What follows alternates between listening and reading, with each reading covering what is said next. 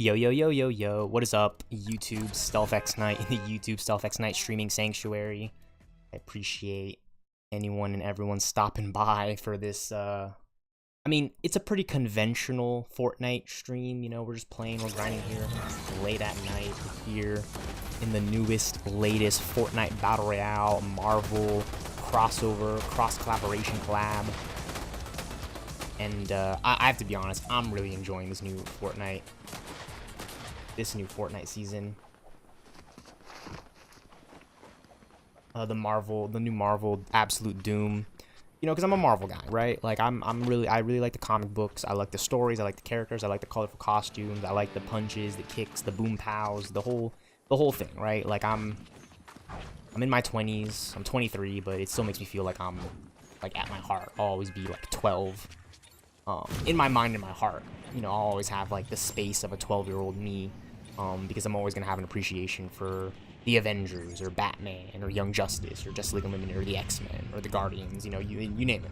Even the Power Rangers, right? I mean, I was just thinking the other day, like, how cool Power Rangers SPD are. You know, Space Patrol Delta. Spoiler alert, if I was ever going to direct or write a Power Rangers movie, you guys can go ahead and talk about it, but I would go with the more futuristic continuity of Power Rangers. Just to ensure that the legacy and lineage and history and the lore of Power Rangers is always going to be, you know, Mighty Morphin onwards to, you know, things like SPD or, you know, Mystic. I know it's really nerdy deep cuts, but I'm always been a huge fan of Power Rangers specifically. I think the 2017 movie with Bryan Cranston as Zordon, right, and Elizabeth Banks as Rita Repulsa. I mean, Repulsor, right? I mean, that was just.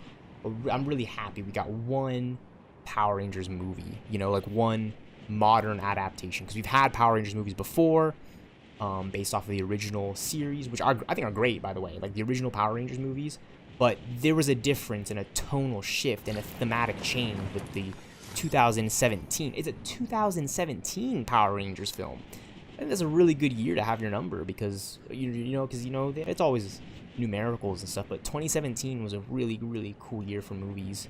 You had everything from Logan to Lego Batman. I mean, those are just like comic book, you know, superhero adaptations that I'm thinking of. But there were so many good movies in the year 2017. Movies like Coco, you know, animated Pixar. It's great. But yeah, no, I'm back. I'm here. I'm talking about Power Rangers on the new Fortnite. You know, it's just because Fortnite Battle Royale, you can think, and you would think that Power Rangers is something that would easily, you know, like that team of colorful, you know, that's like a Fortnite thing. But not everything is in Fortnite, which you gotta keep in mind. But yes, I am here. I'm playing this new Fortnite season, the new Marvel Absolute Doom season. A lot of cool stuff. You had a bunch of War Machine, you know, weaponry, Doctor Doom stuff, Black Panther, Shuri Mythic, or Epic Shuri Black Panther claws. Yeah, they're not Mythic, but, you know, Captain America shield, the dual micro SMGs, which are straight up Falcon's SMGs from the Avengers movies, from the MCU, Marvel Cinematic Universe. You know, you watch something like Captain America the Winter Soldier, he's using these things, and they're awesome in that movie. They clearly didn't do anything against Thanos in Infinity War, but I think that's the fun nature of it all. But yeah, so I've been playing this new Fortnite season, leveling up the Battle Pass. I haven't done a whole lot of commentaries, not nearly as much as I would have liked to, but I'm doing as many as I think I should, you know, to keep my sanity, keep a good pace with myself, because I'm not going to force myself to stream and commentate and do the webcam and take my shirt. It's hot in my room, okay? It's hot. This isn't a thirst trap, but this is the year 2024, so take it for what you will. No, it's just really hot in my room, so I'd rather just cool off and game. I'm not butt naked. Alright, but I know some of you guys would love that, and I'm just trolling. No, but seriously though, I've been enjoying the new Marvel season in Fortnite. I've been on the grind. I've been just trying to stream as much gameplay as I can, whether it be with my webcam and my mic on, or just the gameplay.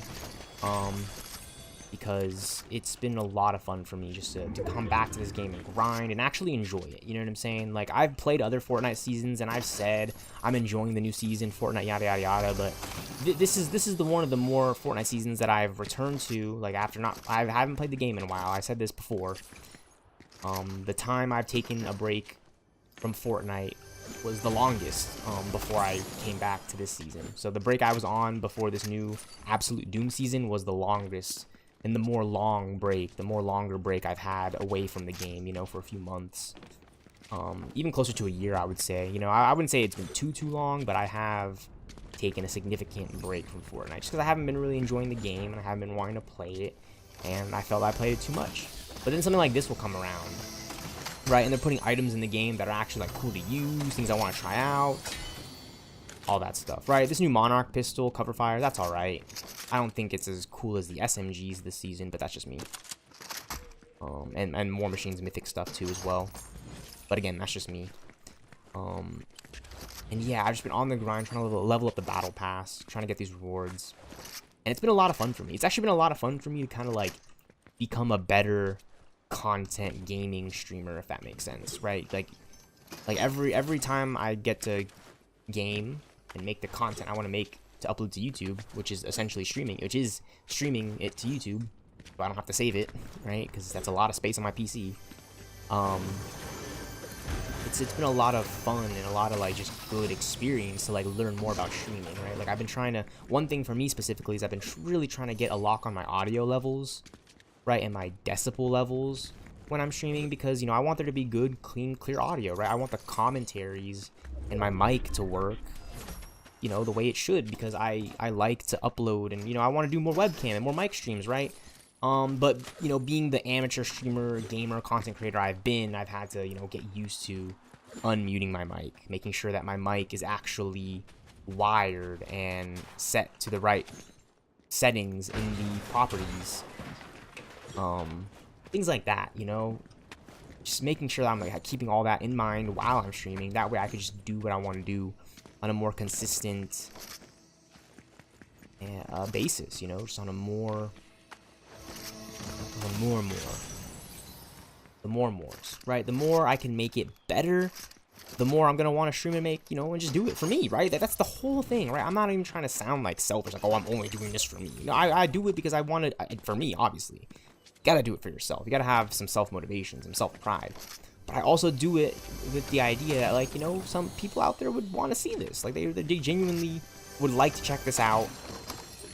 And that's why I do it. And so, again, shout out to the Slack chat, right? I've been reaching out to them, letting them know what I've been doing. And they've been getting back to me saying, like, hey, you know, we'll check it out. We won't stop by every time, but we'll check it out. We'll keep you tabbed. And that's kind of pretty heartwarming. Because, like, look, not everyone can follow through with what they actually say they're going to do, right? It's life, right? People make promises. Promises are broken.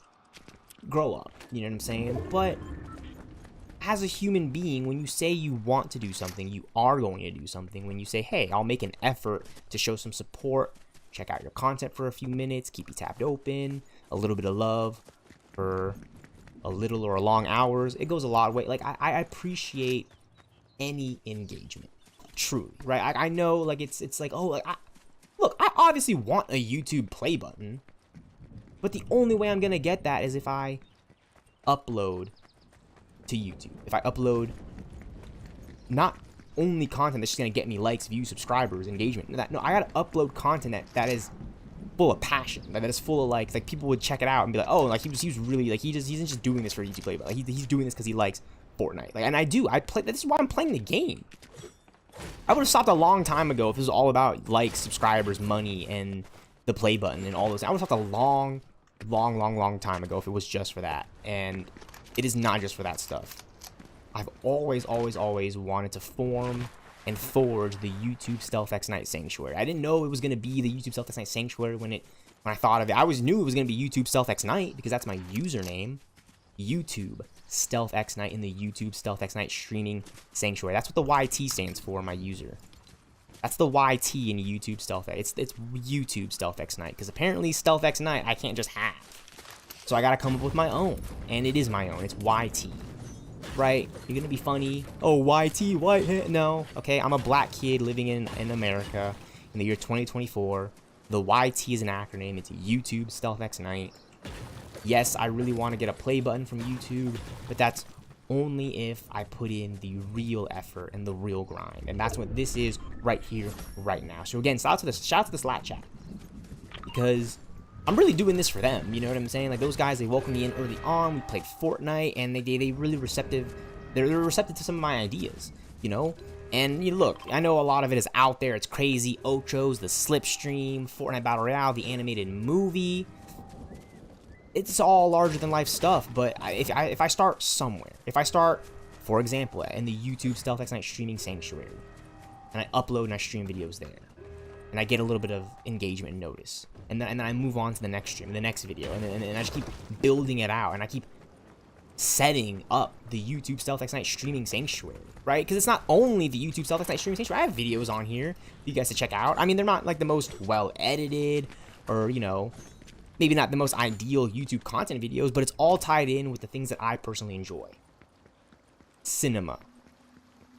All right, story, video games, action, characters, jokes, memes, right?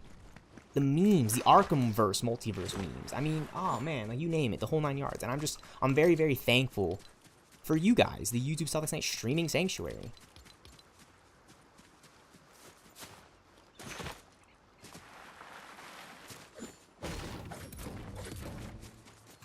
Very, very thankful for you guys. I truly, truly am. You guys, like, really, you know what I'm saying? Like, I'm thankful for you guys, right? The people that stop by, and you don't watch the whole damn VOD, the whole damn stream. You just don't watch. Like, I do not expect a single person to watch every second, every minute, every hour. That is not why I'm uploading this kind of content. No, I'm doing it for the late night grinders. The people that are just looking for something new, right? Like, you want Marvel's Avengers gameplay from the Avengers game that people swear doesn't exist, but I'm playing it. It's here. It's alive. It's one of my favorite video games of all time. Same thing with Fortnite Battle Royale. Fortnite Battle Royale is so popular. It's so popular, but it's not my favorite game, right? I'm a gamer. I like the games that I play, the games that I'm used to, the games that I'm accustomed to, the play styles, all that, the RPGs. I've always been a fan of, like, the Destiny style, Grand Theft Auto 5, open world RPG, loot grind, raid base, hive, omega level threat. Marvel's Avengers offers that in spades. GTA 5, Grand Theft Auto 5 Online offers that in spades, which is why the Grand Theft Auto 6 online hype is through the roof. Like, you just have to know, because so many of us have played Grand Theft Auto 5 Online, GTA Online, throughout our high school years, and for some of us even before our high school years. Like, some of us were even younger, right? I know for a lot of you guys are probably, like, way younger. Like, you know what I'm saying? Like, you guys are probably like right before you started high school. Like, you were a freshman in high school when Grand Theft Auto 5 came out.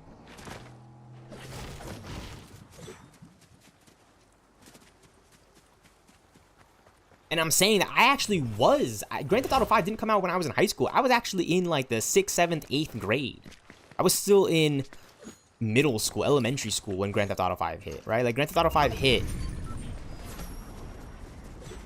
in my last years of elementary school. Like, right when I was leaving 7th grade into the 8th grade, and then, like, a full Grand Theft Auto. Like, it was insane.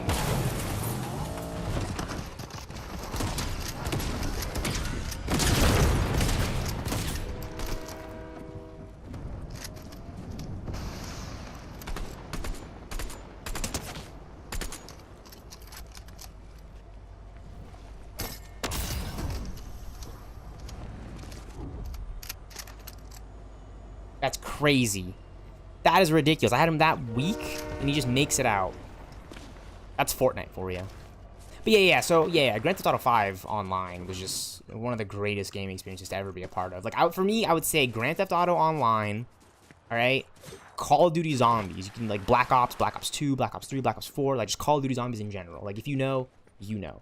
And then for me personally, my third one, I would say like a Marvel / DC / Marvel superhero / Fortnite Battle Royale, because that's where I kind of feel like my YouTube channel shines in. Oh no, he does a lot of superhero video games.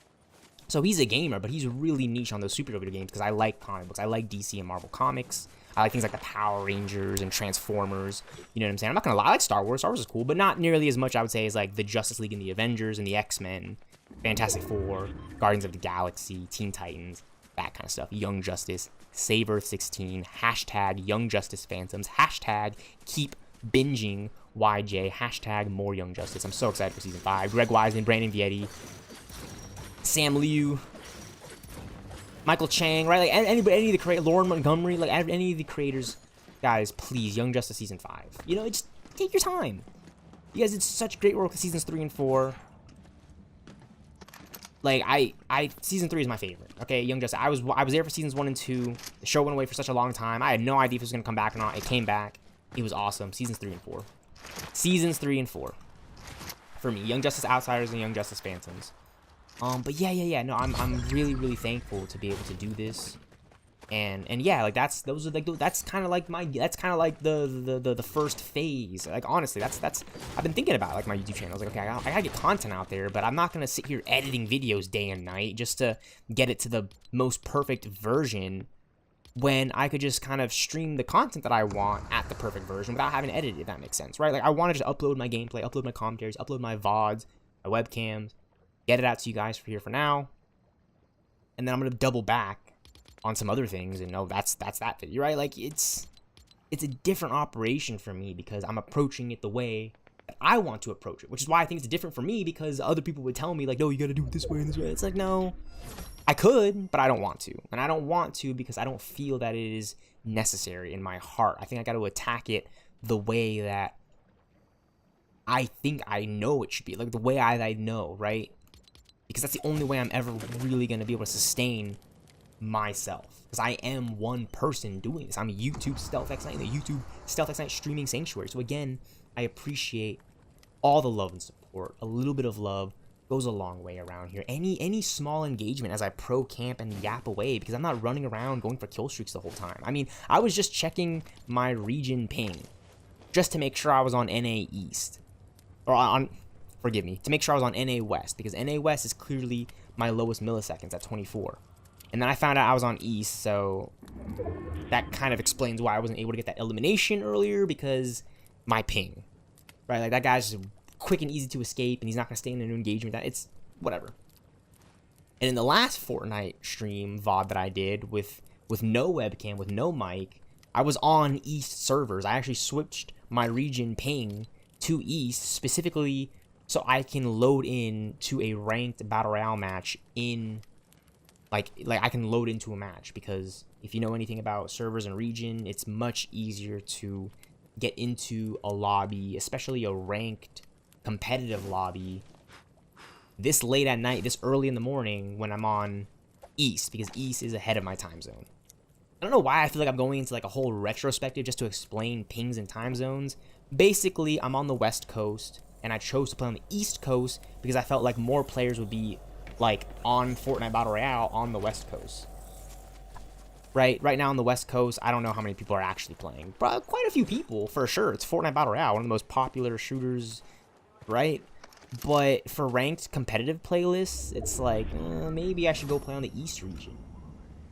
But right now, I'm not on the ranked competitive playlist. I am still on the East region for that server, but in terms of the Fortnite Battle Royale playlist, I'm in a public match on East. So, you know, top 6, 5 other players, we'll see what we can do. But I'm not going to sit here freaking out because I can't win every single game. You know, that's just how it is. But I'm very happy to have gone on to East ranked and won a game. Late at night, early in the morning, however you want to look at it and think about it.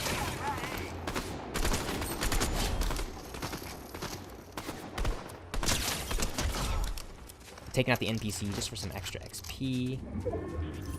We could get that key card, but it's fine. We don't want to take any storm damage. Any more storm damage than we have to. That's necessary. We just need to rotate to the next zone and get a move on. I think we'll do this. Yep, that's clutch. We got 2 more just in case. But yeah, I appreciate all the love and support here in this new Fortnite season. I've been enjoying all the new weapons. I was like trying to think about what other weapons were new for this season. The Sovereign Shotgun, you know, they're always switching things up because they never want to just lean on the pump, which is smart, you know, Epic Games and Fortnite creativity. You know, you always want to just keep pushing the idea of your game forward. So they added in this new Sovereign Shotgun, which, I mean, it's not the spaz, it's not the pump, it's not, right? I'm just gonna say that, but it's very fun. Like, I like this one and the Havoc pump. I like these ones more than I like the Hammer pump or the Striker pump. Like, those shotguns I felt like were just trying so hard to not be the spaz, whereas we have new weapons like the Havoc We have new weapons like the Havoc and the Sovereign, and it's like, yeah, they know they're not the spaz, and they're not trying to be the spaz, but they are definitely still like fine in that retrospective, right? Like they definitely still work. You know what I'm saying? Like there's a usability to them. Other shotguns in the game that I felt like weren't trying to be the spaz. They're trying to be like, oh yeah, we're not the spaz, but we're trying to be good and show you why you don't need the spaz. Like no, like when you're playing Fortnite Battle Royale, I'm going with the spaz 100% of the time. And if I can't pick up a spaz, it's gonna have to be like the combat shotgun or now the Sovereign shotgun. Maybe even the Gatekeeper. The Gatekeeper isn't as bad, but I prefer the versatility, the versatility. I prefer how versatile the Sovereign is, right? Like the Sovereign has a good amount of range to it for a shotgun, and it works fine up close, which is nice. You know what I'm saying? It's better than the combat shotgun, I would say, in a lot of situations. Now, see, this is Fortnite nerd me talking. If you know the combat shotgun, you know how much range and how much damage that thing can output, especially the OG one. You know, the nerfed, the new combat, maybe not so much. But with these new attachments and such, I mean, they make the gameplay so worthwhile. Because players can just spray into my walls.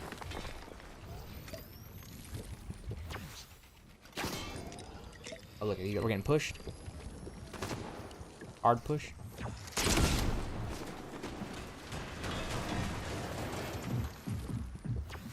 We have all this shield to rely on, and we can just shockwave out too, so I think that's what I'm gonna do. This guy's being really annoying and aggressive, and we can't really deal with his ping. We can't really fight that guy, you know what I'm saying? Like, we're not on West.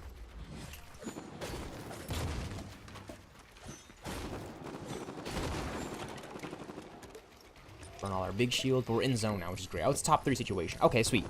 Alright, sweet. So this is gonna be a good game no matter what. Top 3, top 2, top 1. We just gotta try. We can snipe someone out there. Oh.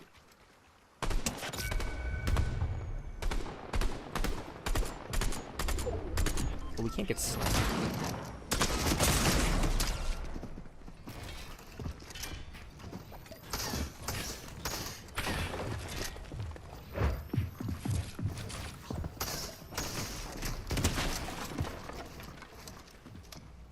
Oh, he must be weak. Like weak. For him to be like, just like that.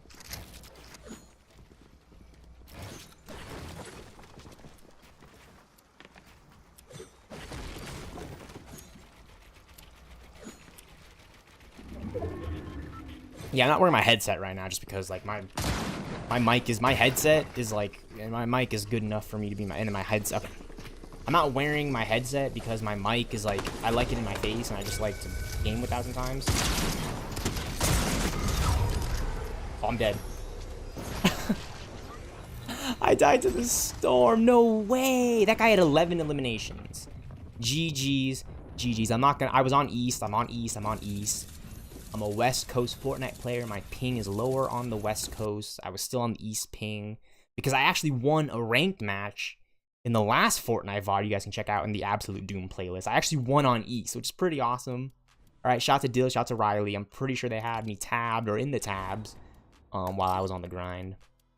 And I swear I loaded back in before I started this stream VOD to switch to West and then start the stream back up again. But I guess I didn't apply it the correct way.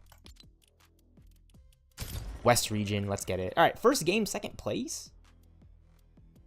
Look, I know Fortnite haters out there would love to be Fortnite haters, but me, someone who didn't quite realize how good they would actually be at the game when I first started out. I mean, obviously, I knew it was going to get better the more I played. I'm a gamer. That's like the only thing that's going to happen. But what I will say this is, okay, I'm used to the game. I'm better at it than I thought. I'm a lot better than I think I should be. You know, I'm a way above average Fortnite player. So to be able to come on the East ping in the ranked competitive playlist, right? Ranked competitive, it's hard in Fortnite. If you know ranked, if you know Fortnite competitive, the competitive side of Fortnite is just, there's a huge skill gap. All right, you don't just learn it in a day, and you're certainly not gonna come on and dominate, even if you have the best aim, the best setup, the best whatnot, because the most experienced Fortnite player who's like what, like 16, 17, 18, 19, just starting out in their 20s, right? I'm 23 in 2024 right now. I turned 23 in 2024. All right, I turned 22 in 2023, right? It's kind of trippy, but I love it. That's life. Shout out to the stealthxknight streaming sanctuary. Shout out to the Slack chat. It's, you know, it can be daunting. you know, and it's a game. You're not gonna come on and dominate right away. You know, right? Like the most dominant Fortnite players are like super young, right? Just really, really hyperactive, choppy fast, right? And then they're super experienced. Like they're not dumb.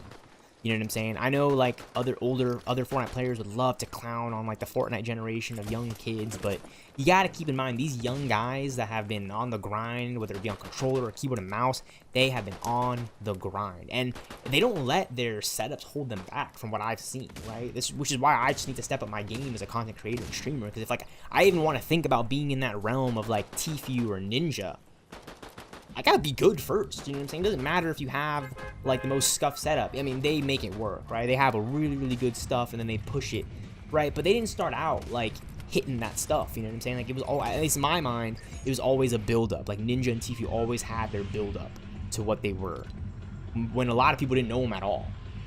Like, at all whatsoever. There's a time when I didn't know them, and now I look to those guys and say, you know what? I don't want to be just like Ninja or just like Tfue, right? I mean, obviously, I would love to have a following size of their, you know, that's fame stuff. But what I want is I want to be able to, like, respect myself and do the gaming, content creation, streaming, that stuff.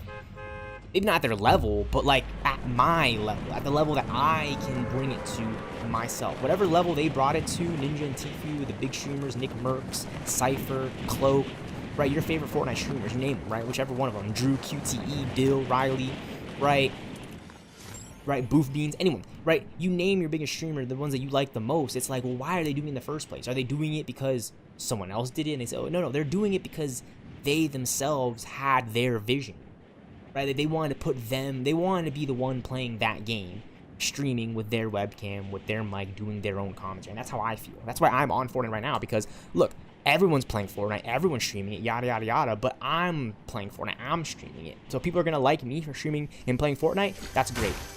But I don't think people are going to come here just because, oh, he has Fortnite on his channel. Like, no, people are going to come here for me.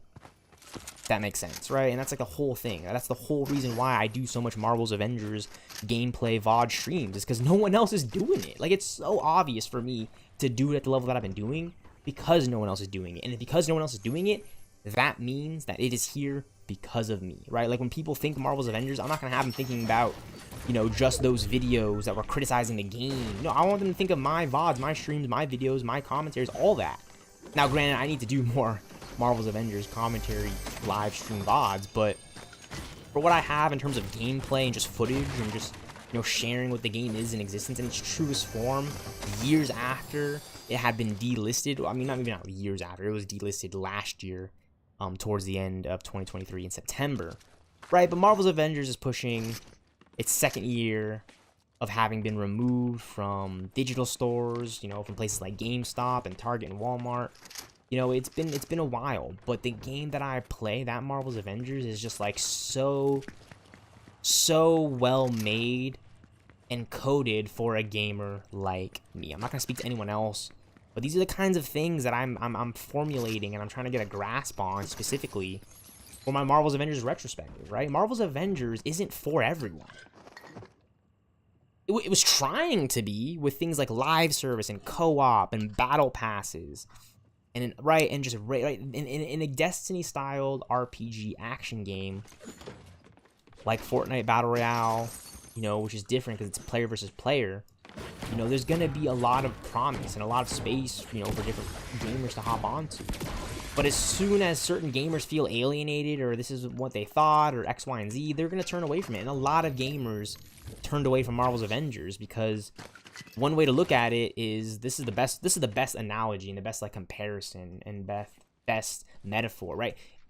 They brought Marvel movie comics game, right? It's Marvel comics, right? But the movies, the television series, and right, the Marvel superheroes, right? Every general, right, mainstream thought when it came to Marvel superheroes and DC game, right, specifically, they brought all that to gaming.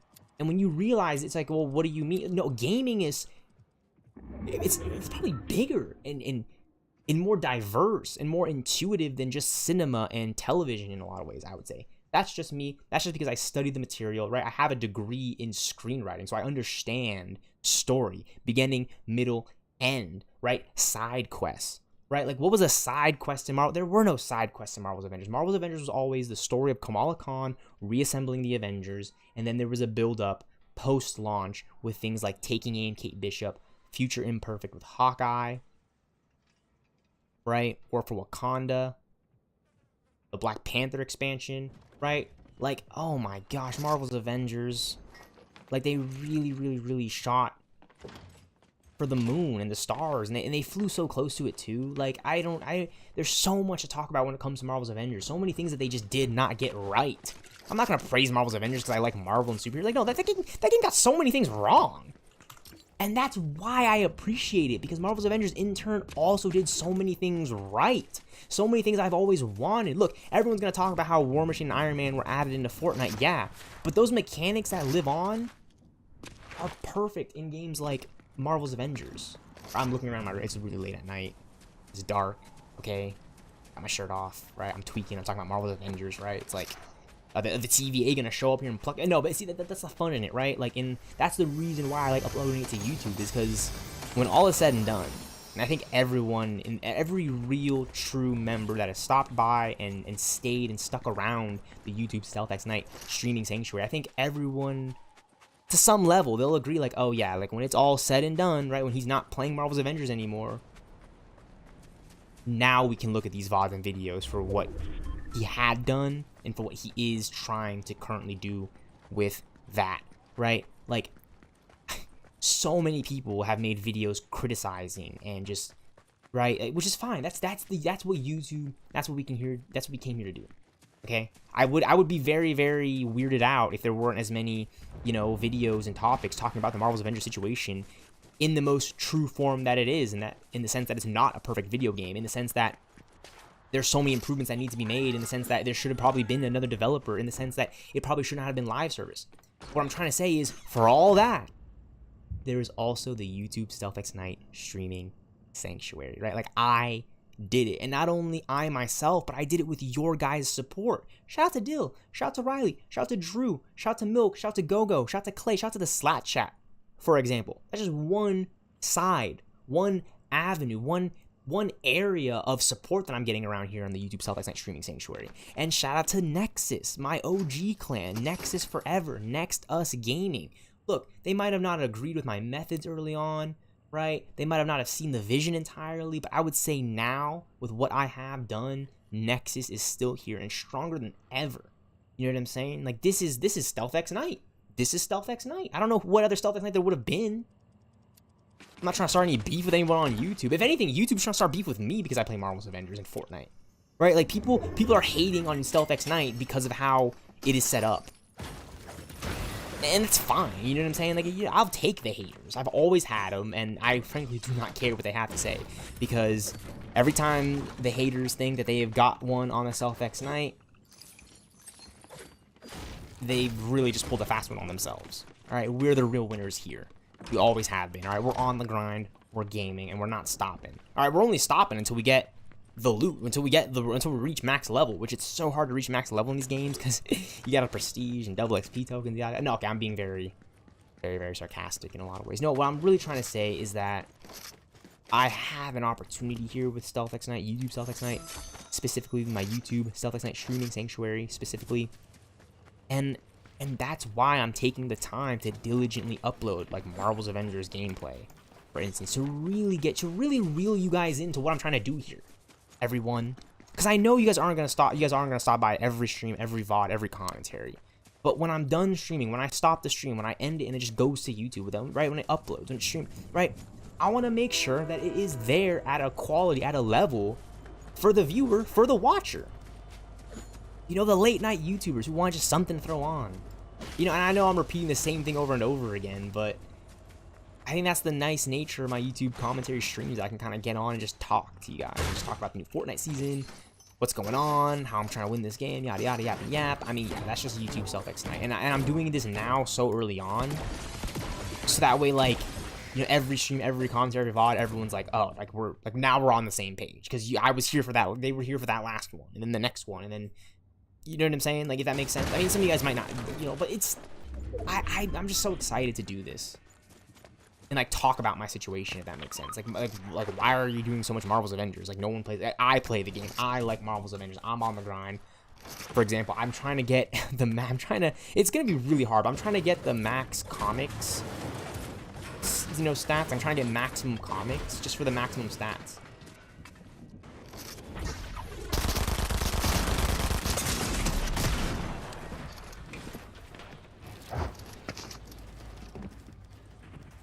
Great.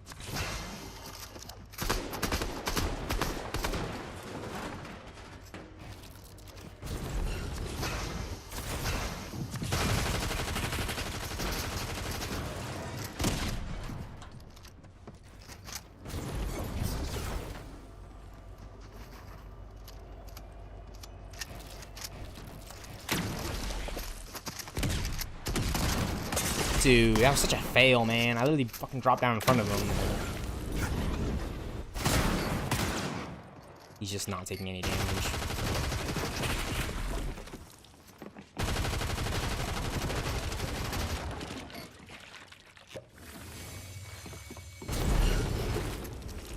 Dude, that's such a fail, man.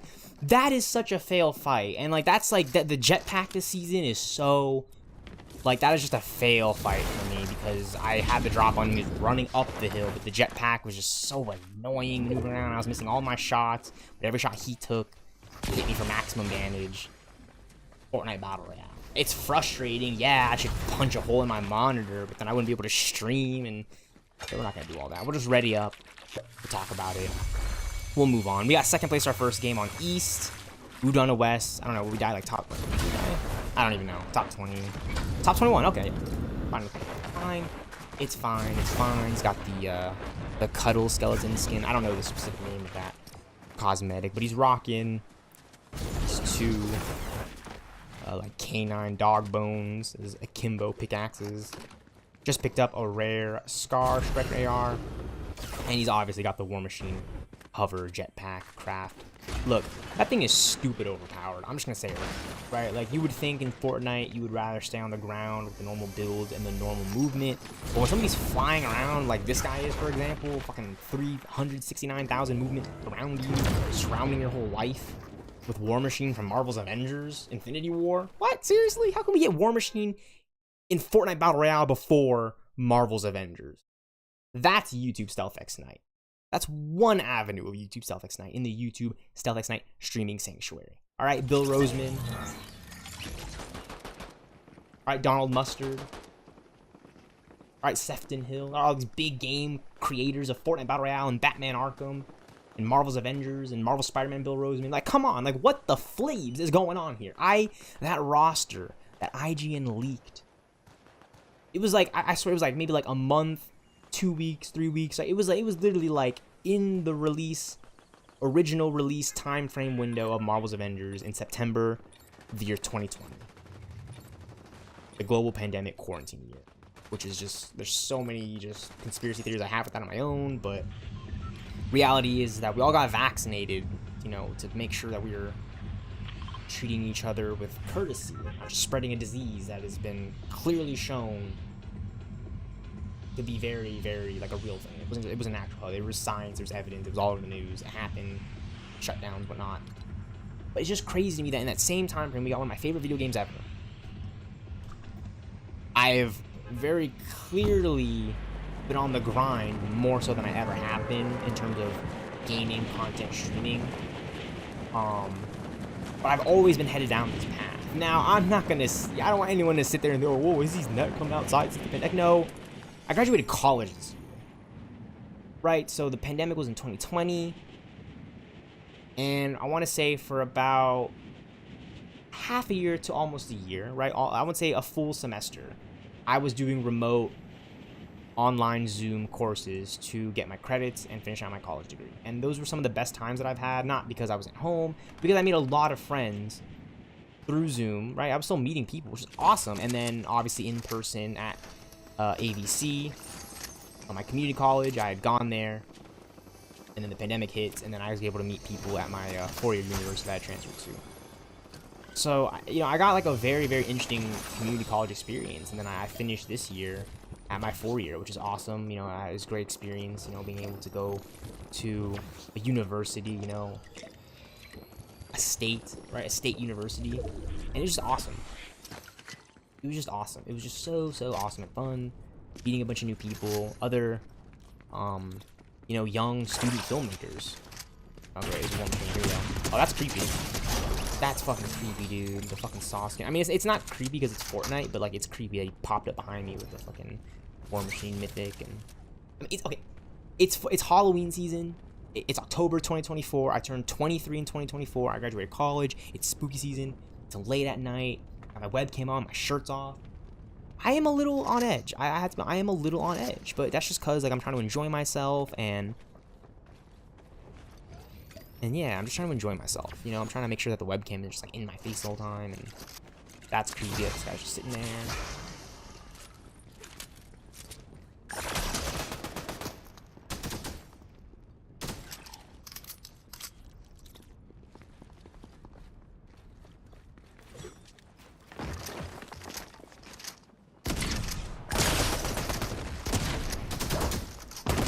Alright, now we're doing it to him. Yeah, that other fight from that last game was just so unfair to be like, I just, you can kind of tell in Fortnite when you're fighting like a bad, like you're at such a disadvantage. Like, it doesn't matter how good you are versus other players, like, you could be stuffed right off the rip.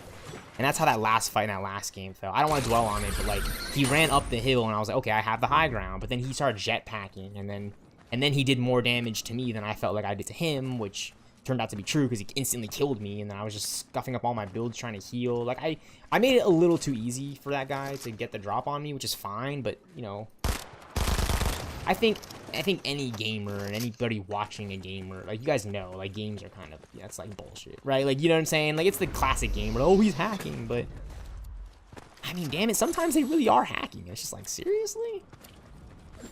Like, what did I have to do this whole time to be good at the game? Just hack? Now, those low lives that hack in competitive tournaments and get away with it, I mean, it's very hard to get away with it, especially nowadays. The technology is way better and more advanced to spot, you know, the anti-cheats in Fortnite and Call of Duty are just so good. But, yeah, there is just something about, like, just getting outmaneuvered, and you realize, like, oh, I didn't get outmaneuvered. They were just clearly using wall hacks and cheats and just a bunch of other scandalous methods to really get the drop on you.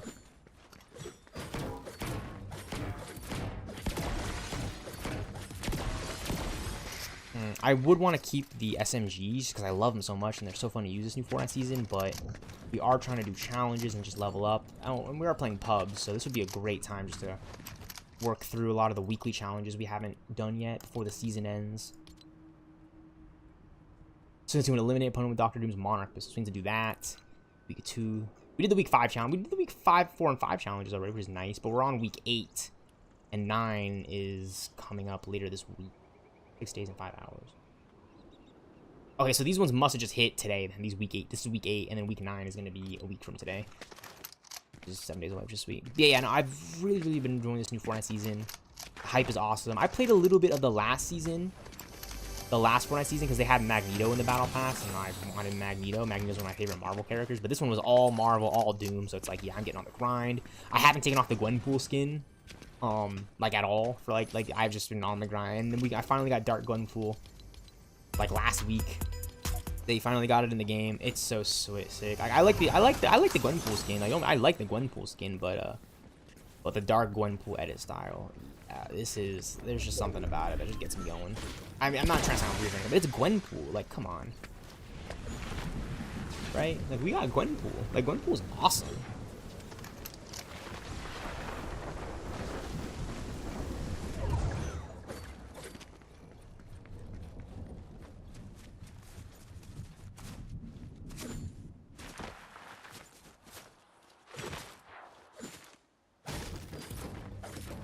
Yeah, it's just been an absolute blast to be able to just to game the new Fortnite Absolute Doom season. So, like, it was, like, rumored for a while that we were going to get, like, another Fortnite Marvel season. And I guess with all the corporation business stuff, like, this really worked out because at Comic-Con this year, right? Like, the week after Deadpool and Wolverine. Literally, Comic-Con. San Diego Comic-Con. Robert Downey Jr. pops in, announces his return to the Marvel Cinematic Universe. through a new adaptation and portrayal of Doctor freaking Doom. Like, okay, it's still kind of weird because we've been watching that guy as Iron Man for so long. But on the flip side, we've seen Chris Evans in 2 Fantastic Four movies, and then we watched that guy throughout the Marvel Cinematic Universe across so many movies because that's how cool superheroes and comics are. So they really can pull off Avengers 5 Doomsday. They can, and it could easily be one of the best comic book movies for how silly the nature of it all is. But I want them to like get the idea of it first. Like, everyone wants to see Doctor Doom fight the Avengers and Fantastic Four and the X-Men. Everyone wants to see that.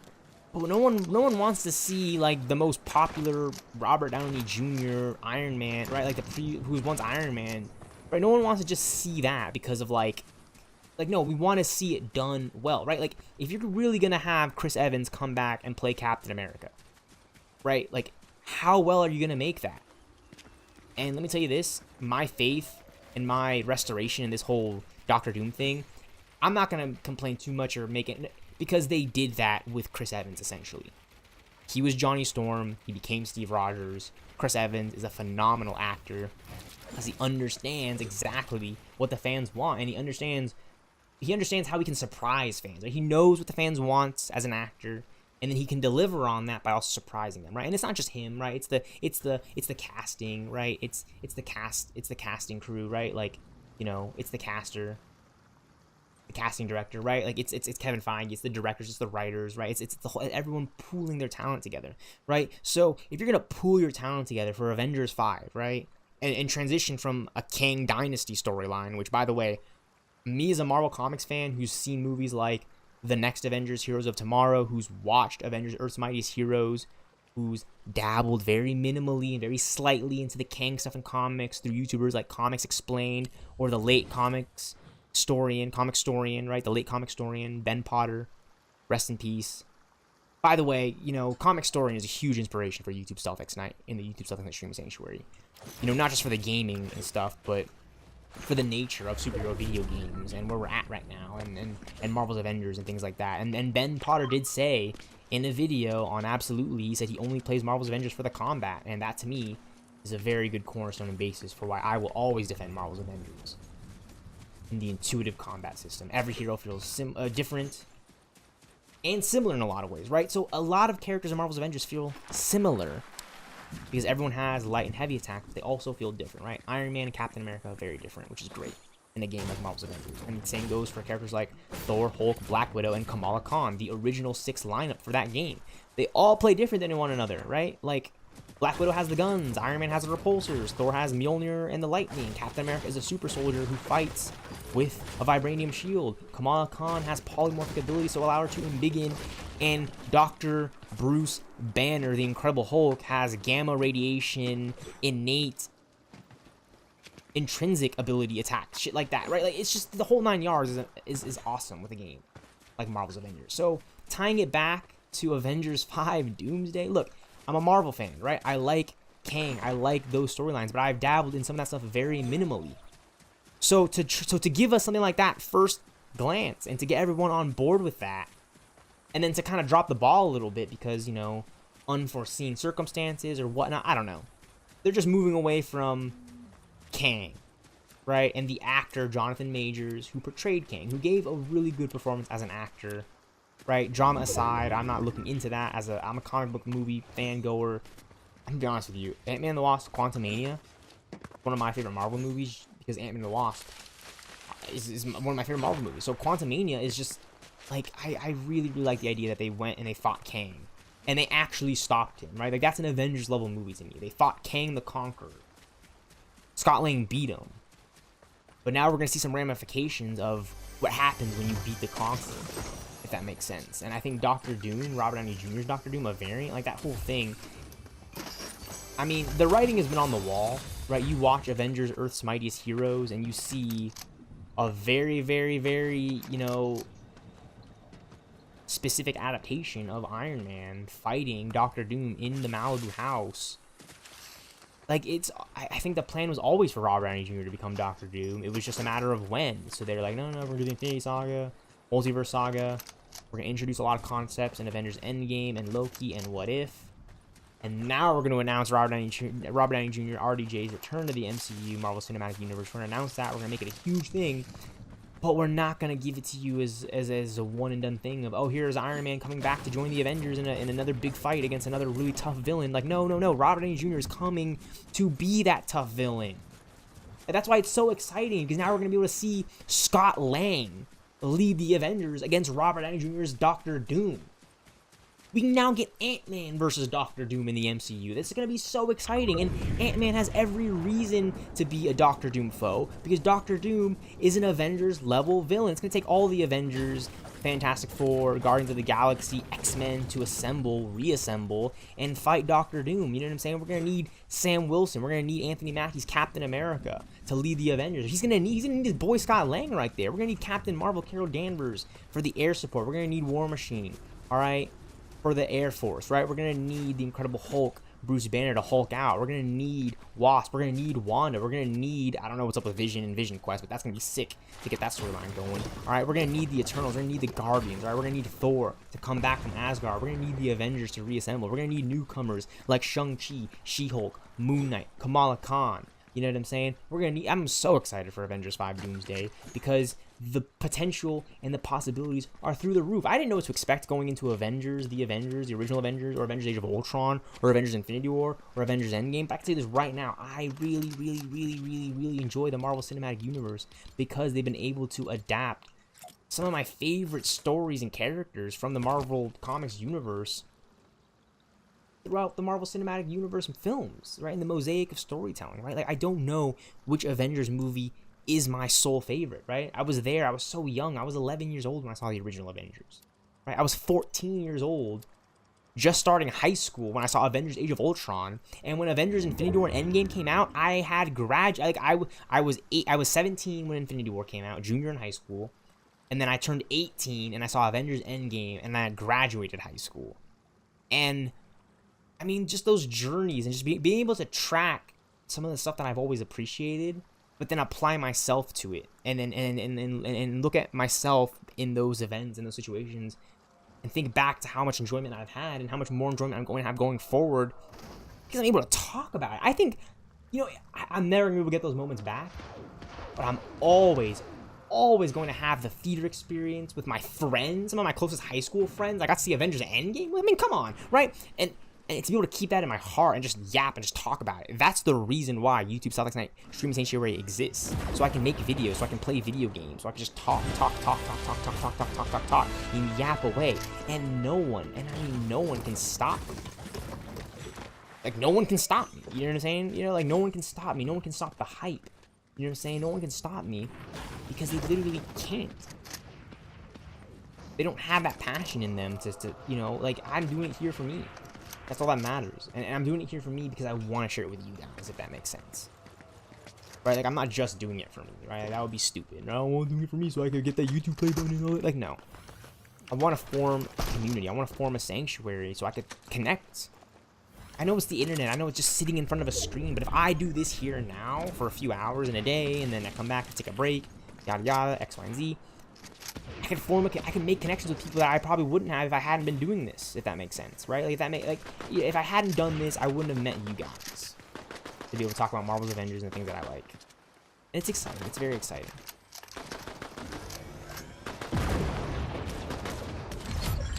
Oh, they're going at it over there, dude. I can dip out. I'm like looking for angles, but I don't know where I want to engage. Because I don't want to get eliminated right away, you know what I'm saying? But yeah, no, it's just really exciting to have the opportunity, right? And like, look, again, I took a break from Fortnite, but then I was like, oh, new Marvel season, that's perfect, because I want to stream, I want to game, but I want to stream and game with the things that I'm enjoying, you know what I'm saying? Like, that's why I play so much Marvel's Avengers, because I genuinely enjoy the game so much so, still, to the point where I want to stream and game it and do things like that.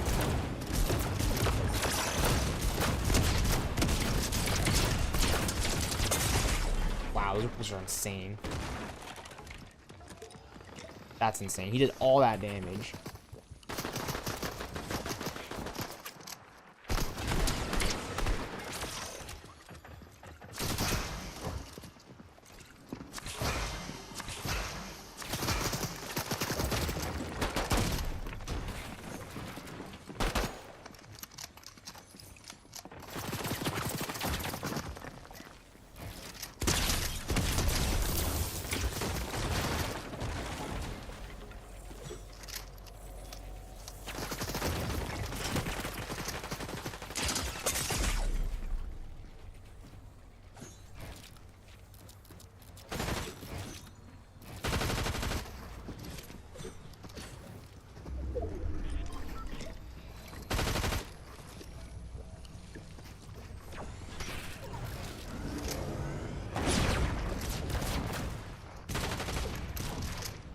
This is crazy to me.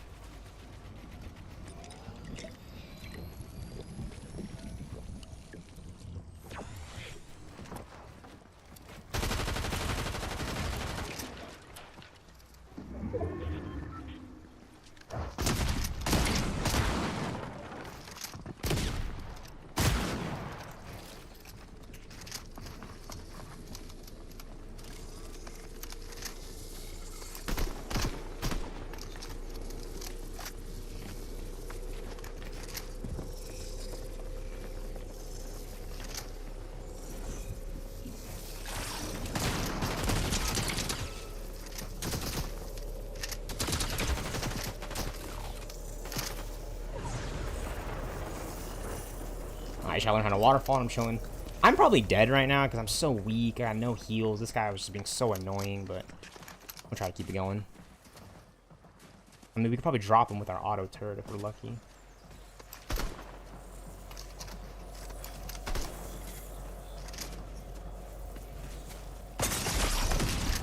Wow, he really got it.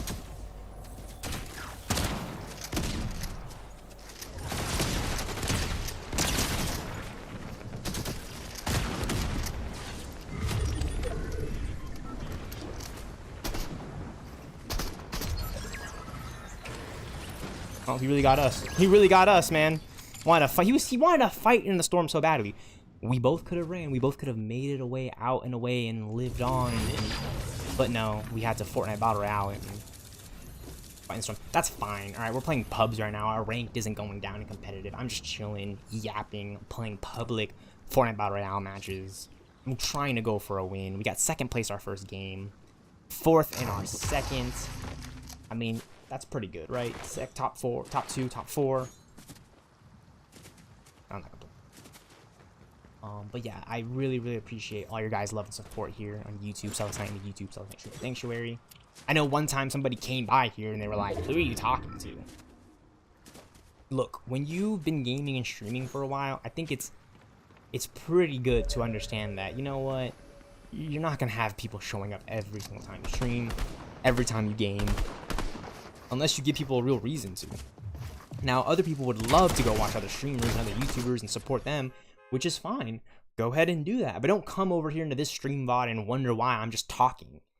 Because this isn't just your normal live stream anymore. I'm literally making the VODs, the videos, to upload to YouTube. I stream them live for you guys to watch whenever you want to watch them or not. Again, a little bit of love is a lot of support, and it goes a long way here in YouTube stealthxknight, right? We appreciate all the engagement. Yeah, and it's been pretty enjoyable though. It's been pretty enjoyable. And that's what I have to say to those people who are like, why is he just talking into the mic? You're like, no one's chatting in the chat. No, like the chat essentially becomes my live comment section. So if you come over to chat in YouTube stealthxknight while I'm live, then I appreciate it. I really, really do appreciate it. I'm not trying to take that away from you. But it would take on more than just a few occasions to come by into my chat, say what's up, be a little bit more consistent for me to not necessarily treat your chats like comments and treat them more like, oh no, they're here, they're a part of it now, right? Now that doesn't go for everyone, by the way, right? Like Nexus, Slat Chat, for example, those guys show up and they leave for however long, however little, that's fine. I know those guys, I game with them, right? I'm not trying to do the content streaming for those guys I'm already gaming with, for the guys that already know what I'm doing, for the people they already seen my Marvel's Avengers gameplay, like they know about it by now. I'm doing this for the other people out there that might not be as into the game, but they still want to check it out, right? Like this is really my space that I'm trying to make it as inclusive for anyone and all people. Now, everyone's different, everyone has different ideas, that kind of thing, right? I just want to make it open, more open than a lot of other places, right? It's not so niche, right? Which kind of goes against what I'm really saying.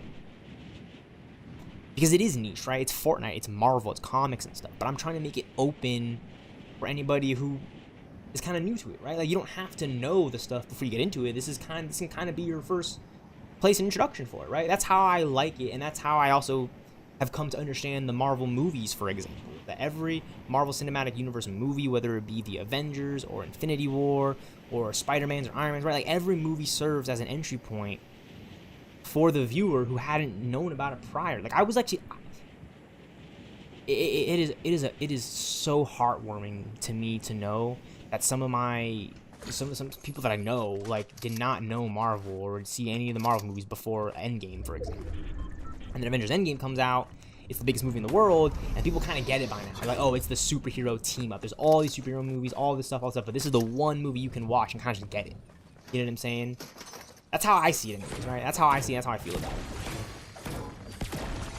I think that's why Iron Man as the real, the cornerstone, the spine and skeleton and the start of the MCU is so good and so well done, is because, you know, it's not so much so like, oh, he gets a new suit in a movie, new upgrades, X, Y, and Z. Like the fact that in every movie we've seen Tony Stark since Iron Man show up with a new suit, right? Like in Iron Man 2 to the Avengers to Iron Man 3, like that is just good storytelling. Because the new suit really shows what the new story is offering for the fans, right? Like what's so new and so special about this new story beyond Tony's new suit? Well, maybe that new suit isn't actually as good as he thinks it is because he hasn't fully developed it yet, right? Or maybe this suit isn't, you know, right where it needs to be because he hasn't gotten the management yet. I don't know, right? But it's great to know that they have handled characters like Tony Stark in the Marvel Cinematic Universe, one of my favorite characters of Marvel forever, like ever. Iron Man, right? I got used to that character in Marvel Ultimate Alliance 2. Wow, Captain America's shield is so bad. Like, I was trying so hard to get one hit on that guy, and it just did not work out. That's the hover jets for you, though. Or War Machine's arsenal. But yeah, right? Like, it's one example, because the Marvel Comics universe isn't just Iron Man. That's what I'm trying to say. Iron Man's one of my favorite Avengers, one of my favorite heroes of all time ever. Yeah, right? But you also have characters like Spider-Man, Wolverine, Hulk, Captain America, Mr. Fantastic and the Fantastic Four, Invisible Woman, the Human Torch, the Thing, Daredevil, Punisher, Iron Fist, right? Jessica Jones, Spider-Woman, Spider-Gwen. You have so many characters in the Marvel Cinematic Universe. It's like, how can you make all this stuff fit? All right, well, you start out with Iron Man. You get that, right? Then you do the Incredible Hulk.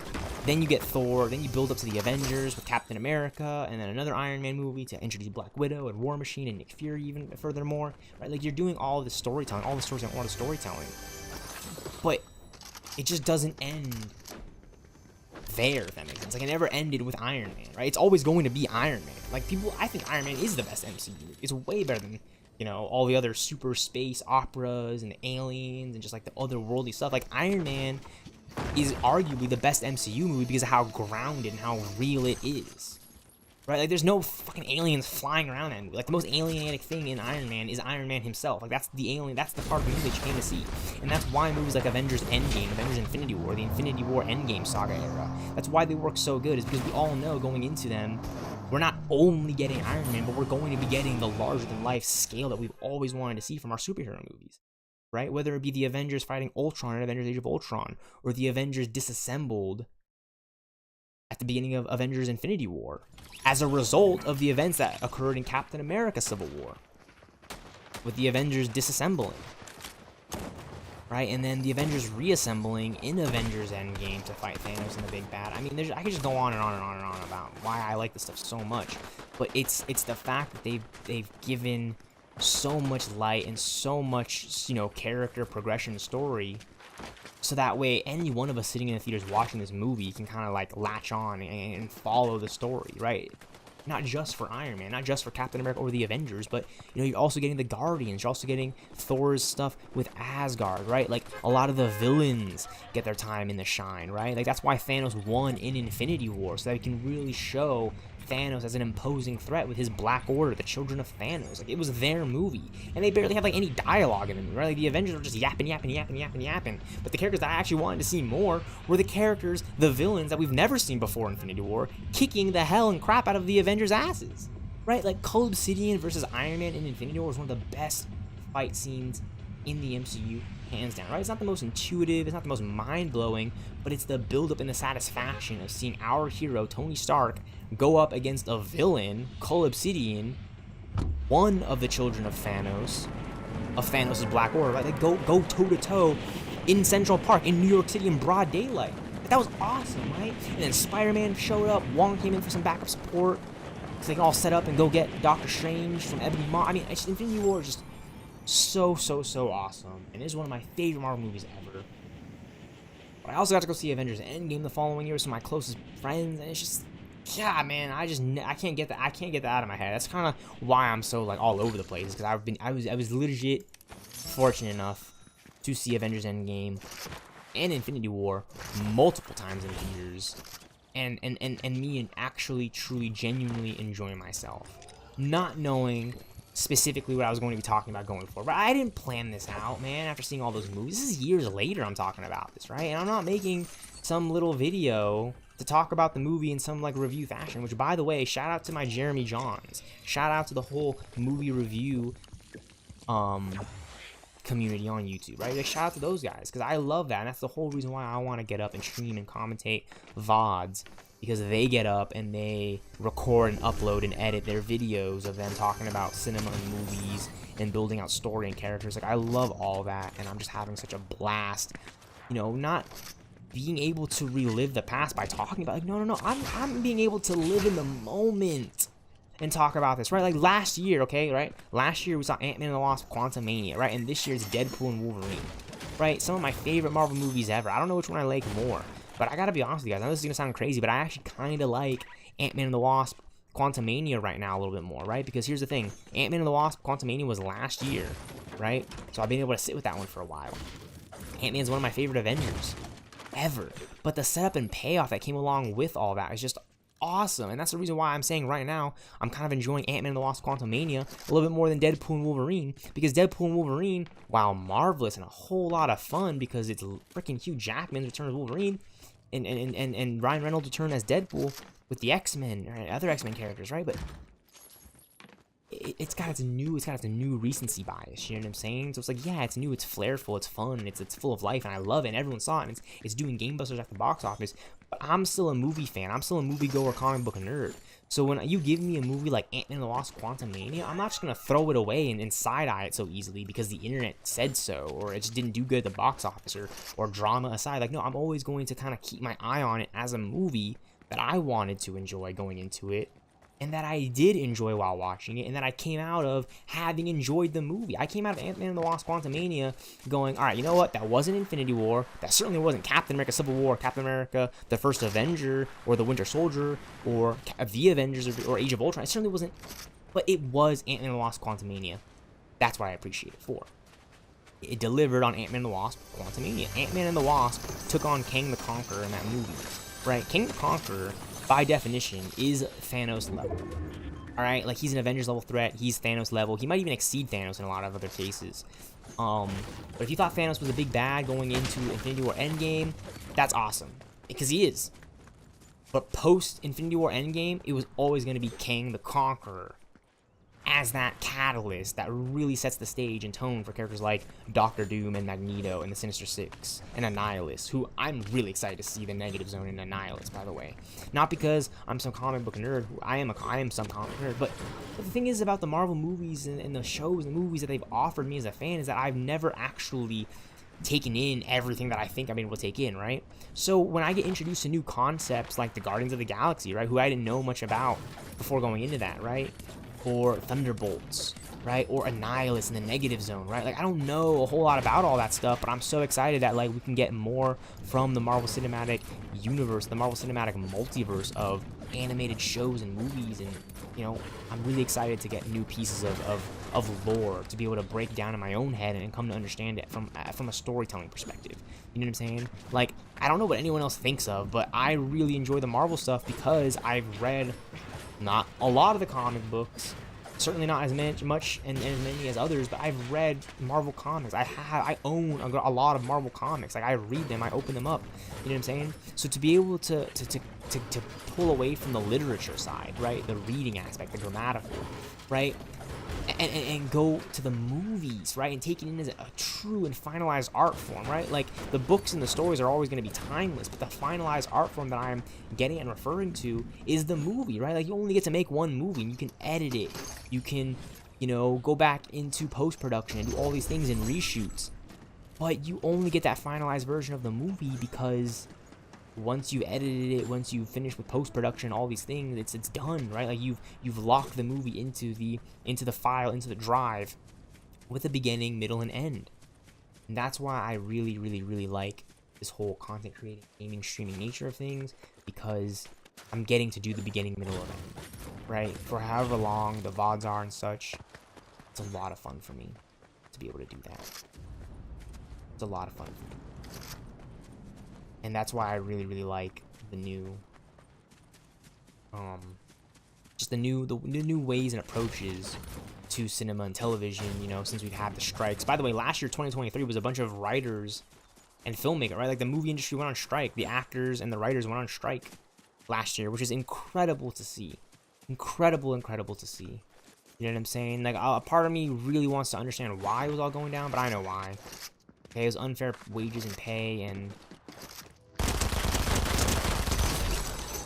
just like a whole bunch of things going on that, you know, with AI, artificial intelligence, and like the regulations that come with that kind of stuff, it makes sense that the actors and the writers would go on strike.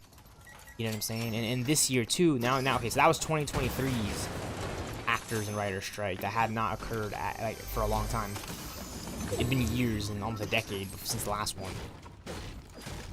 What I'm trying to say is, not only that, but like moving forward, right? Like, because there's always still things to solve and always new issues to face, right? Like, now we have a small video game strike brewing up in the background, because video games, like I was just stating at the beginning of this stream VOD commentary, right? Like, you know, gaming and video games is actually a lot more intuitive at this point than cinema and television, because you can make the stories longer, you can make them more interactive, and they're always still going to be at the same level as a cinematic movie and television series, just because they put the time and the quality into that, if that makes sense, right? Like, the video games, while not like the movies in their storytelling, they are very, very similar, and they just exceed the expectations of a story in a lot more ways than a movie would, right? Like, for my example for that are the Batman Arkham games, right? Like, those games alone exceed the movies in so many ways, because Batman isn't tied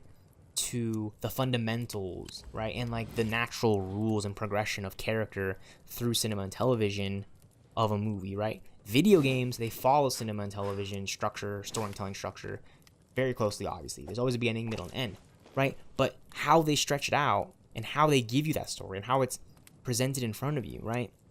It might not always be linear, but you're gonna get the skeleton, you're gonna get the body of work, you're gonna get that framework. That's what I enjoy so much about a game like Fortnite Battle Royale, for example. Yeah. It's just really late. It's really early. It's 1 in the morning right now, and I'm streaming and I'm commentating, so it's like I'm like looking around my room because I'm a little on edge to talk about this stuff.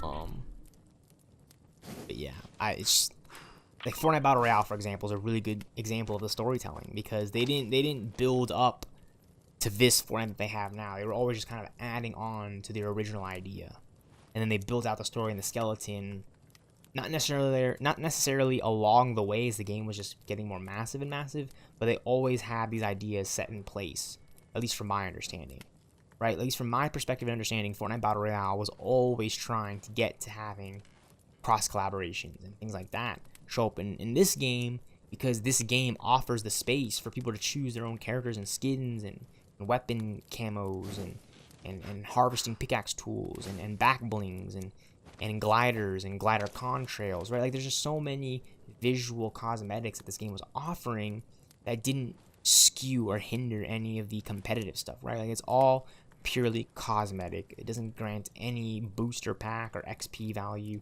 none of that, which is great about a game like Fortnite Battle Royale. Marvel's Avengers, on the other hand, where it's player versus everyone, player versus NPCs, it's a little bit more difficult to scale, because you can either just put in the best items in the game and have people collect them right away, or you can kind of keep them hidden and locked away behind RNG, random number generator, and loot. and looting grind, which is basically Fortnite Battle Royale when it comes to the Battle Royale system. Okay, they literally have RNG with their loot grind system. But the nice thing about it is that everyone has this kind of RNG with their loot grind system. So it's not a guarantee that everyone will get what they're looking for. But you can get very lucky. And in Marvel's Avengers, you have builds. So I'm comparing two different games. Alright, a player versus player Battle Royale. Hunger Games style-esque game versus a player versus everyone. Horde mode, zombies-esque. You know, raid type thing, type deal, type game, right? Like, it's really important to know the distinctions between these games because, and I've seen the YouTube video out there, I've seen the clip from the news outlet, this guy, right, he says, Marvel's Avengers is trying to be like Fortnite Battle Royale, where you come on every day and there's a new update and there's new changes. Like, yes, Marvel's Avengers was trying to be a Fortnite Battle Royale in the sense that it was always going to have live service updates and a marketplace. But where Fortnite Battle Royale and Marvel's Avengers are very different is in its core gameplay, right? Like, Marvel's Avengers is a 4-player co-op player versus everyone game. All right, there's no player versus player aspect at all in Marvel's Avengers. All right, it's just you and your 3 buddies and teammates going up against robots and drones and henchmen in the computer, which is fine and fun because there's so much you can do with that in terms of raids and boss battles and hives and whatnot. And running the gauntlet, right? I love running the gauntlet. I own the gauntlet. I feel like in a lot of ways I am the nanotech Avengers Endgame Infinity War gauntlet. But I gotta talk to my real rescue about that. No, but seriously, right? And then Fortnite Battle Royale, it's player versus player. It's Battle Royale. It's, you know, there's RNG that way. But now we're about to get Marvel Rivals in just 2 months, right? In December, at the end of 2024, we're about to get a new Marvel game, Marvel Rivals. It's player versus player. All right, team-based modes, which is different than Fortnite Battle Royale because Fortnite Battle Royale is Battle Royale, Hunger Games, that type of survival kind of game. Whereas Marvel Rivals is going to be more similar and akin to Overwatch and Overwatch 2, which is very exciting.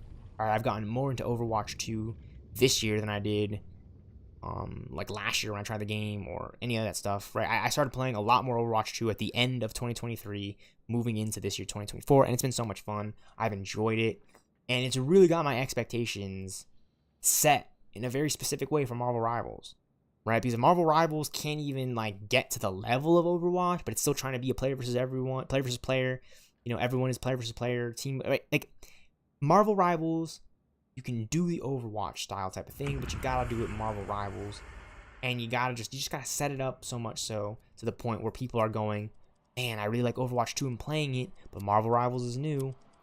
But Marvel Rivals is new, and I've already been playing Overwatch 2 for a while. Gotta get back on the grind for Overwatch 2 because I can't let up, right? Like, we can have both. We can have the Overwatch 2 roster for its originality and its uniqueness, and creating a new space of gamers to experience that type of gameplay and player versus player team-based modes. And then we could also have Marvel Rivals, where a game that has the backing and lore and history of the Marvel Comics universe that are so popular and massive now, but brought to the gaming world, right? So now all my gamer friends can pick their favorite Marvel hero and character and team up with me, and we can do combos and meme about it and create videos and VODs and troll and just do all these things we really want to do with our favorite material. We've never really had that before. Marvel's Avengers was close to it in a lot of ways. It was close, but it was player versus everyone, 4-player live service. That wasn't really that live, and it wasn't very serviceable, right? These are all things I really want to just hone in on and just lock down in on in my Marvel's Avengers retrospective. Or I'm getting it out now to really shape the idea of it, right? Marvel's Avengers, yes, indeed, it is a live service. It was a live service, at least. And it did try to be Fortnite Battle Royale and try to be like Fortnite Battle Royale in a lot of similar ways. But where it didn't try to be Fortnite Battle Royale, in the things like its free updates, and the fact that, like, the Black Panther War for Wakanda expansion was a free expansion, right? Like, there was just so many things that Marvel's Avengers did try and do, and it did stick the landing for me personally.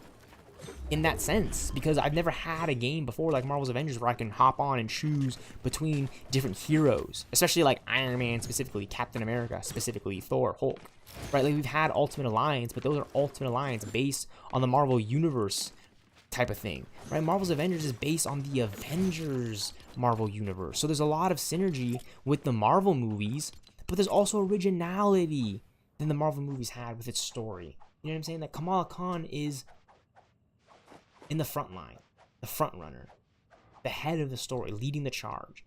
And then from there, it all falls into place. We get the reassembling of Captain America, all right, Hulk, Iron Man, Thor, Black Widow, Hawkeye, Kate Bishop. The Mighty Thor shows up. We get She-Hulk and Captain Marvel and War Machine Easter eggs. We even got Bucky. Like, Bucky being one of the last heroes to get added into Marvel's Avengers is like a dream come true for me. Because I can finally say, like, we have the Marvel's Avengers that, you know, it's not perfect. Because I still wanted characters like Doctor Strange and Ant-Man and War Machine and Vision. Right? And Shuri and Ironheart and Elena. Right? Like, I wanted more from Marvel's Avengers than what we got. But I still got from Marvel's Avengers what I wanted. I got Black Panther, Winter Soldier, Hawkeye. The Mighty Thor. It's like, yes, thank you, thank you. Thank you, Bill Roseman and Square Enix and Crystal Dynamics. Everyone working behind the team from a gameplay perspective. Alex, Brian.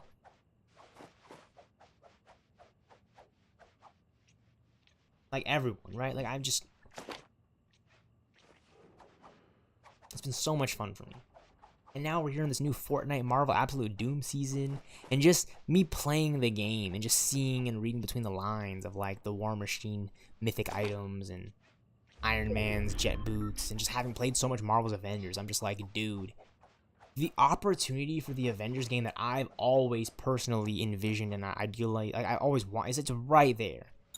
Crystal Dynamics and Square Enix, they nailed what I wanted in an Avengers game. They nailed what I wanted. For the most part, in an Avengers game, right? I wanted a roster of heroes to choose from. I want raids. I want boss fights. I want OOPs. I want all that. But I also want more. I want consistent updates. I want a live service that is live for the people who want to enjoy the game to be able to open up their wallets and show support through that way. You know, because people will do it, right? Like, no one was supporting Marvel's Avengers because that's a game where it's like, all right, Marvel Spider-Man has all the costumes and suits for free. Marvel's Avengers didn't do that, which is why, again, it is so lame and it's too easy for you, right? You're making it easy for yourself to say Marvel's Avengers is like Fortnite.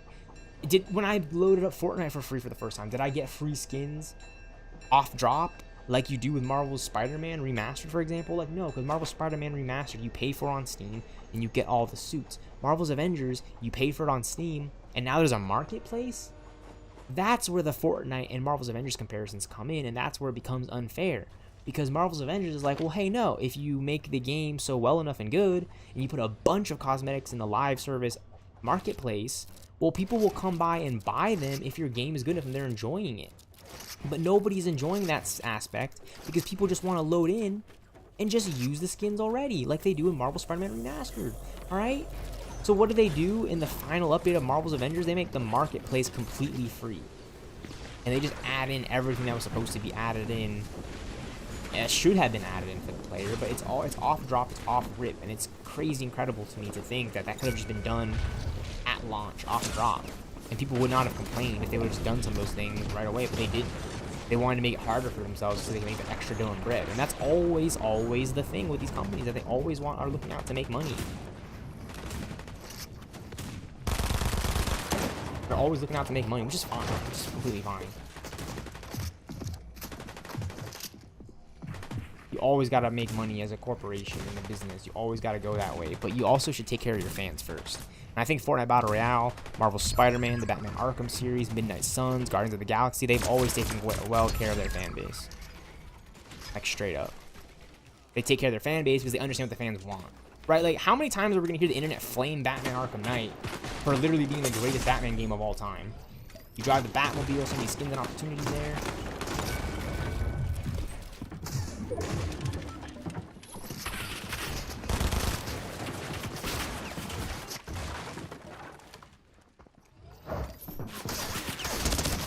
Wow, dude, I'm getting jumped. Just yapping away. I knew that was gonna happen because this guy was not letting up, and I'm getting sprayed in the back. So, no shotgun. Okay, top 2, top 4. Yeah, we died at like top 21. Top 3 though. I mean, we're only playing pubs right now, which is crazy to me to think that.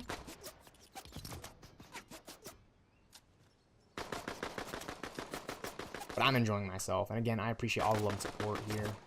YouTube stealthxknight and YouTube stealthxknight streaming sanctuary.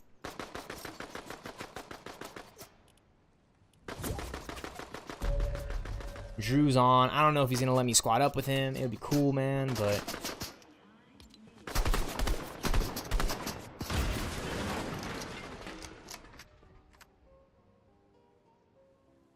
yeah, I'm enjoying myself, man. I'm playing the new Fortnite season. Yeah, I die. It's kind of crazy though that I've been yapping in pubs and like just trying to level up.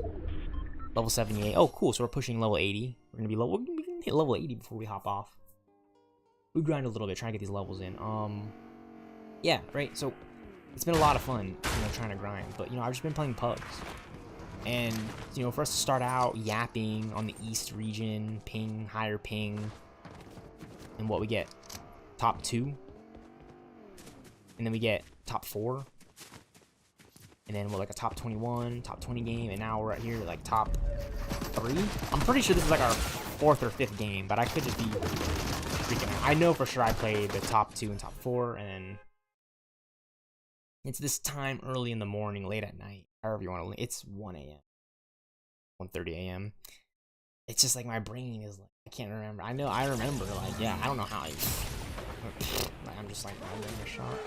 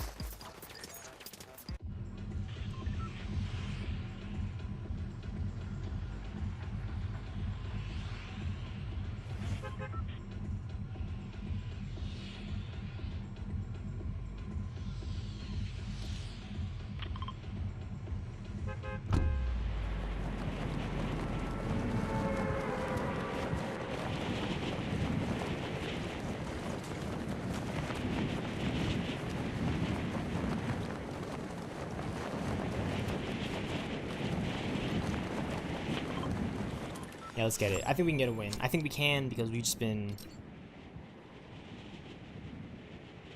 It's playing ranked, reload, 0 build. That's crazy. I would not have expected that.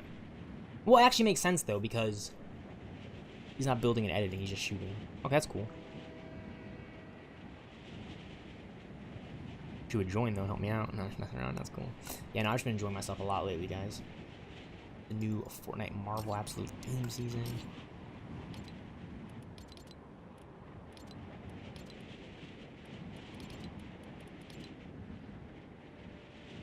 A lot of stuff. There's a lot of stuff going on. Yeah, 2024 has really just been like sheesh, like a sheesh kind of year. Like not even like a like no, like I it's been a lot for me personally because like I'm really trying to set myself up in a way that I never was really able to do before.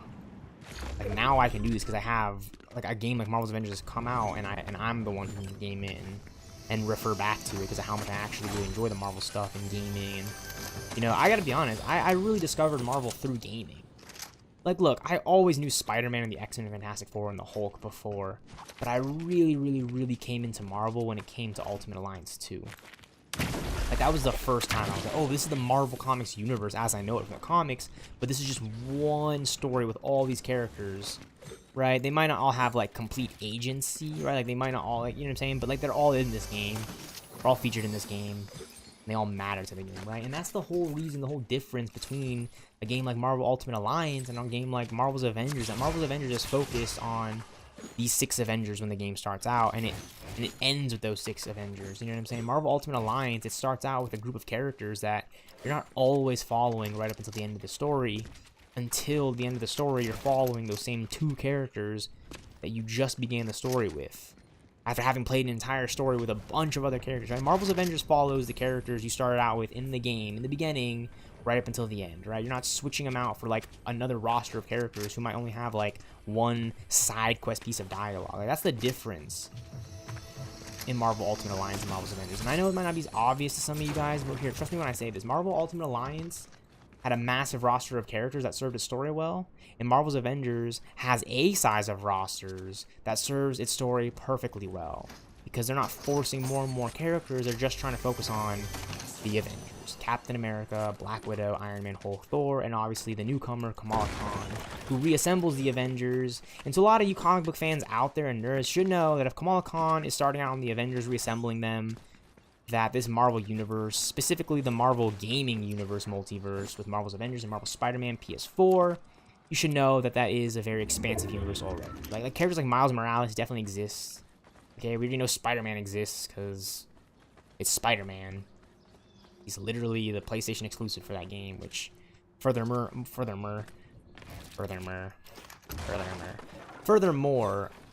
the Spider-Man exclusivity, furthermore, just screwed over Marvel's Avengers, at least in my opinion, because it's just like, you're already cutting down the player base, making them go to the PlayStation, just to play as one character. And then the other, you know, systems, Xbox, PC, we're not getting that character, so we're kind of just stuck to whatever the game has to offer that isn't always so console exclusive. So I don't know, there's just a lot of issues that I see with that, but at the same time, I don't really care, because that's when I have to come back to the real statement that I've been reminded of by my good friends in the community, is that it's all about making money. So yeah, Spider-Man is Spider-Man, and it shouldn't have been handled the way it should have been, but that Spider-Man is money. Spider-Man prints money. You make a good Spider-Man movie, it makes $1 billion. You make Spider-Man games exclusive to your PlayStation, it makes $1 billion, and then you re-release it on other platforms, so you can make that slight revenue back that you would not have made had you released the game originally throughout all platforms, like Marvel's Avengers did. All right, Marvel's Avengers is not Spider-Man PS4. Marvel's Avengers is on Xbox, Steam, right? You can get it digitally, you can get it on, well, you can't anymore because it's been delisted, but it's really important to note how other games that aren't really so live service coded, like Marvel Spider-Man Remastered, for example, or Marvel's Avengers, right? Even though Marvel Spider-Man and Avengers have gotten updates and expansions, right? Like Fortnite Battle Royale, in my opinion, is what a more live service game is, because you get new seasons almost at every turn, and on top of that, each new season and update that rolls out, it doesn't just like hinder the game or anything, it always just pushes the game forward. With a game like Marvel's Avengers, it's just like, dude, we were begging for an update to fix these bugs, which introduced even more bugs, which, hey, that's gaming, alright, that's the nature of storytelling and whatnot, but I think us fans and stuff are just kind of sick of that, if that makes sense. Right? Like, we want to be thrown into the world and we want to enjoy it, alright? We don't want to be waiting around for something to be set up. Right? We're not waiting around for the sequel. Like, we all just kind of want like that finalization. What is this guy doing?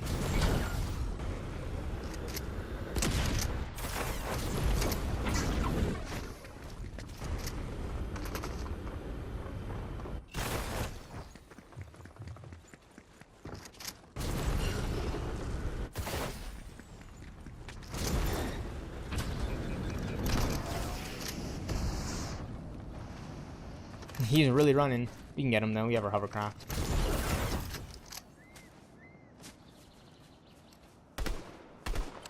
Oh! Sniped him.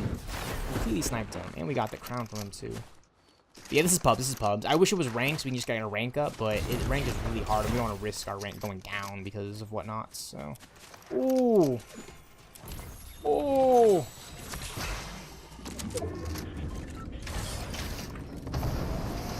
This is what I'm saying. This is what I'm saying, right? Like, they literally have my Marvel's Avengers Iron Man gameplay in Fortnite now. Look, I'm not gonna say this is me, okay? Right? Like, come on. But the YouTube videos that I've been uploading or have uploaded, right? Like, You know what I'm saying? Shout out to AK Edits and MKG Edits on YouTube for doing, and Cinema Content for doing like the videos that I love to see.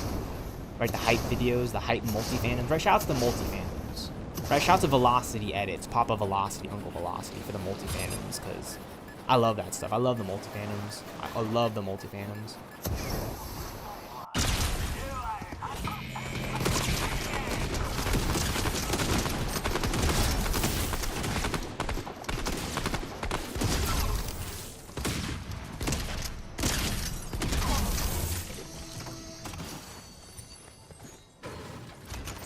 What is this?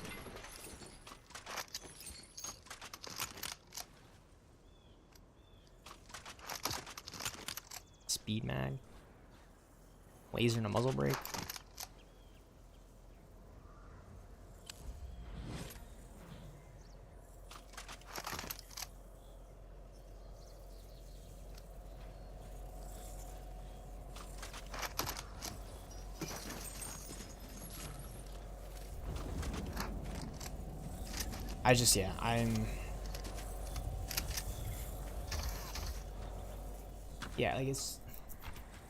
It's so cool because that's what Fortnite Battle Royale is. They implement other gaming mechanics and they make it fit for Fortnite. And now Iron Man is like, this is just straight up Marvel's Avengers. This is straight up Marvel's Avengers. And I like the controls in this game, don't get me wrong, but in Marvel's Avengers, when I have the Iron Man suit that you guys know here on YouTube stealthxknight, I feel like I'm the invincible Iron Man. You know what I'm saying? I got flares. There's no flares on this, by the way. I can't just like dodge left or dodge right and deploy flares and aerial countermeasures. Like, no, I'm kind of stuck to just this and having to dodge.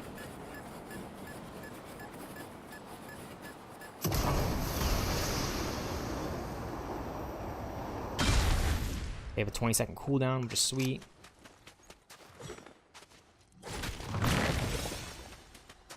Then we have the War Machine pack too, so I just love the fact that we can have both. And like they both change up the dynamics so much. So whenever like one is running out, I can just use the other, if that makes sense. Now, the more I think about it, I just wish Marvel's Avengers had more of a style like this with their gear, as opposed to like gear with stats. I just wish like there was like, oh, I can put this piece of weapon on Iron Man and put this piece of weapon on Black Widow, and then have that be that. But it's fine. I'm not complaining. I'm really not complaining. I mean, it sounds like I'm complaining, but it's the best. Right now, it's the best. I don't mind. Oh shit, we can do this.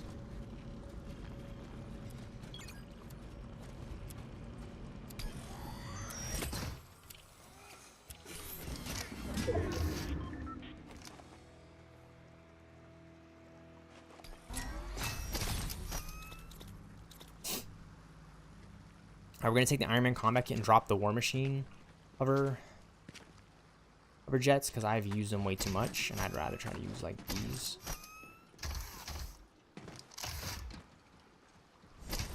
I love how it's a heads-up display too when I load this thing in. I just uni-beam with this.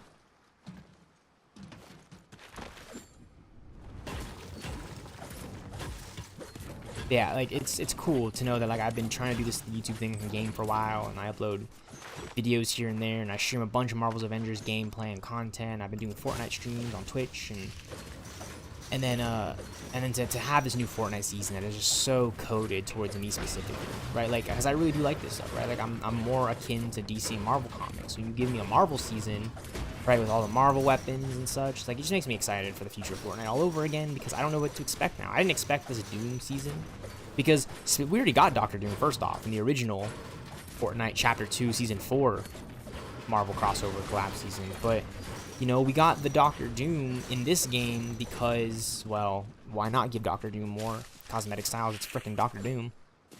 But also the hype of the character showing up in the Marvel Cinematic Universe for the first time, played and portrayed, acted by Robert Downey Jr., who at this point everyone is on board with when it comes to Marvel stuff. That's Iron Man, you know what I'm saying? And it's cool because I'm really excited to see how he subverts expectations with his talent as an actor, right? Like, as someone who understands the methods, maybe not necessarily method acting, which I'm not gonna speak too much on because that's just method acting, but like, you know, a Hollywood actor, all right, who understands that he gets paid a boatload of cash, say a few quippy one-liners, and look pretty while doing it, right? But that's not all it. This is why I studied film specifically as a screenwriter, is to understand how much work and how much effort they put into some of these little nifty one-liners that some of us might write off as good dialogue or bad dialogue, but it really, really shapes this story, this journey of a character, a hero, or multiple characters and heroes and antagonists, right? Like in the face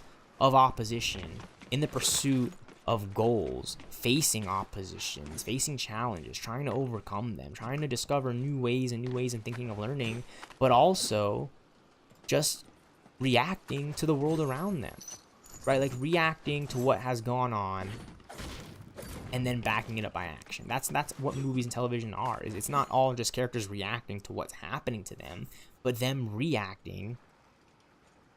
We see the visual emotion on display. We see how they react to the traumatic events and such not, and they move the story forward, acting. You know what I'm saying? Like the characters always do something, and that's something that I really needed to just kind of understand and grapple with being a screenwriter, because yeah, I want to see my favorite characters fight and talk and do all the things I want to see them do, because I feel myself wanting that need to be fulfilled and seen through cinema, through television. But the only way to get what exactly we want in terms of a story is to show that characters are in the face of opposition and that they are in the pursuit of goals and desires and wants and needs. And in order to obtain that, they are going to act. They're going to do certain things within their character, but they're also going to act so hard and so far off out of character that it leaves us audiences members at the edge of our seats, on our toes, right? Like that's why the Marvel Cinematic Universe specifically, and the Transformers movies, and the DC Comics movies, the Dark Knight trilogy, Zack Snyder's Justice League trilogy that began with Man of Steel, 2013, right? Like there's always this room of an unknown factor of, wait, what's going to happen in this story? There's only 30-something stories you can tell of the hero in their journey facing off against the antagonist, the bad guy, the evil doer. But it's how you bring us to that point of the hero being successful, the point of the hero learning the weight of their failure, right? Like it's how and why you're bringing us to these points that make us stay attached to these characters, that make us want to watch more and do the whole thing. I mean, I really like rewatching movies, especially my favorite movies, because once I enjoy it in the theater for the first time, in the theater experience, or at home with my family, right, I really do like to take a chance to rewatch them because I know I enjoyed them. You know, like, yes, I've already seen it, but I want to break it down mentally. Like, why is this working? Why is this hitting me? Right? Like, why do gamers continuously play the same video games over and over and over, making the same inputs over and over? Why do so many people continue using the same hashtags over and over? It's because there's something there. Maybe not necessarily for them, but it is for the overall vision. Maybe not necessarily their overall vision, but the overall vision. In that, in the end, things will work out. But right now, we gotta keep hitting it home. We gotta keep hammering it home, alright? It's hashtag Saber16, hashtag restore the Snyderverse, hashtag keep binging Young Justice, hashtag more Young Justice. You guys know your hashtags. You guys know what you guys are doing, alright? You guys know about it, alright? You guys know. I don't have to speak too much on it. You guys already know why we do what we do. We're not just fans. I would say we're more than fans. We are the multi-fandom. That's why multi-fandoms from YouTubers like AK Edits, or Cinema Content, or MKG Edits, or Velocity Edits, Papa Velocity, Uncle Velocity. That's why we have so many different content and videos and YouTubes and variations of the same movies and clips and television series. Is because it's a multi-fandom. There's only so many, there's not only so many ways you can look at it, but there's so many different ways you can look at it. There's so many ways you can approach it. And because there's so many ways you can approach it, it means that there's so many ways that you should take on the multi-fandom.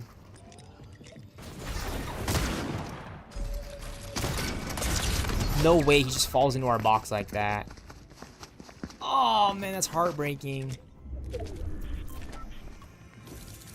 It happens, though. We're playing Fortnite Battle Royale early in the morning, late at night, and certain players are just on point with their stuff, man. But it's fine. We're We're just fine. We're just fine. We're just fine.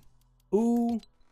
That's awesome, dude. We unlocked Shuri's cloak, reserved for Wakandan royalty, part of the Black Panther set. That's a pretty dope cape. And it goes so well, for some reason, with the Dark Gwenpool. I mean, the cape's white, yeah, but the purple on it, the feathers, I mean, that's sick. That's just a sick combo. Very, very happy to level up and obtain that.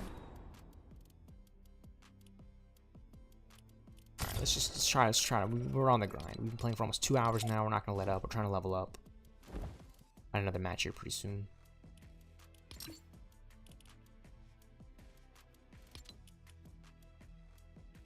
Yeah, I mean, it's just been very, very enjoyable for me as a fan. The new Marvel season is sick. Like, and then the fact that we got the Iron Man Mark 45 skin in the item shop cosmetic. Yes. Now, I already have the original Iron Man skin from the previous Chapter 2 Marvel season. So I just wanted to make sure I'm leveling up my battle pass. I haven't claimed really anything. Just the Gwenpool skin. Right? But I'm going to start claiming once I've reached the level, right? Like, I'm level 79. Once I get to around level 100, then I'll start using all the other battle stars that I've got before the season ends in November. So that way I can claim all the battle pass stuff and get these V-Bucks. And I'm hoping by the time I do claim these V-Bucks, what'll happen is that they'll put the Iron Man suit back in the shop.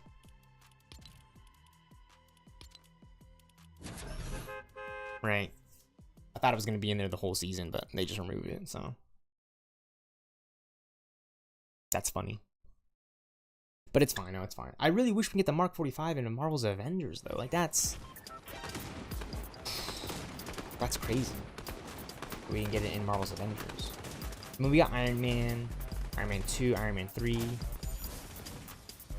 Civil War, Infinity War, Endgame. We got quite a few. It's just, you know, Marvel's Avengers has the space and opportunity for the more and mores. I don't ever want to just act like we can't have that. Like, we can have, maybe not necessarily at all, but we can have what we're kind of shooting for.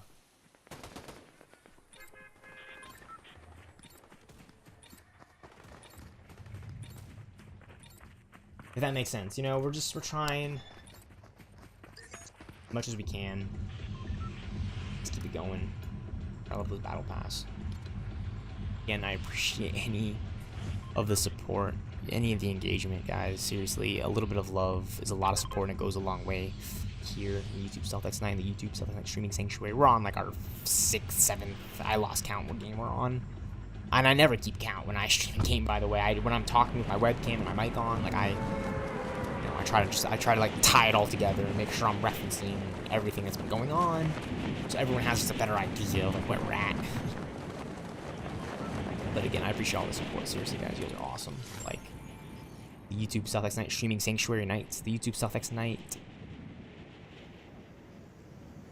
the YouTube stealthxknights.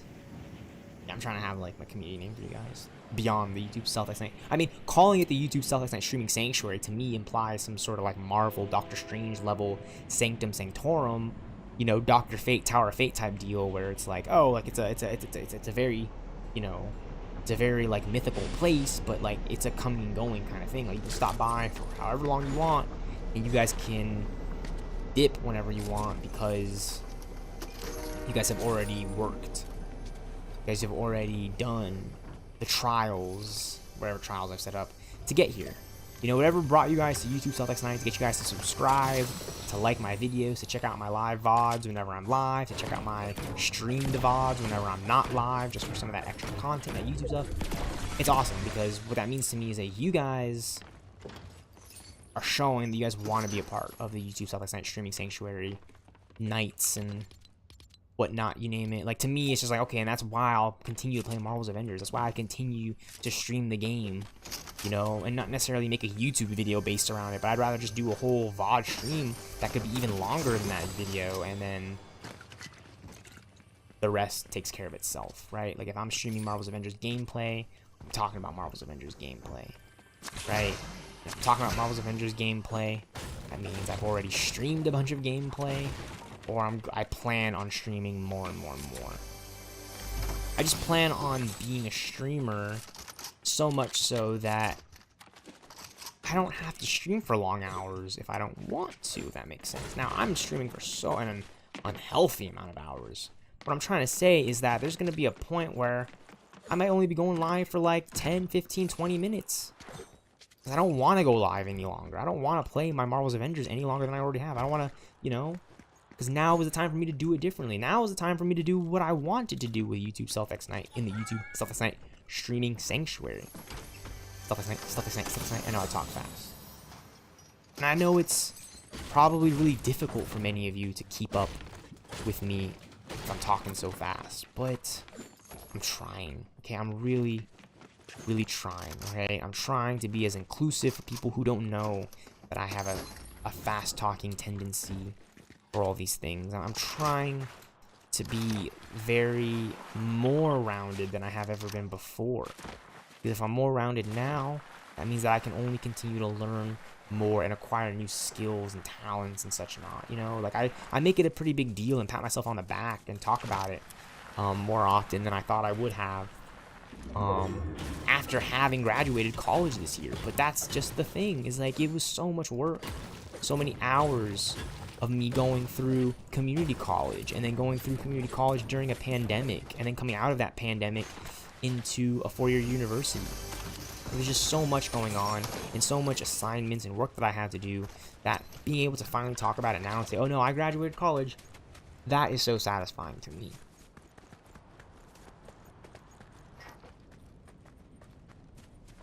That is so satisfying to me because I accomplished that. You know what I'm saying? My goal was to get a college education. And to be able to obtain such a college education that I knew more about the subjects I was actually interested in. Right? I'm actually interested in cinema and television. That's what I went to college to study, cinema and television. Because video games, video game movies, storytelling, music, they're all very, very much intertwined with cinema and television and script writing and planning things out. And that's really why I went into filmmaking as a filmmaking student, as a student of film. That way I can learn, maybe not necessarily the business and what it actually takes to become, you know, like a Christopher Nolan, Zack Snyder type. Even though I know what it takes to become those guys. You gotta constantly shoot, you gotta constantly work with your collaborators, and you have to constantly provide story that engages with the fandom, right? So movies like Avengers Infinity War really resonated well with me because it engaged with me, not only through characters like Black Panther and Iron Man, right, and Doctor Strange and Hulk, but through Thanos' journey and the villain, right, in a very, very compelling villain. Those are some of the best aspects of storytelling that I've come to learn while studying for my degree in cinema and television, screenwriting, is that your characters always have to be very, very, very, very, very rounded. Maybe not necessarily well-rounded, right? They don't have to be, you know, the most pretty person, but they do have to be likable. They have to have qualities about them that people go, oh, I can relate to that, right? Like Thanos isn't the most visually pleasing character. He's literally a bald purple guy. But people resonate with Thanos because of what he's trying to do and why he's trying to do it. You know what I'm saying? And the things he's lost and like, you know, just those ideas alone. It's like I rethink of some of my favorite superhero movies or my favorite movies in general, and I think about what's happening, you know, for myself specifically, right? Like, and how I'm feeling in the moment and my responsibilities, and then I remind myself how much hard work actually goes into these things for it to be provided for me to, you know, enjoy and reciprocate and things like that. I know I'm losing my mind a little bit off here, I'm derailing, but what I'm trying to say is that you never really know. You never really know where things are going to go and headed, but you always try to make it to the best of your ability. And that's what gaming content streaming is for me, right? Like, I'm not always uploading because, well, for example, one tangible thing is that I don't have the storage space on my computer's hard drives to sustain that much level of gameplay content. But streaming the VODs to YouTube and whatnot and such have been very, very, very helpful, so much so that I can continuously do it at the rate, at the level and quality that I've always wanted to do.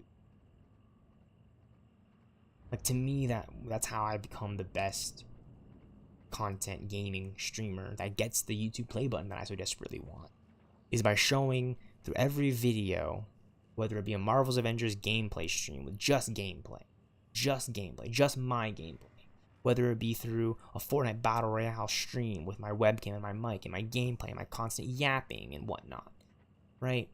Whether it be some of my more niche Rainbow Six Siege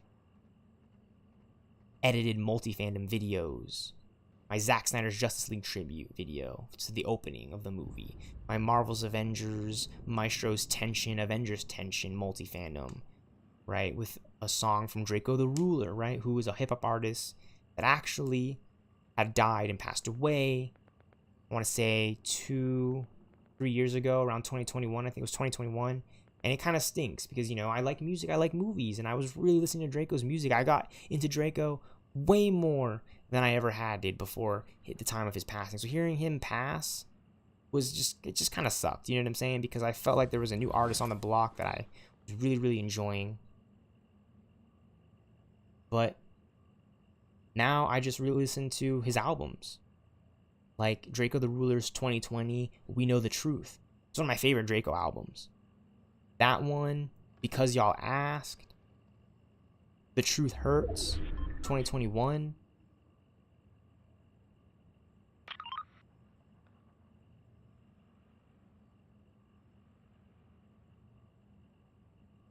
And Cold Devil in 2017.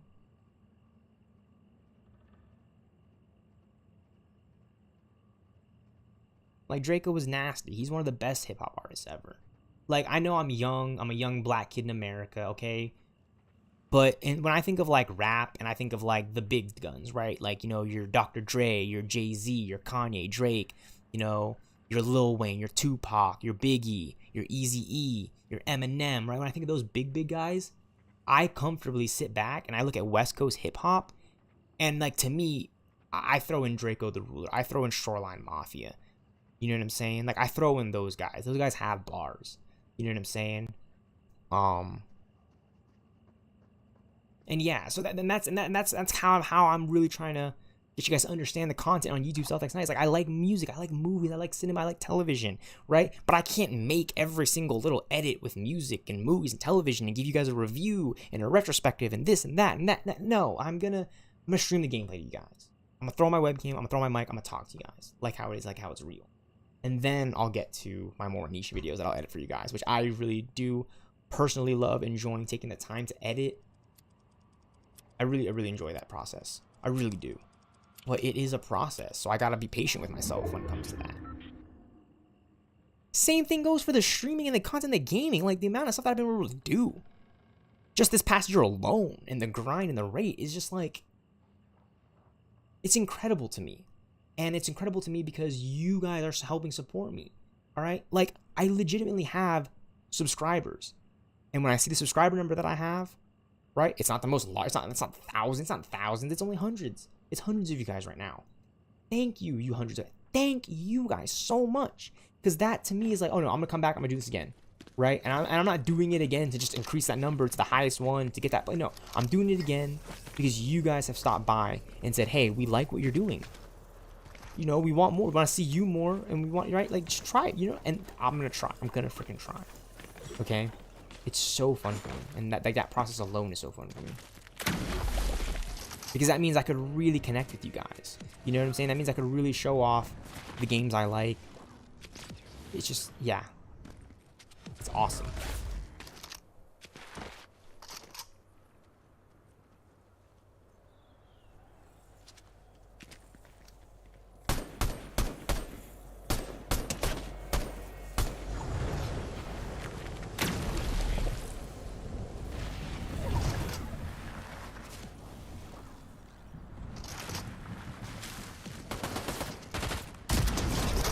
Spectrum Knight. GG's. Alright, so yeah, we got bots. The bot lobbies.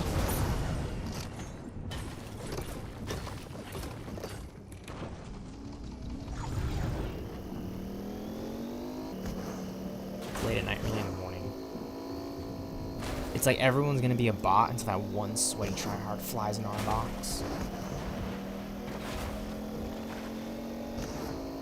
And yeah, I know it's funny. So I'll be streaming and gaming, content creating for hours, and I mean hours, and I won't get a single win. But all that changes. We're gonna try to play for a win. But most importantly, we're gonna level up our battle pass. I think that's the thing that I'm really keen on, is leveling up our battle pass. And just enjoying ourselves while we grind. And if we win a game, we win a game. If not, we'll get top 2. We'll get top 3. Get top 4 or 5. You know, it's about the experience. I mean, yes, we obviously want to win every game and be the best and get a high kill streak and a kill count, but you only do that so many times. And, you know, the more consistent Fortnite players are doing it all the time, you know, they're never off the game. You know, there's always just something about these really professional gamers that they are the reason why they're so popular, because everyone knows how good they are. Me, I want people to find out how good I am, because they see how passionate I am about it. You know what I'm saying? If that makes sense, right? They'll see my passion, and they'll go, you know what? That guy really is got a grasp of what he's doing, and he understands the material. You know what I'm saying?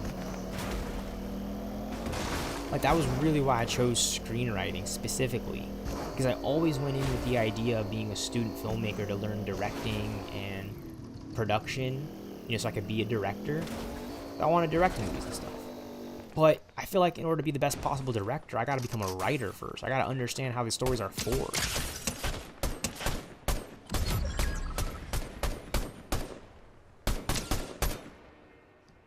I got to understand how some of my favorite stories actually work, just from the pages, just from a writing standpoint perspective.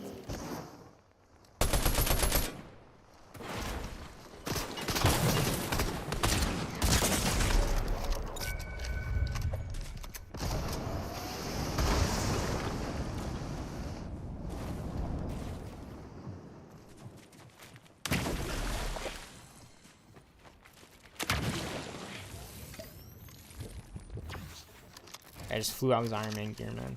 Jeez.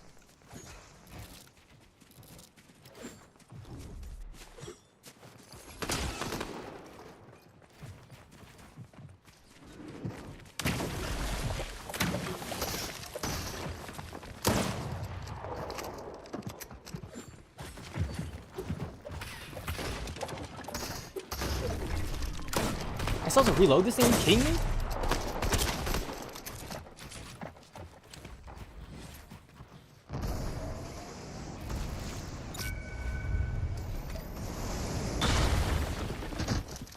Dude, I still had to reload the shotgun, man. I just... like, it's frustrating being a gamer, because I'm yapping, I'm having a good time, and then, like, that gatekeeper shotgun still isn't reloaded for some reason, which is so hilarious and funny to me. Late at night. Did you guys see how much damage we were doing, too, from far away with our scoped AR, and this guy just takes... It's a good game. It's a good game. I'm complaining, I'm yapping. It's because I didn't win. Oh.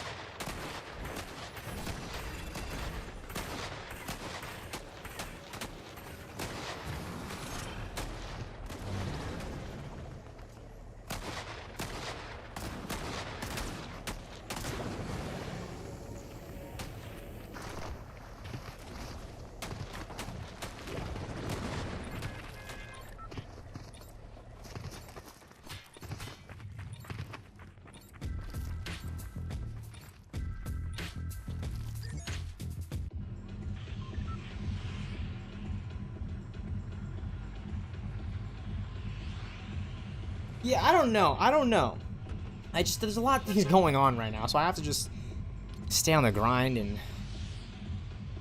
maybe the Avengers will show up sometime soon, man. I'm just messing with you guys.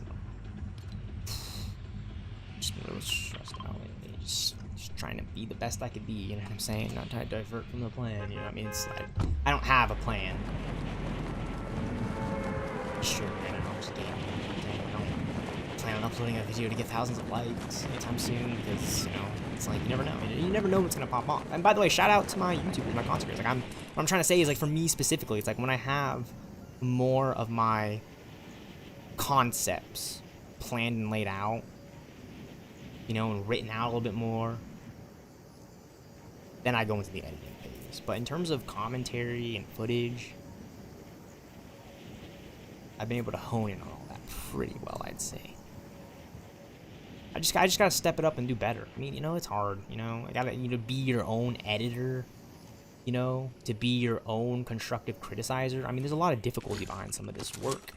But like the streaming, you know, option and node gives me a lot of room to work with.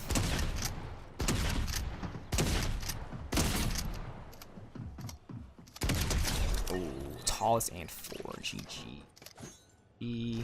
Is it GG or GG's? Because, okay, good game. You say good games. You know, it's multiple. I don't know, man. I know, just...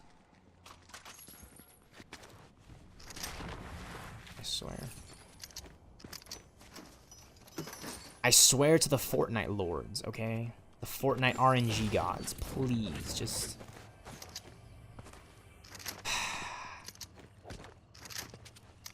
Give me good RNG. That will be fine. Yeah, I haven't taken off this green cape. This is the Doom cape that is supposed to go with the for the Doctor Doom cosmetic, and I just haven't taken it off since I unlocked it. And I throw it on the dark Gwenpool skin. It's green and pink and black. I mean, it's like a really, it doesn't go together well at all. But it's the new it's the season's attire. That's why I'm doing it. All right, it's the season's attire. That's the reason why I'm repping it. But, you know, Shuri's cloak, you know, as we've seen earlier, it looks perfect. It's a good combo for this suit, which has got its pink overlays, and then you can get the black and white effect going on with the Shuri's cloak. So, yeah, I mean, I don't know. I have so many cosmetics, it's like, yeah, I can constantly change my outfit depending on the game, but then I also get really lazy, and I just like getting used to one outfit for, like, 2 months straight. You know, I don't know what cosmetic I'm going to be rocking after Gwenpool for the next Fortnite stream VODs, but I'll be very excited for you guys to be very excited. Oh, my mind is deteriorating this early in the morning. I mean, it's not like deteriorating, but my body is telling me I should go to sleep. Which is a really, really important thing for you guys out there. Don't be like me, alright?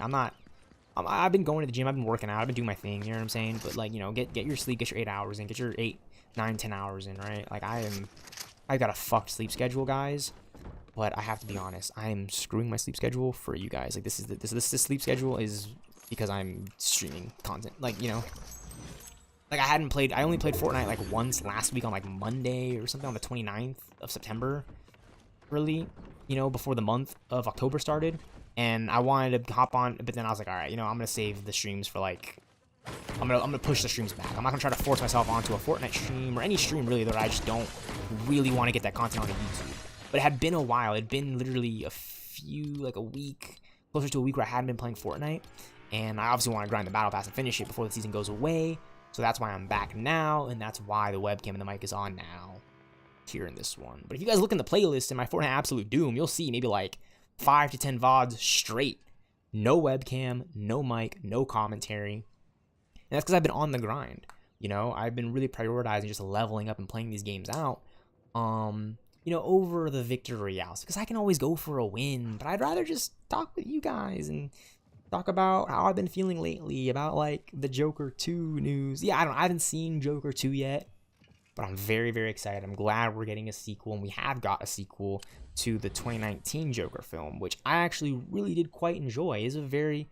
very, very interesting movie surrounding a very, very popular character among pop culture, you know, and comic book nerds and movies and fan, right? Like the Joker, the Dark Knight. I mean, a lot of these tasks are really hard to pull off. I mean, I have always thought to myself, how can you do a Joker movie without Batman. You know what I'm saying? Like, if that makes sense, right? Because we've seen the original Batman movie with Michael Keaton and Jack Nicholson. We've seen the Dark Knight trilogy with Christian Bale and Heath Ledger. But, like, how many times are we going to have the constant conflict of Batman and Joker be surprising with both those characters in the same movie sharing the screen together? How can it always be surprising? It's like, okay, well, how about you do just a Batman movie with other villains and not Joker? How about you do just a Joker movie without the hero of Batman?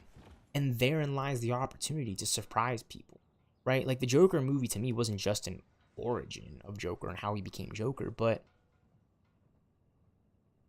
it's really a look into the DC Comics universe and the character's journey and the worlds that set up. You know what I'm saying? It wasn't an origin specifically. Like, no, you're just following the story of this guy who kept living. And sure, it was an origin story of him into becoming the Joker, but if that was the origin, what is the event? So I'm just spitballing things like a screenwriter in a writer's room would.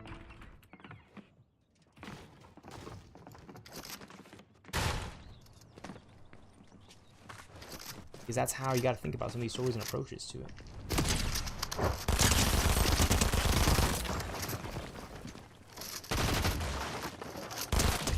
Little pigeons, that gotta be a bot. A lot of bots in these games, but we love them.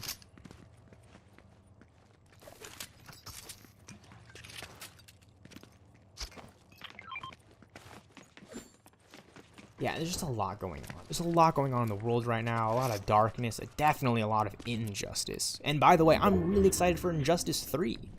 How are they going to pull that game off without Kevin Conroy? Rest in peace, man. But there's talent, all right? There's talent out there, all right? Get Roger Craig Smith on board, right? I think that's the guy that everyone would want because he is Arkham Batman, all right? He's the young Bruce Wayne in Origins. And, dude, Roger Craig Smith is Batman. Like, when you finally distinct the two and you go, okay, Kevin Conroy is the definitive Batman, forever always will be the Batman, older Batman Arkham.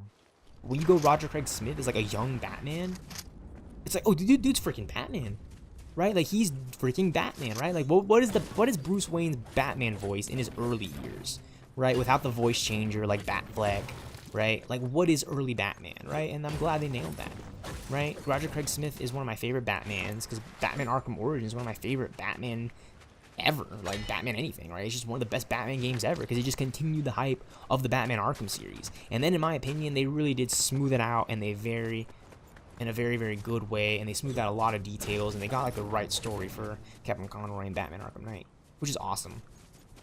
But I also really like Bruce Greenwood as Bruce Wayne Batman in Young Justice. Bruce Greenwood was also Batman in Batman Under the Red Hood, which is awesome. One of the best Batman movies, period, ever, right? Like, when people talk about the best Batman movies, they're going to bring up the OG classics. Shit, dude. I'm, like, tweaking right now in the middle of the night. This is kind of freaking me out. Right, people talk about the OG classics. And they also talk about a lot of the animated movies, too, right? Mask of the Phantasm. Definitely Batman Under the Red Hood. My personal favorite, Batman Hush.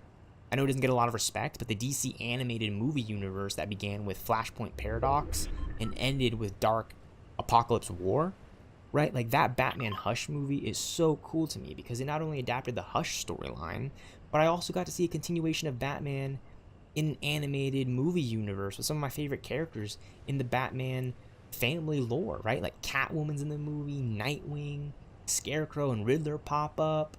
Hush is the main villain. Alfred is in the movie giving backup. You know what I'm saying? Damian makes an appearance. I mean, Batman Hush to me is one of the best Batman movies ever because I already know Batman. All right, growing up with the Dark Knight trilogy, watching the classic Batman Returns, Batman, Batman Forever, Batman and Robin. You know what I'm saying? A lot of stuff from Adam West. The Batman 2004 series. Right, the animated The Batman 2004 series that premiered on Kids WB.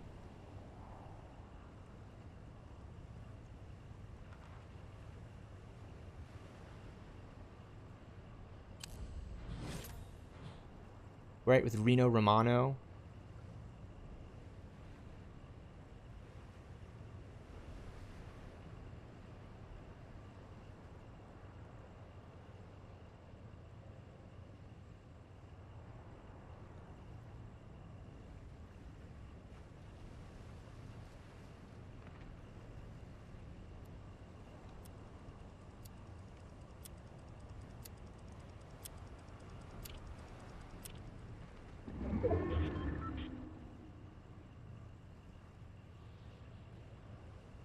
I'm just looking at the casting for the Batman 2004 animated series with Reno Romano, right? It's got Adam West as the mayor, Ming-Na Wen as Detective Ellen Yin, right? And Ming-Na Wen is that's Agent what's her face from Agents of Shield. I'm blanking on her name.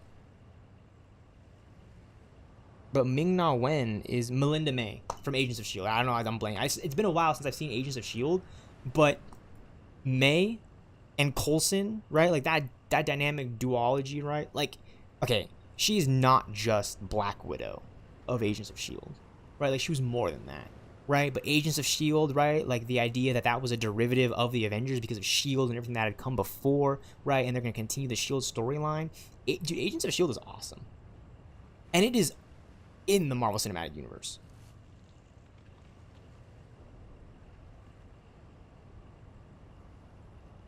It's called Agents of Shield, and it's about the Shield organization that that is present in the Marvel universe, but it was also the organization that really set the stage for the Avengers in the Marvel universe, right? Like Nick Fury, all that stuff. I remember very early in season 1, Samuel L. Jackson made an appearance as Nick Fury. That was awesome.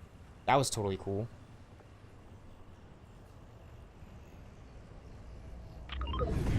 That was totally cool. That was totally cool. Because it just felt like, yeah, it's all connected, you know, without it having to be Marvel Cinematic Universe,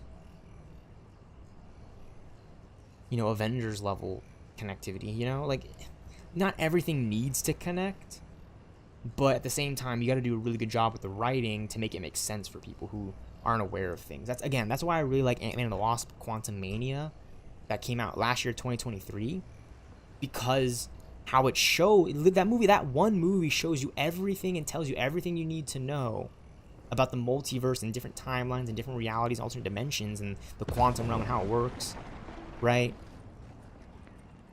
Right, and it showed you the quantum multiversal engine cores. It showed the multiversal engine cores. It showed one of them that Kang had, and then Deadpool and Wolverine, you see Cassandra Nova having multiple multiversal engine cores that she's been like abusing, right? Like, it's very obvious that she was grabbing onto two different, you know, one in one hand, one in the other, like multiversal engine cores. That's something that Kang was not doing in Quantumania, right? So they showed you and they told you how everything connects and how it all works to make this multiverse story work. But it wasn't like outright in your face, like telling you, no, like these are multiverse engine cores that she's been abusing.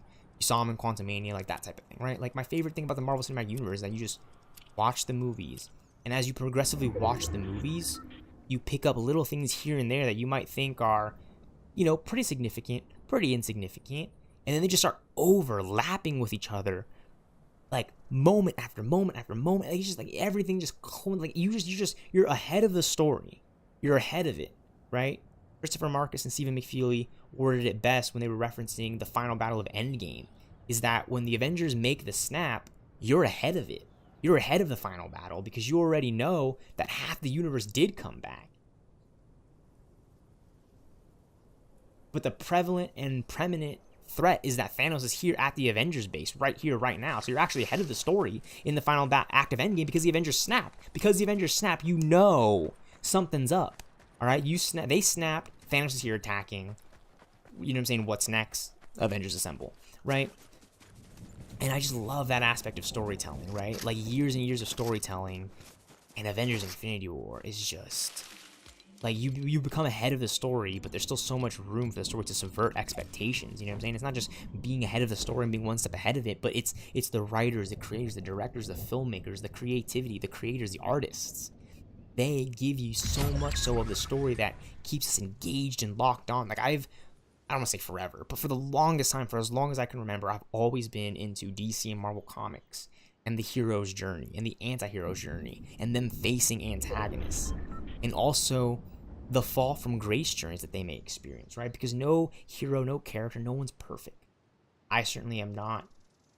I feel that I'm so imperfect that I gotta try to do my best being a content gaming streamer, YouTuber, in order to make something of myself, because I feel like I am in a lot of ways shattered in my own mind. But because I'm shattered, that means that there is a way to become whole, if that makes sense, right? Like I'm not shattered forever. I'm not, you know, fragile, fractured. No, like I'm, you know, it's the devil's in the details, right? It's the cracks that show the true beauty. You know what I'm saying? Because it's where I fill those cracks with reinforcements and real strength and passion and my truth and my heart and my passion that make me invincible, that make me timeless, that makes me the YouTube stealthxknight. In the YouTube stealthxknight streaming sanctuary, streaming you guys that YouTube stealthxknight sanctuary content. Like, that's how I think of it. That's how I feel about it. Whenever I'm just rambling on, and you know, I feel like I definitely lose my train of thought when I'm just talking. But that's how it is. That's how I approach this whole thing. And it's exciting to me. It's exciting to me because, you know, like, I didn't give up after day one. I certainly did not give up after day one. I'm not gonna give up now, and that's fun for me. That's what's so enjoyable about this whole situation.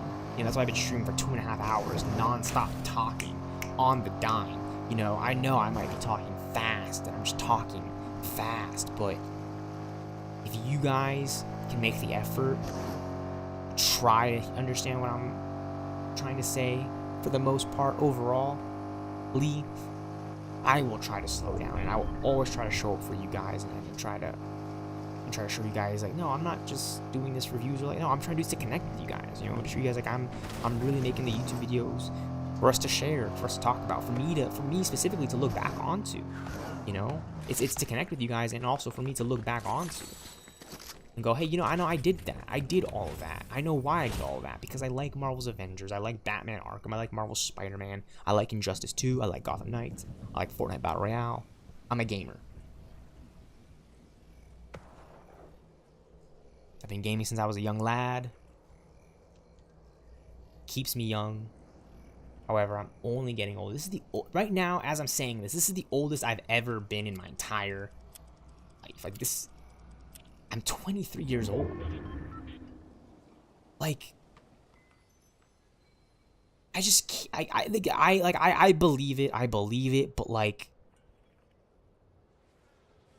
the reality of that, I don't know if it'll ever hit me as hard as like the beginning of the year, this year, up to today. Because at the beginning of this year, you know, at the start of 2024, I was looking back at like these other years, and I was like, oh wow, like, the time really did fly by. And now I'm 2024, about to turn 23 in the beginning, and now I'm way past my 23rd birthday. I'm way past my 23rd birthday. I'm moving very, very much closer towards my 24th birthday. I'm gonna be 24 in 2025, and it's just like, that's life. I've been enjoying so much, and I've also been angry at so much, when you don't have to take the time to put focus on anything that stresses you out or makes you angry, when you can take the time to put your focus and desire onto your passion and your desires that you really desire, right? Like, I'd much rather be stressed out doing YouTube stealthxknight than doing something that is just like not YouTube stealthxknight stressing me out. You know, I'd rather be taking out bots and doing that kind of thing. I mean, I don't know how to explain this, but like, yeah, I get worked up like other people do. I'm only human. I get jealous, whatever, but I move on like everyone else does too. I think we all do, and that's great. That's so great about this whole thing, is it's just to be able just to move on. You know, we all hold in so much. I've been holding in so much, so that's why I'm doing this. It's because I felt like for the longest time, I just feel like I've had so much in me.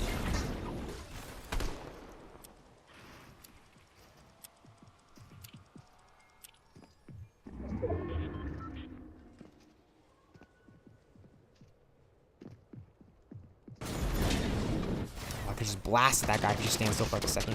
Just stand still, just stand still.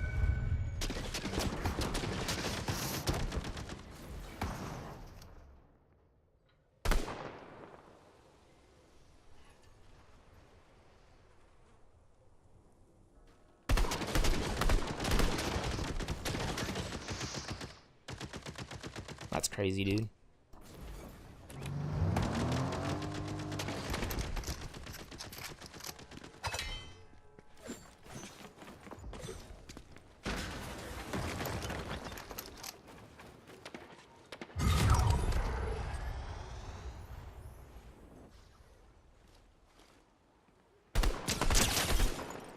Good shots. That guy's so weak.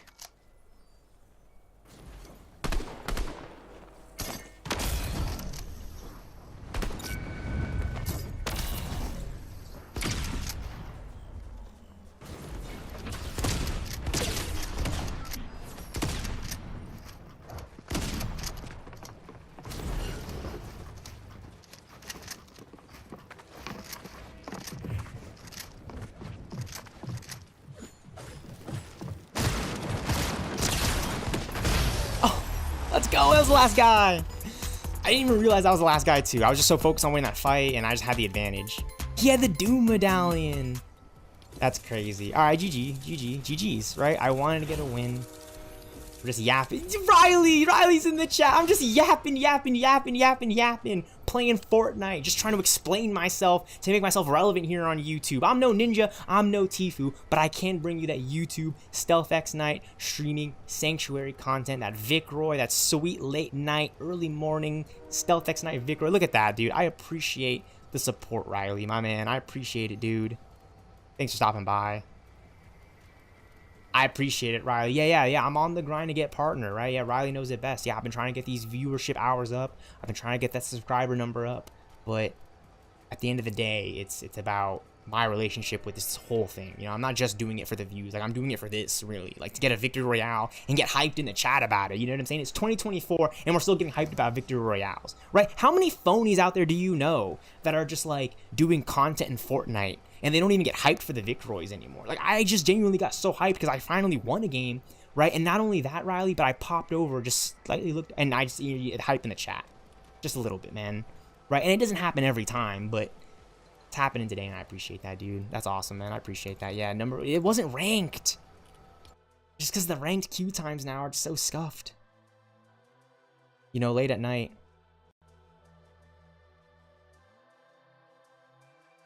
I appreciate that, Riley. Get this win. That's the first message. And we're playing Fortnite, man. I think that's the pin message for this one. Yeah. And I don't want to sound like I'm talking out of my ass or anything, but you know how it is, right? Like, you can kind of tell, like, I'm not trying to speak on anyone. Like, YouTube is a business, you know what I'm saying? Like, people, they make money off this thing, so I'm not trying to take away from what people are doing. But for me, personally, like, I'm, you know, like, this is still hype, you know what I'm saying?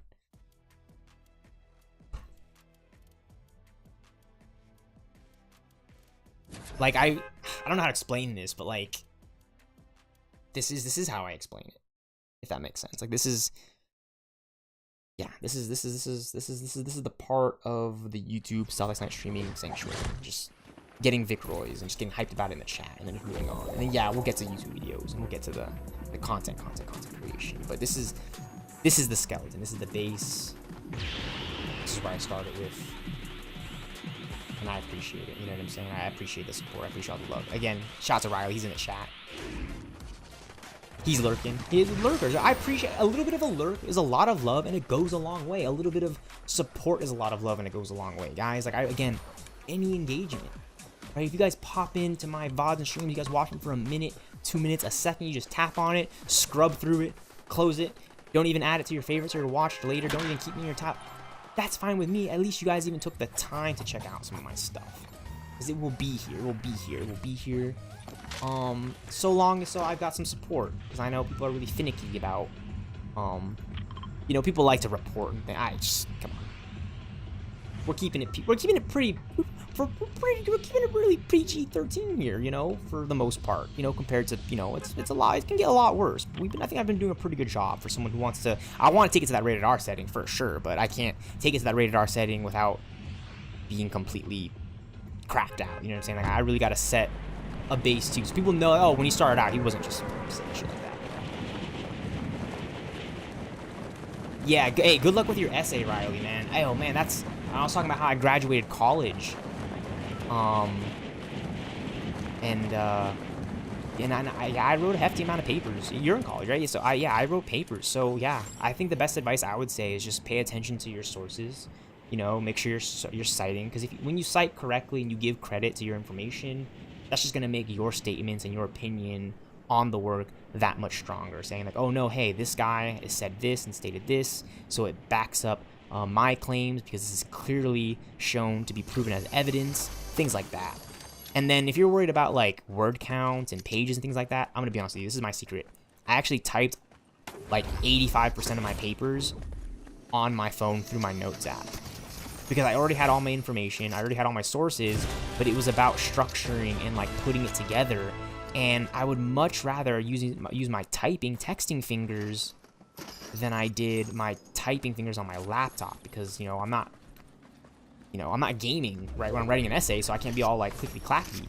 But on my phone, oh my gosh, it's like sending paragraphs to my soulmate. I mean, it's funny. But no, seriously though, like I would write my essays, I would get huge chunks of my paragraphs just out of the way written down, because I would think about it in my head and just get to typing on my phone. And then I would copy and paste it to my computer, right? My Pages application, so I could write it out and structure it. And then I would go back and I would edit it, and I would remove some things that just were unnecessary, and it would just be a really great process. So yeah, that's just my advice.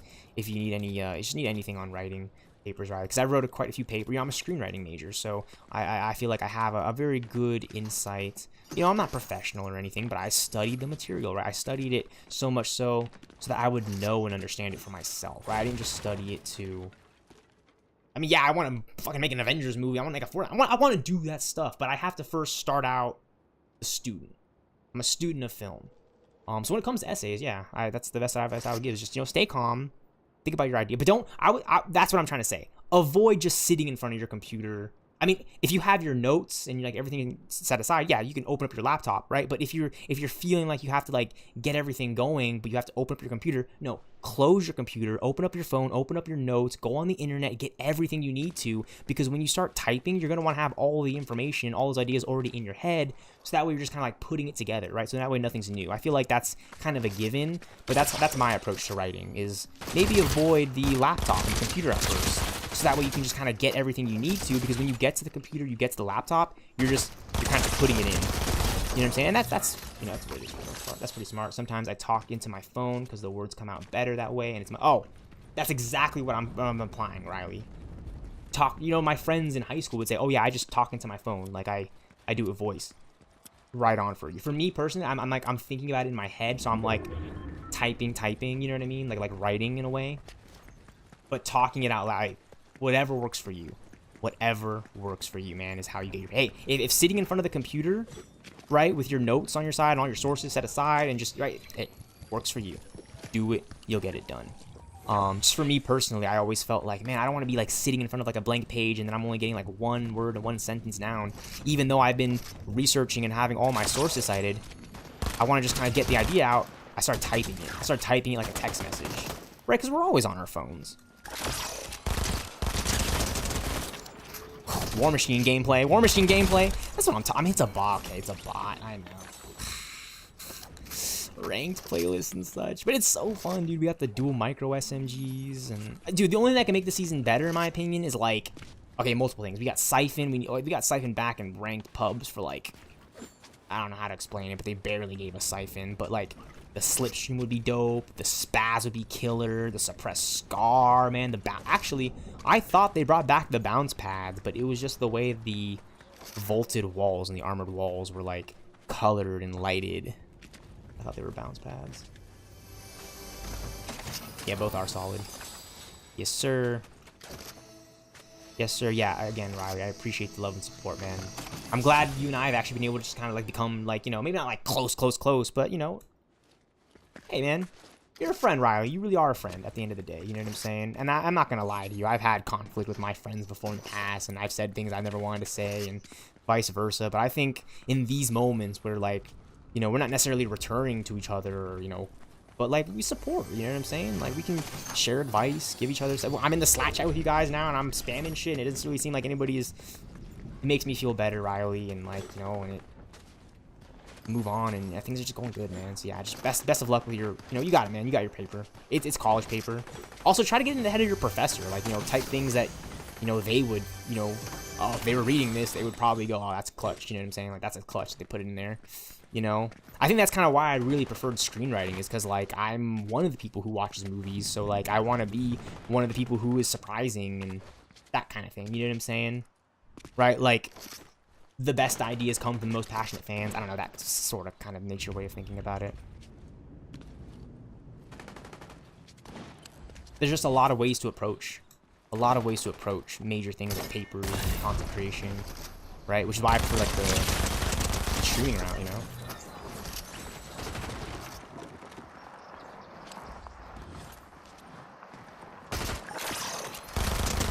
Wow, it's just bot central. I should just play the game early in the morning, late at night. If it's gonna be bot central, I should just be playing this so I can just level up. This is pubs too. See, this is the reason why I've been playing more ranked than just camping and ranked. Because I'd rather like outmaneuver the most smartest players than like go on like a rampaging streak against bots. I think that's like a given. It's just like, seriously? I mean, I could go play on East, but then I gotta have a high ping. It's just like, seriously? Like, now I gotta deal with the high ping? I don't know. I just gotta find my balance.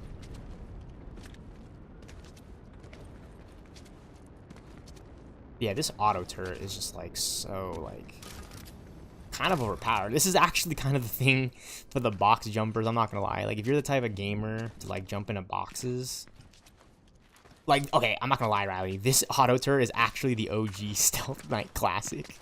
For when I would just jump into boxes with like a P9. This thing gets those dinks that I don't get, right? So ding ding ding ding ding ding ding ding. The auto turret actually gets that final dink in that I wouldn't have got. So ding ding ding ding ding. Oh, I'm ding ding ding ding ding ding ding ding. It's the final dink. Because you can't get every dink. I don't know, man. It's kind of cool though. It's just like, wow, man, like 5 slots, really? Like literally the hover jets, the auto turret, the mythic arsenal. That's like 3 items right there in your inventory. Plus you need 1 slot for shields, or heals. And then you need 1 slot for like an actual gun / utility.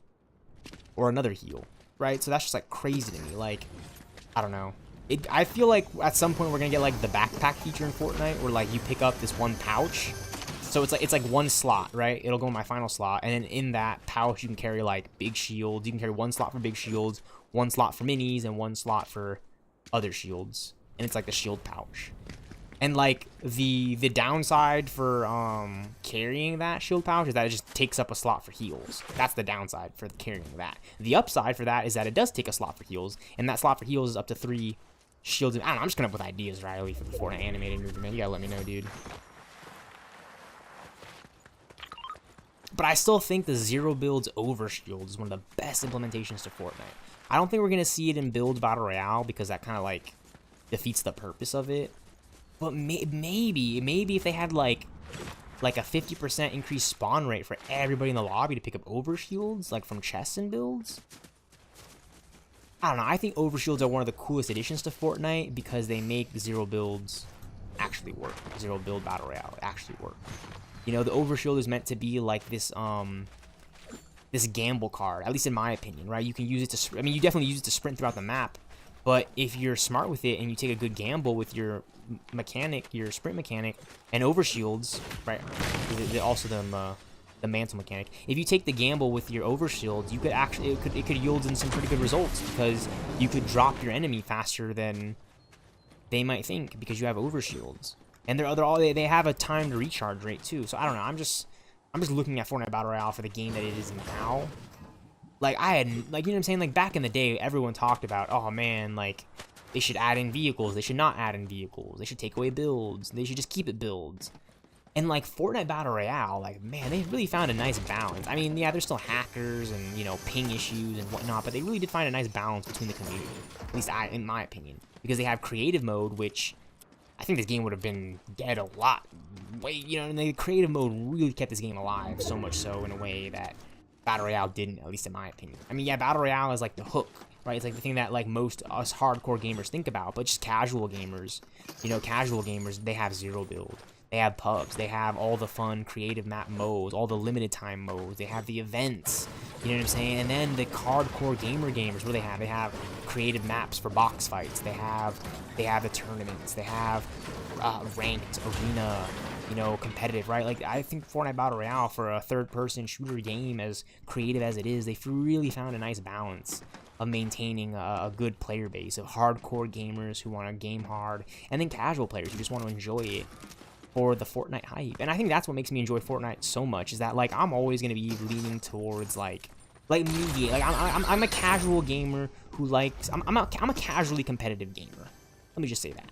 I like to game competitively, but casually. Like I like to hop on every once in a while and pop off, play ranked, pop off, pop off, pop off. Okay, we're playing ranked, we lose, maybe take a break, that kind of thing. I'm not playing to like win the World Cup. However, when it comes to the Ocho World Cup, that is a different ball game. Okay, the Slat Chat has been preparing for Ochos since day -69,000. So yeah, no, but in all seriousness, I'm really hyped to just like, you know, be a part of like a new community, if that makes sense, right? Because like, yeah, I'm a Call of Duty gamer, Halo, like those were the OGs for me back in the day. Minecraft, certainly, right? But look at the new wave of Fortnite Battle Royale, Overwatch 2, Apex Legends, throwing a little bit of PUBG in there, Valorant. We're gonna get Marvel Rivals here soon, man. We got a boatload of superhero games that for years have been killing everything from the Batman Arkham series to Marvel's Spider-Man, right? Marvel's Avengers, Marvel's Spider-Man 2 going crazy on the PlayStation. I mean, just being a fan and being able to share the passion, that's why I don't want to do just some review or just some like 5-minute video criticizing the new nerf on the War Machine Arsenal. I'd rather go live for hours and just yap and yap and yap. And I appreciate, again, all the love and support, not only from the Slat Chat, not only from my boys, the Nexus, but from anyone else that just stops by for a little bit of love, and it goes a long way. And right now we got the homie Riley in the chat. Dude's chilling. Dude's got me tabbed. He's doing his thing. Like, that's why I do this. That's why I do this, right? I'm not gonna be able to play Marvel's Avengers forever. I know that in my heart, and it's like, it's kind of heartbreaking, actually. You know, like some of like those dark, twisted things I'll be thinking about late at night. You know, those things that really shake you up. You know, those things that you always tell yourself, like, oh man, you know, it's hard today. You know, like it's those things that you gotta move on from. But it's just something in your head, you know, and it keeps coming back to it. But I feel like when you have a passion, like when you know you have a passion, whether it be for art, sports, music, gaming, food, you know, any one of it, I think when you really, really have that passion, it really keeps you locked in and moving forward, you know, despite feelings of regret you may feel, or loss, you know what I'm saying? Like some of these real human emotions that you really do feel. I'm feeling them, but the more I just kind of like talk it out, and the more I stream video game playing, I talk about what I like and that sort of thing, and I'm able to connect. You know, I know I'm behind my screen, I know I'm streaming videos, you know. There's a huge thing about getting outside. I know that. Everyone, you should always, always, always make an effort to go out and really talk to some people beyond the phone, beyond the computers. We all know this. But I think the way in our relationship and to how we handle it and the way we present ourselves on social media and on the internet, it goes a long way too, because I might be more cynical than I am on Instagram, anywhere else, but that doesn't take away from the fact that I can still go live on YouTube and that I can still connect with people in person and share ideas as a filmmaker, as a student of film, as a gamer, right? As a meme maker. I mean, you know it. All those things. And I just appreciate all the opportunity to be able to do that, because I didn't know much before, and I know now, and I know so much more than I ever have, and I'm only going to continue to learn more. It doesn't stop here. Like, being a student of film, at least to me, is being a student of film for your life, because other students of film who are filmmakers, who are becoming more astute filmmakers, who are transitioning out of the amateur filmmaking and into the more professional filmmaking, they will always be able to constantly surprise even the most experienced and seasoned filmmaker. So I think that's why being a content gaming, streaming YouTuber in this modern day, 2024, right? October 2024, spooky season, like, I mean, streaming is like the way of movies and television now, right? When a movie comes out in theaters, it's then soon streaming on their streaming platform. So I really do feel like I'm taking the time to understand what it means to be a student of film, what it means to be a content gaming YouTube streaming YouTuber, however you want to name it. No more streaming. Very specific. I have like OCD when it comes to my wording and acronyms, but I feel like those are the best creators in all of us. You know, the creators that, like, you know, we take in the grand scheme of details, but then there's those small niche or very large details that we hone in on and we just can't get past it. I think for me, it's the long form content on YouTube stealthxknight, in the YouTube stealthxknight streaming sanctuary. It's the long form content, because yes, we have shorts. Yes, we have videos, right? We have it all. We make it as short as possible, but I kind of like to stretch it out for you guys. You know, I don't know, no pun intended, but I like to have the VOD, the video, so you guys, everyone really knows the time that I've been putting into this. Putting in the time, putting in the effort. You know, if I really want that play button, that sweet, sweet YouTube play button that's out there, I really want that. If I really want all those thousands, hundreds of thousands, millions of subscribers in YouTube money, it's got to start somewhere. And it's got to start with me. So that's what I'm here doing now. I'm streaming, I'm talking, I'm gaming, and I'm not just doing it for the hype of YouTube. I'm doing it because I've always wanted to do this. And I know that I have an idea, whether it comes to Marvel's Avengers or the Fortnite animated movie. I know I just have an idea that while it might be similar to another, you know, another idea from another person, it's not going to be my exact idea. It's not going to be my interpretation of it, because they weren't coming into contact with the material and all the footage and entertainment in the way that I was, right? Like, everyone's different. The way you interact with it is different. You know, that's why everyone in the Slack chat, for example, has different play styles when it comes to Fortnite, right? We have the Riley Classic, the Dill Classic, right? Drew's Aimbot, the Drew Classic, right? Right? The stealthxknight Classic, right? Like the ding, ding, ding, ding, ding, right? Like, we all have like that one thing that kind of separates us in terms of play style. Even though we all might hit the same edits and maneuvers and stuff, it's like the approach to that fight is slightly different for all of us. And that's what makes us unique and good Fortnite players, and I just love that aspect. Got all the bots fighting over here. Ironhide.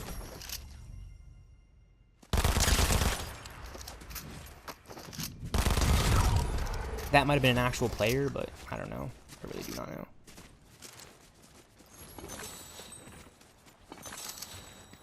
And cap shield too. Well, if it's one thing that's a guarantee with bots, they always have some crappy ass loot. I don't think I've ever once killed a bot that's carrying like a mythic or something. I mean, maybe.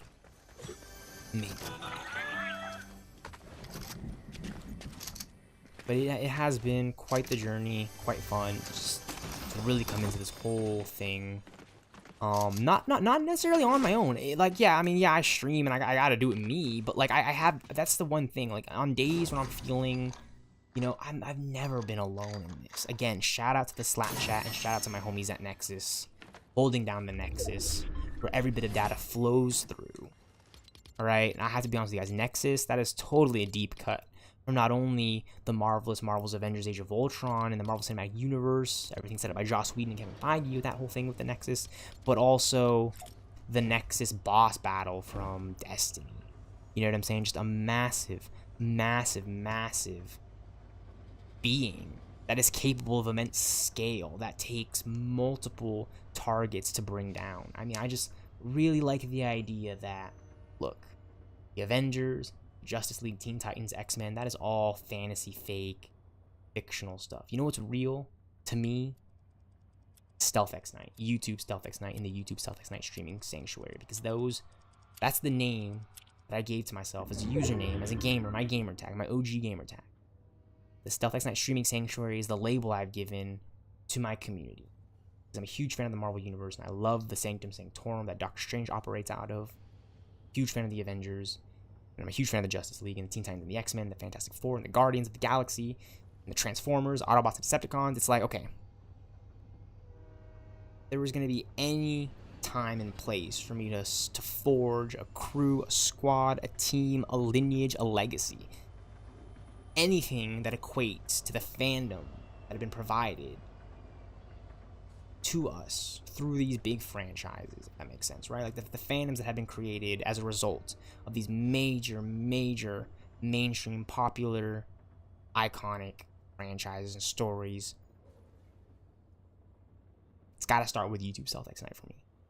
There's going to be any, right? If there really is going to be stealthxknight, the stealthxknight movie, the stealthxknight contact with the Batman, right? Because I think that would be just awesome. If there's ever gonna be a real Nexus and a real Slack chat,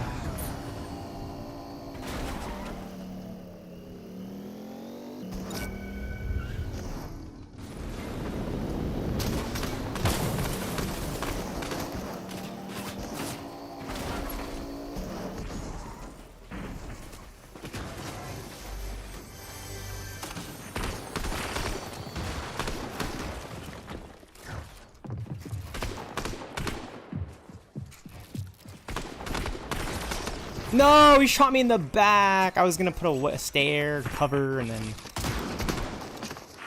his Emma Frost Striker Burst AR mythic. Okay, see, that's what I mean. They'll just rehash the same thing by slapping on a popular iconic name onto a mythic item and then having that be the thing. But there's still so many other things this season that are very fun to use. Everything from Dr. Doom's mythic items to war machines. It's like, yeah, okay, the mythic Emma Frost Burst AR might just be a rehash of the Burst AR, but it's still really fun to use, and we all love and appreciate it. We got second place, man. 6 eliminations. Literally 5 of them were bots. One of them was like an actual 2-year-old who snuck on mine. I know, it's... I mean, to be like a kid and still in high school, late at night playing this game with your friends, with the holiday season coming up, 2 weeks off of vacation, I mean, oh, that's insane. Now, I've graduated college this year, so I've been on a pretty nice post-college vacay, resting break. But I gotta get to work here. I gotta get to work. I gotta get a job. And this is actually, as stupid as it sounds to a lot of you guys, to me it's not. I've been on the grind because I really want to get YouTube stealthxknight going. I want to get YouTube stealthxknight going so much so that I can stream VODs and more gameplay to you guys and just have it be more and more and more and fun. Top 2 with 6 eliminations. I mean, that is just crazy to me. G, G, G, G, G, G, G, G. GG. We reached level 80. Oh man, that's awesome. No one's online though. Young Sour is like Deado. He's not Deado. Okay, so we're 33,250 XP away to level 82. We just gotta do more challenges, I guess. Watch the memorial statue. Okay. I haven't done this one yet. Crouch at the memorial statue. So I'll play a new game, and we'll just, you know, we'll knock some of these challenges out. You know, play one.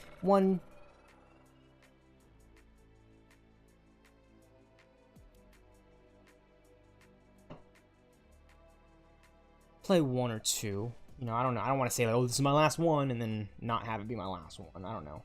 But I have been thinking about playing a few more out. That's just the thing to do.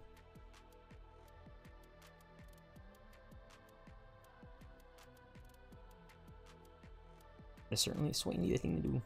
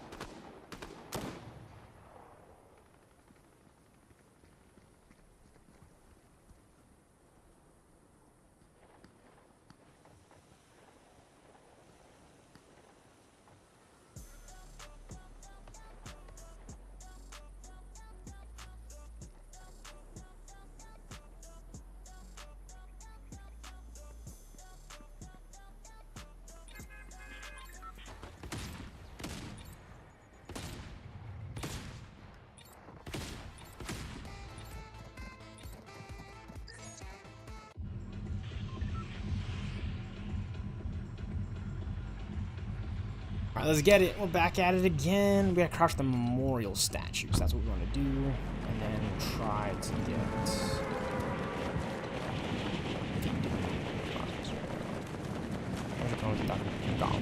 Oh, dude. I mean, I remember I had that one game and I was actually doing this challenge. Damage opponents with the arcane gauntlets and shit, and then... it was just like really dorky the way I died. I'm always dying in some dorky ways, man. And my brain is like deteriorating, but I'm stealthxknight. I can do this late at night. We're pushing 3 hours, right? What do you think? You think I can get a 4-hour Fortnite stream in, Riley, if you're still here, my man? I think I can. I think I can. Another hour in and then just knock out for like 10 hours in the middle of the day. Ooh. Mother, I am building my new kingdom. This place reeks of failure, of fault, of imperfection. But it will not be this way for long. I will set this place to order. I will make it perfect by gentle guiding hand, or by brutal fist of submission.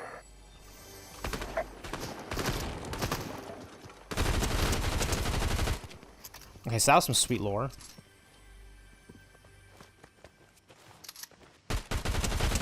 This guy just pushed us. Cyborg melon. Alright, GG.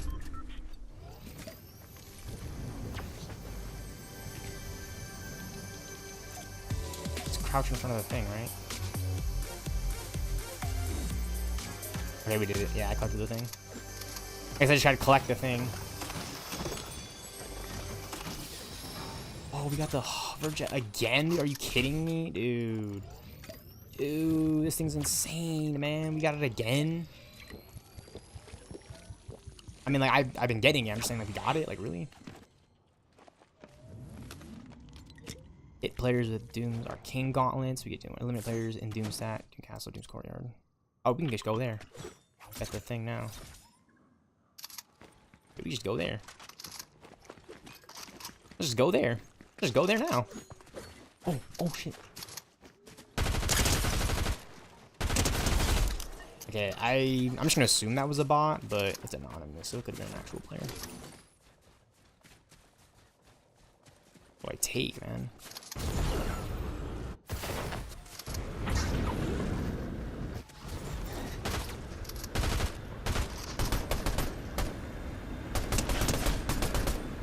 It's a bunch of bots. I'm telling you, these are bots. Aim like Idaho. Okay. That's not a bot, but they played like one. I mean, these are pubs, dude. Like, what? I thought pubs. Okay, a part of me just feels like I'm like too frazzled by Fortnite players because this is a rare gatekeeper in pubs. Like, I'm already stacked. I feel like I could be a really goated Fortnite player. I'm just like too lazy. I get tunnel vision. Like, I still get tunnel vision. Like stealthxknight gets tunnel vision, even though I'm on the keys and it's gotten better. Like, I don't know how to explain this. Like, I think there's just something like off about some of these games. It's just like, really? Like, some of these players are like a lot better than the game is actually not telling us. And like, why is this place open? But like, none of the chests are taken. Like, what? It's kind of creepy. I've been really tweaking out here late at night. I'm just really glad I live in like a nice, kind community. You know? In the middle of the woods. Shout out to Nexus. Shout out to Nexus. I'm really hyped for GTA 6 and even some more zombies. You know, I've taken a break from zombies, like the new stuff. Black Ops 6 could reel me in because I did like Cold War zombies. I didn't get into it a whole bunch, but it had a nice feel to it that I really did like about it.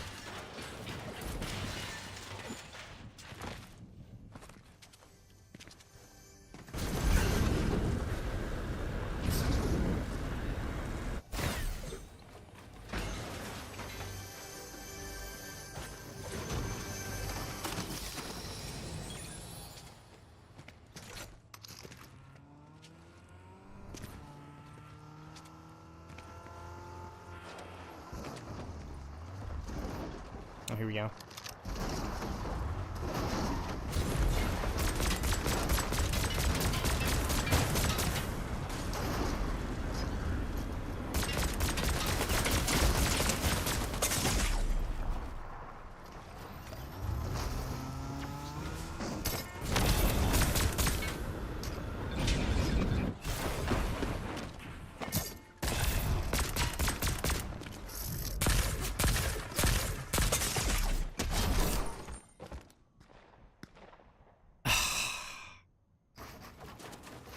Scuffed black chicken. Okay, that's, yeah. Yeah, Monarch Crystal too. Okay, we did the challenge, man. I'm not gonna be upset that he fucking died in a public match. It just kind of stinks. Like, I'm just hunting this guy down. Got the Stark energy rifle, blasting him, and then This fucking guy right here.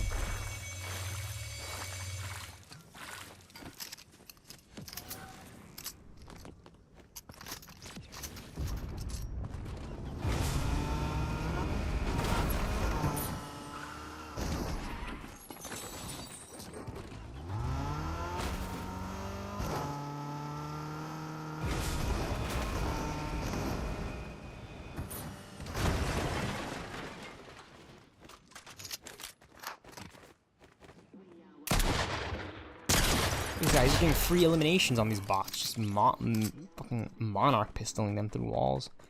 Windows. That is a cool cosmetic skin. That has to be from the last season, right?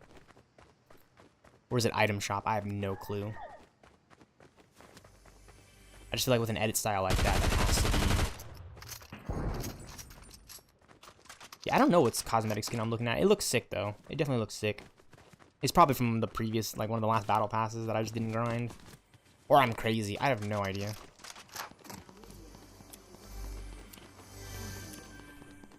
I just know that we should get put into a new game here pretty soon.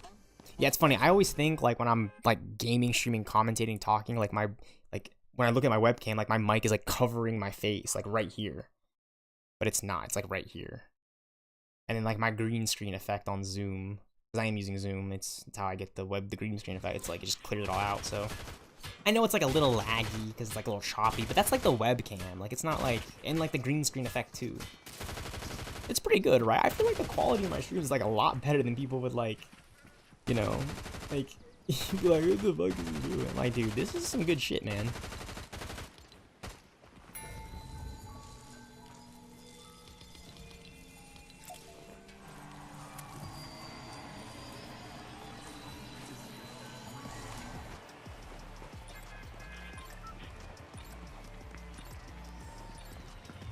Here we go, we're loading in.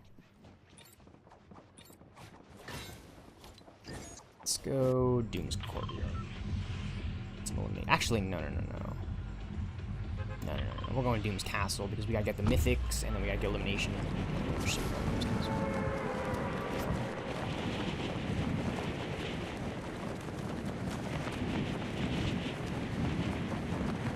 That would be fun.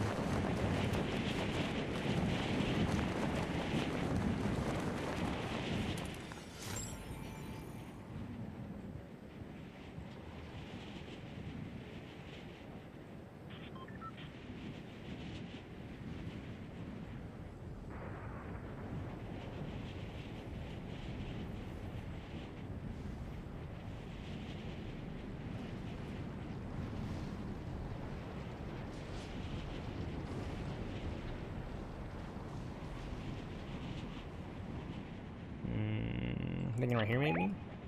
I want to land. Ooh. Ooh, are we low? Are we low? Can we get it? Can we get it? I think we can.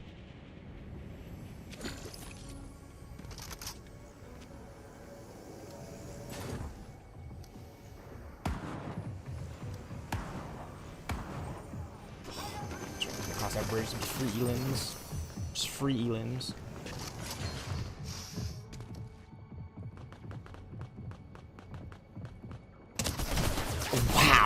Wow, okay. That's incredible. Good for him. Good for that guy. Just outplaying me. Doom's right there. Wow, okay, so like... Wow, whatever. That's gotta be some stream sniping bullshit. Or not, whatever. Whatever, dude.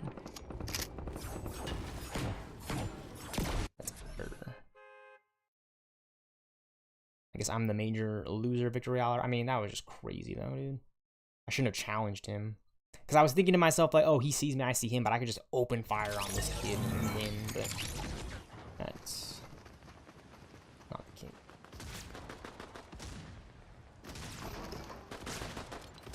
Ooh, it's the last place again.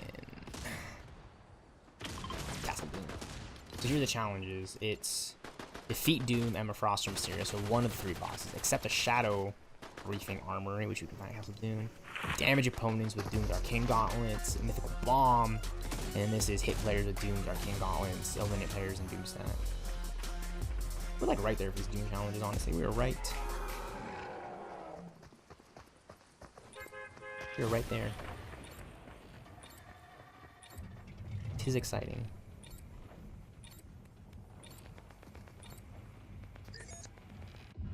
Tis the season to be exciting. Well, it's crazy we're here in 2024. We're already... I was saying it's the holiday season, but the holiday season really doesn't start until November. But this is like prequel, pre-holiday season. This is spooky season, Halloween time. We are slowly moving into the final months of this year, to the holiday season, into the new year, and it's crazy that much time has passed.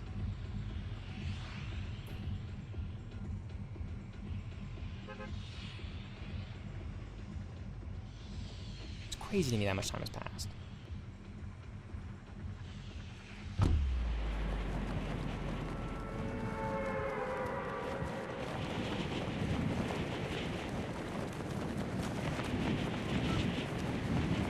But we're on the grind. We're on the grind.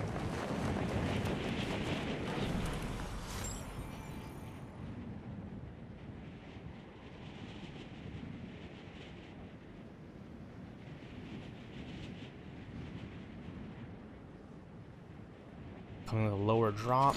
I don't. Did we land alone again? We're not challenging. We're not being challenged here.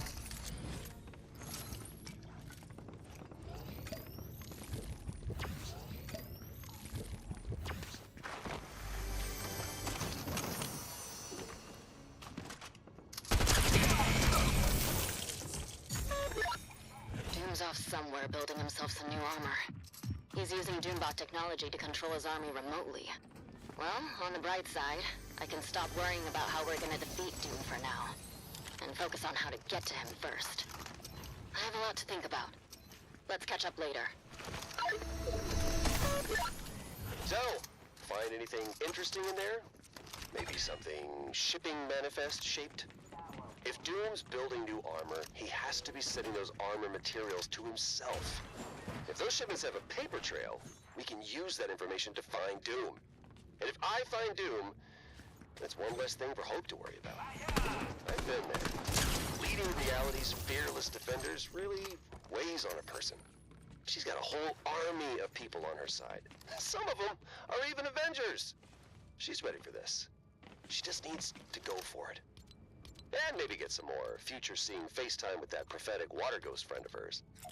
You know, back in my day, we did this kind of thing with nothing but a banana and what I think was maybe an angry snow globe? How things change.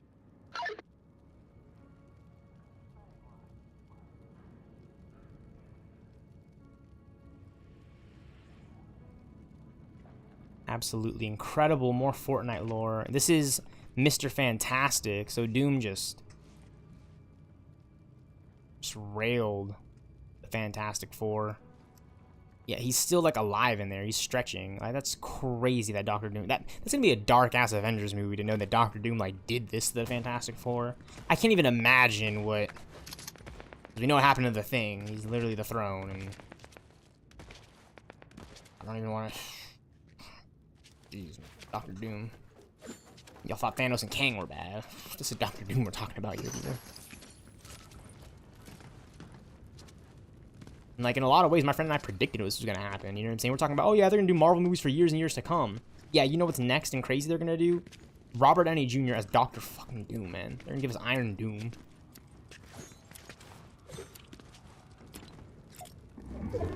Talking about Iron Doom.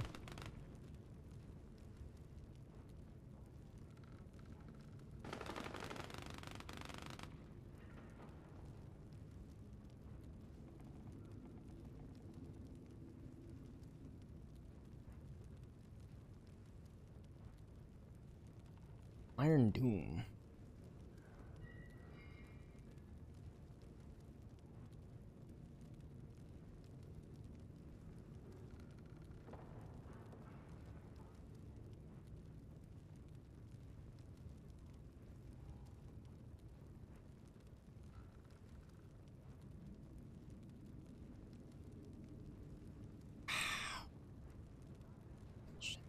Okay, I'm playing Marvel Snap on my phone just because I can, and it's just like this game. In a lot of ways, I'm just thinking Fortnite the whole time because it's like, why? Everything's so overpowered.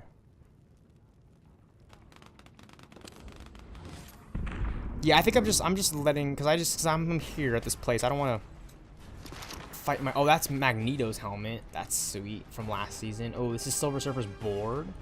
Okay, this is cool. I've never actually like noticed. I've only seen it on like clips and images, but I've never actually just like been here on my own this season enough times to look. I think I'm gonna start landing here a little bit more, because you know we only have so much left in this season in this POI, so it'd be cool to check this place out. Yeah, like.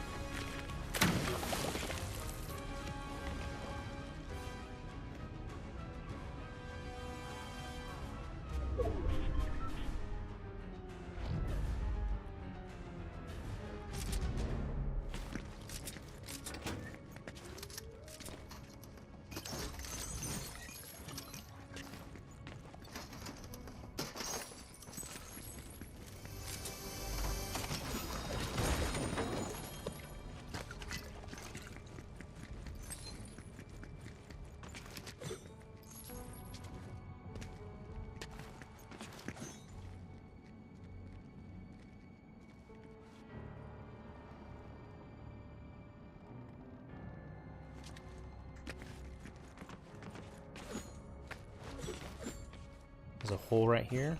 Sweet. Climb in and get ammo. You can just camp right here. This is perfect.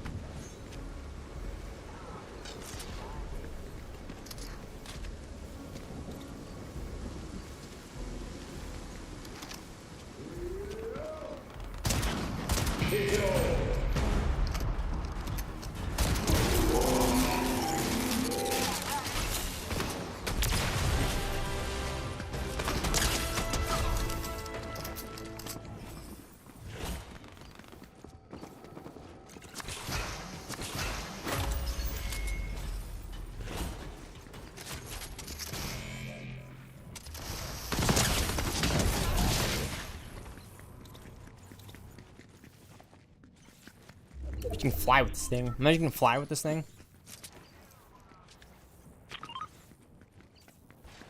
Doom's Monarch pistol, alright.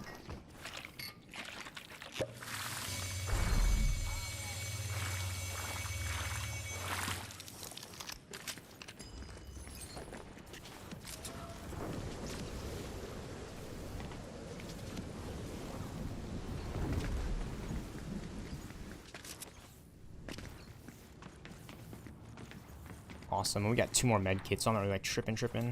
I think we can get out of here pretty fairly. I just need to just get moving and use the next one. Right now.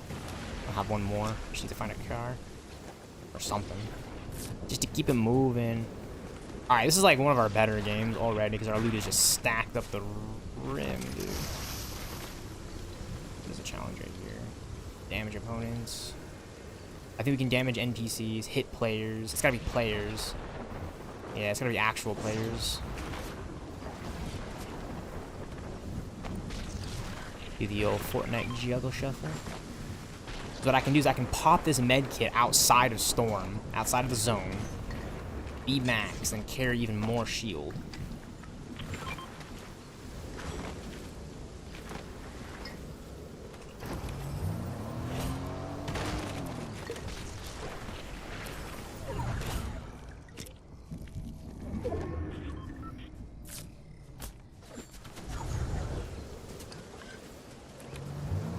Okay, sweet. Sweet, sweet, sweet, sweet, sweet. Oh, that's good. That's goated. That's goated. She's a farm up like a goon, though. Like a hardcore Fortnite goon. I'm farming up and chilling.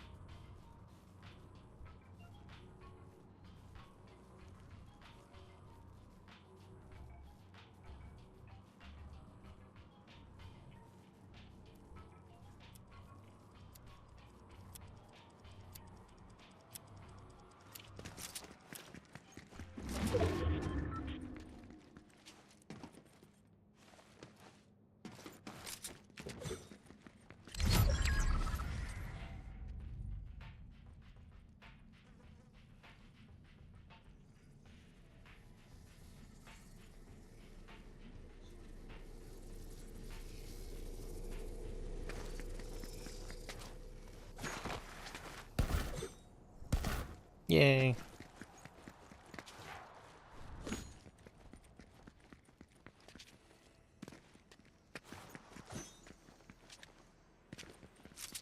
I just didn't want to get rid of this all-rounder Monarch pistol because it has like all these attachments. And then Doom's, I guess, only has one.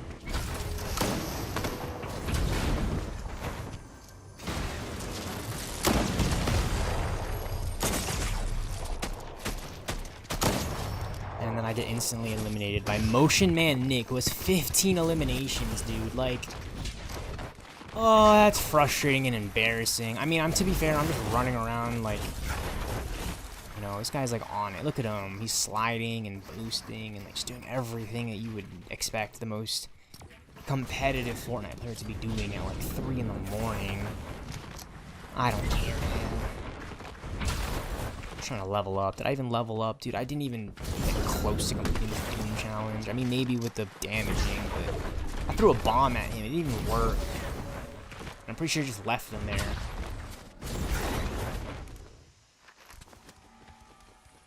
Why?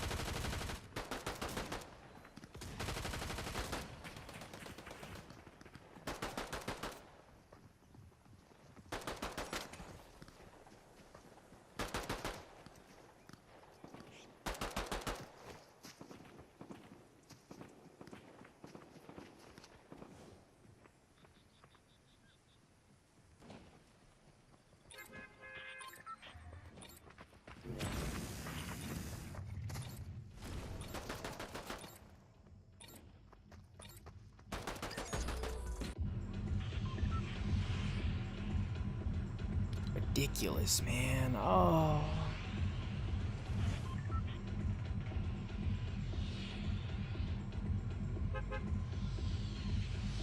Ridiculous. Alright, let's go back to Castle Doom. Try to do this thing.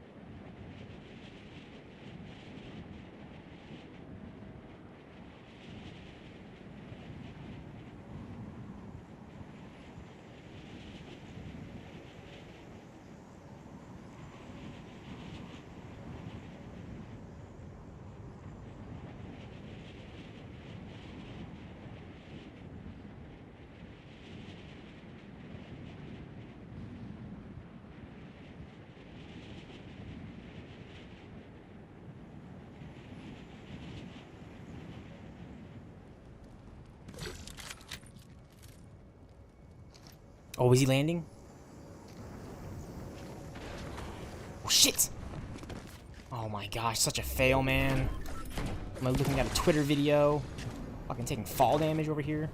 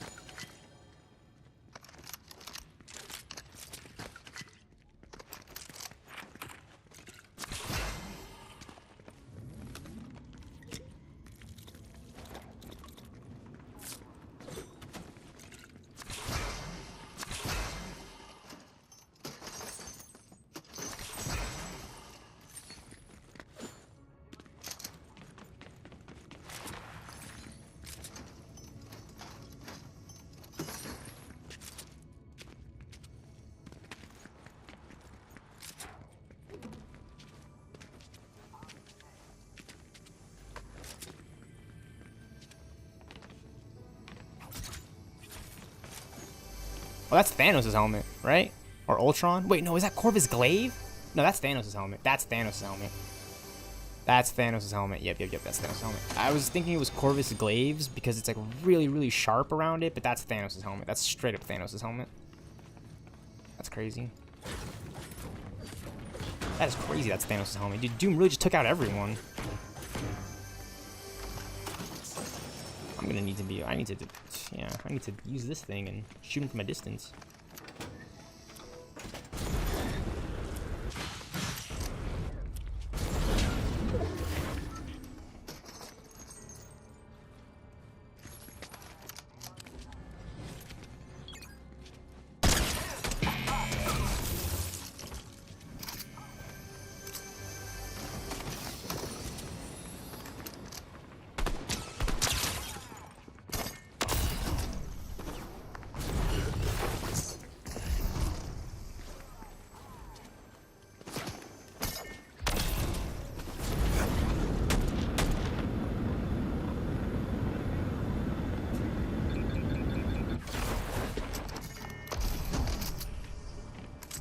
Yeah, you better run.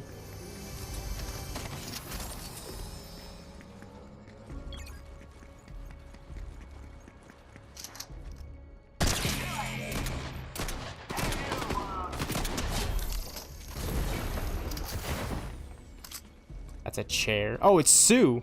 Oh, that is messed up. He just put her in a box.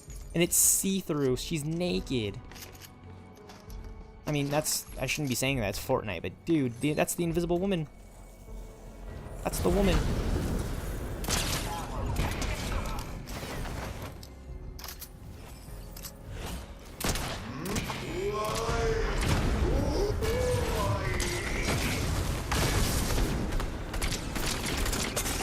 Yep, I knew it. As soon as I go fight Doom, another player's right there to sap my damage away, so he kills me and kills Doom. And then runs away. So what do? I'm just gonna have to leave and just hope that I can just do another game. Got no shields. Jetpacks running out of damage or fuel all the time because they nerfed it. Yeah, this thing used to have like more boost fuel and more like just fuel in general. Now it doesn't. This thing is a lot worse than it used to be. Which, it's like, oh, why would you pick up the hover jets? Well, that's the thing. If you're not using the hover jets, then you're just glued to the ground. So it's like you gotta pick your poison.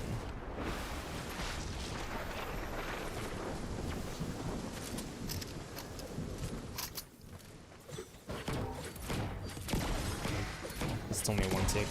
We're still in play.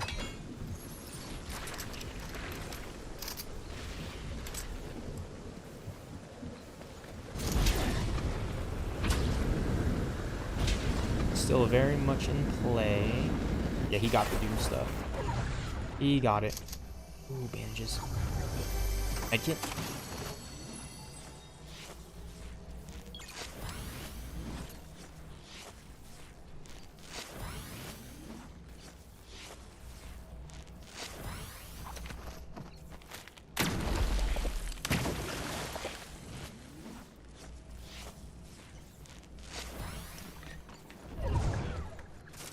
It's just one bandage, we'll be fine.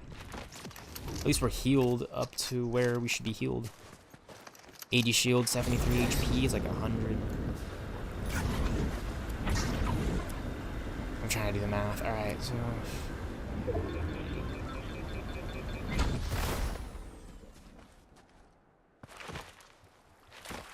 like 153 health or something like that in total. Yeah. Because I can do math.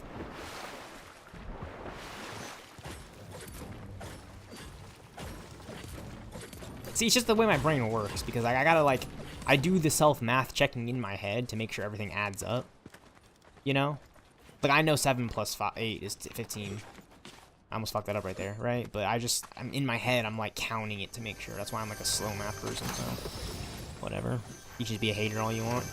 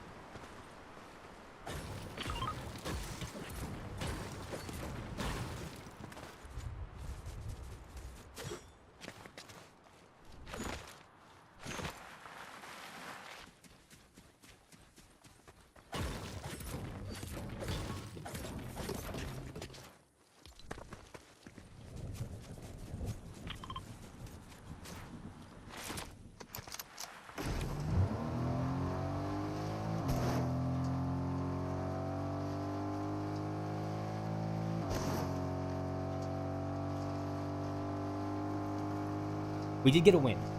We did get a win. And this whole amount of time we've been playing, for this a long time, we did manage to get a win. So, very proud. Proud moment.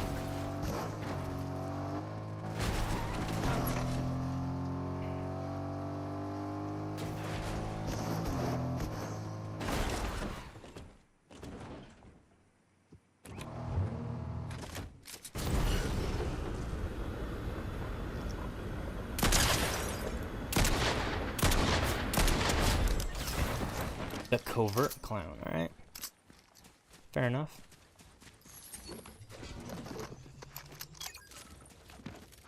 Oh, he's got minis too. Perfect.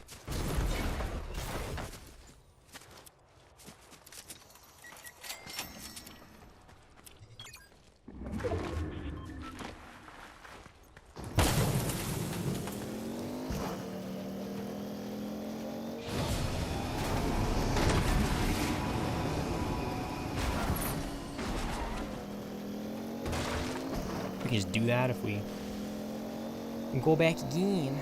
Let's go. Here we go. Here we go. Here we go. Fortnite.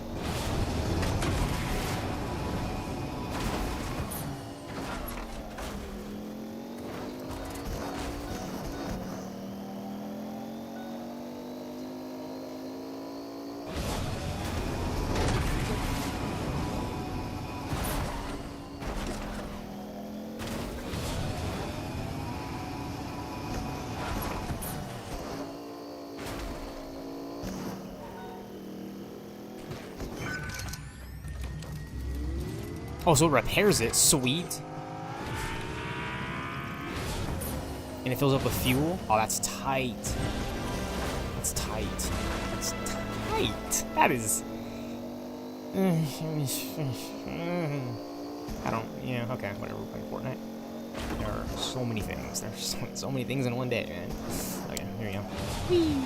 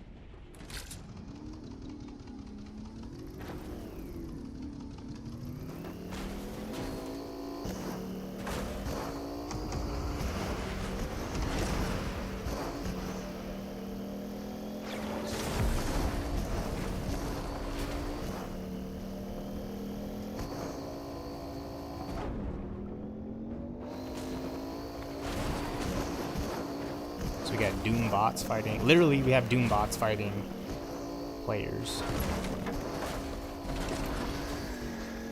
Like legit Doom bots. They're literally Doom bots, man. It's the Doom bots. It's the Doom bots.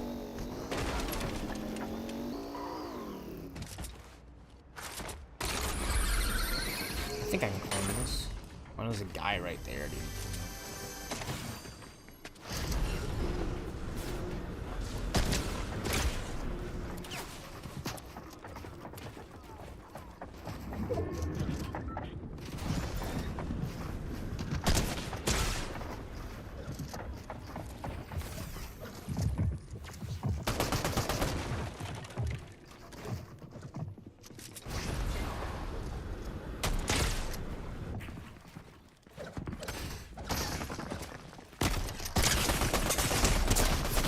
Dude, Eminem. Really, man? I whiffed every, like, that little reticle was just slightly to, like, the right of his pelvis or, like, with his stomach or something, and missed every shot. Pumped him in the face, missed every shot. Yo, Blade Night pubs aren't that hard. Or not that easy, I should say. I don't know what the fuck I'm on. Oh, sweet, sweet, sweet. So all those challenges we did manage to complete. We got Doom's Cloak, the Mantle of Latverian Royalty, part of the Doom of Latveria set. Quest complete. Mid-season character bundle 1. Pandora's Armor Doom. All glory to Latveria. Let's full screen this thing. Oh, that's sick. 16 of 6. And if you know anything about the Marvel Comics universe, you know 616 is a prevalent number. It's always popping up because 616 is like the main continuity for Marvel and Fortnite. So this is Chapter 5, Season 4, and the original Marvel Fortnite crossover was Chapter 2, Season 4. So 3 chapters later, I turned 23 in 2024, and 3 chapters later, we got the new Fortnite times Marvel crossover. That's sick. I do like this banner. I'm glad we got it. We got another banner right here too. This one is really cool. I might like it slightly a little bit more than the last one because this one is we master all that lies before.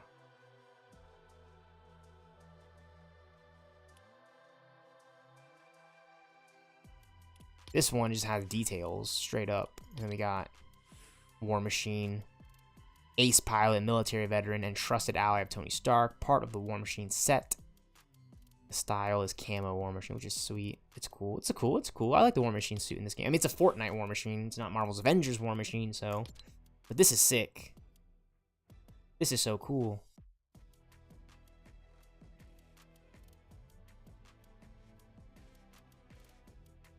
This is so cool.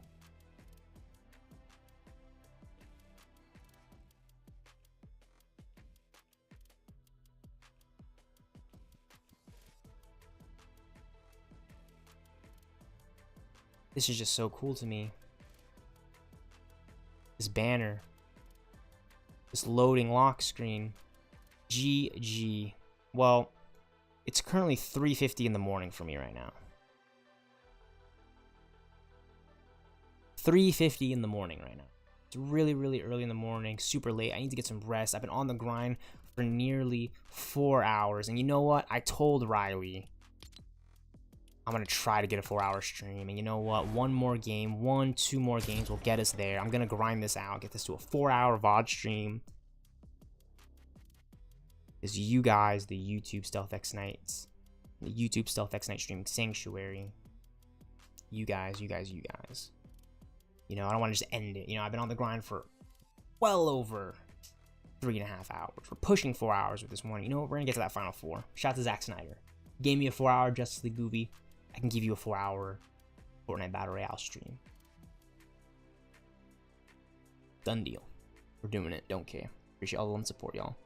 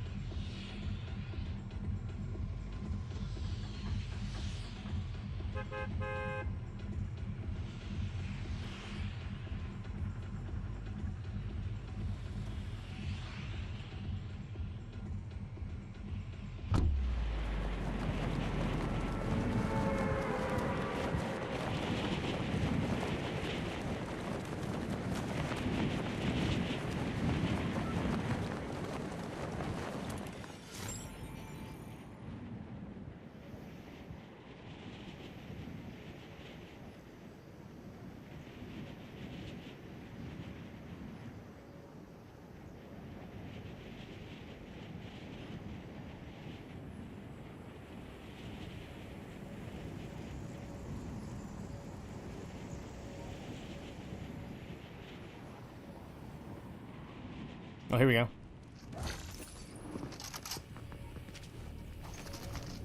Shit. The free elim on this kid. It's a free elim on this kid. Then he pops the shield, flies up into the sky. Like I would have dropped him if it would have like. I got scuffed by the barrier right there. I tried to like, whatever.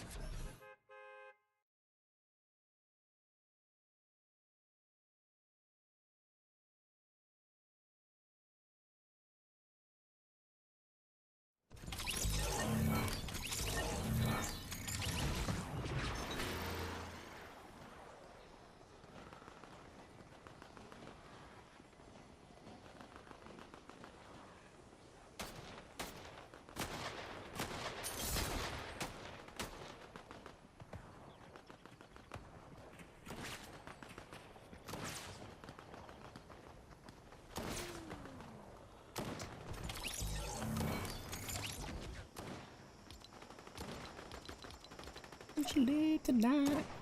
Alright. We've been on the absolute grind. We went from like level 78, 77, 78 to 84. We got a win. We got a win. We got a win. Okay, we got a pub win.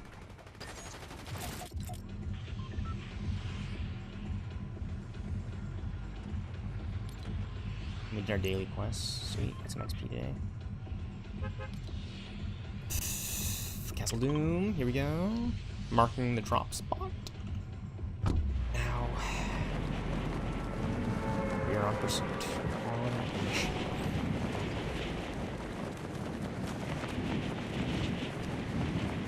Shit. On mission. We are now on mission.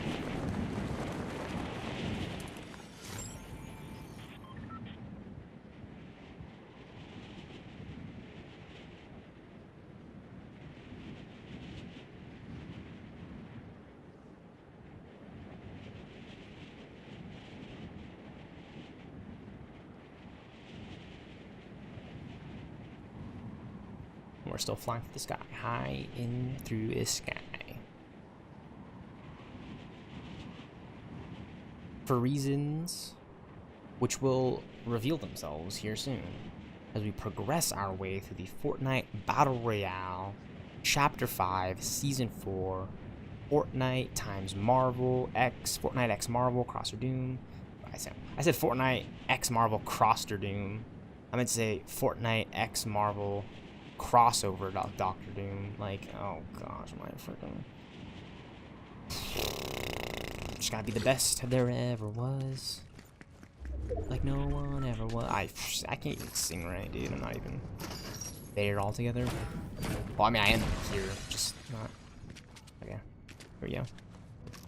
Drop this guy. Headshots only. I say.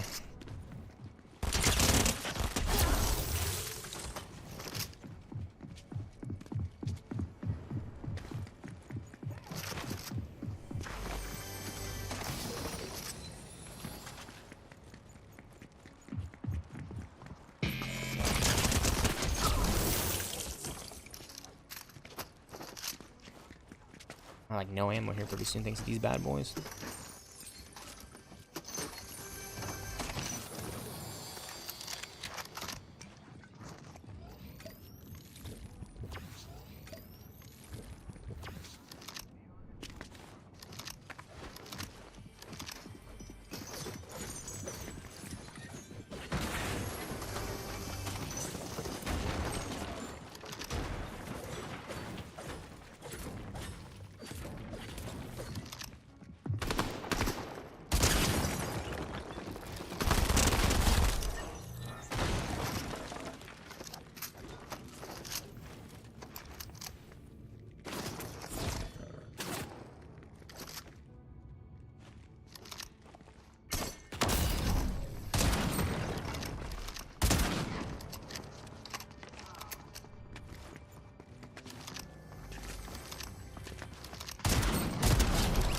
Take flight, Shifty. Wow, he had an... Wow. Oh, wow. It's that kind of burst rifle, alright. The drum mag and everything.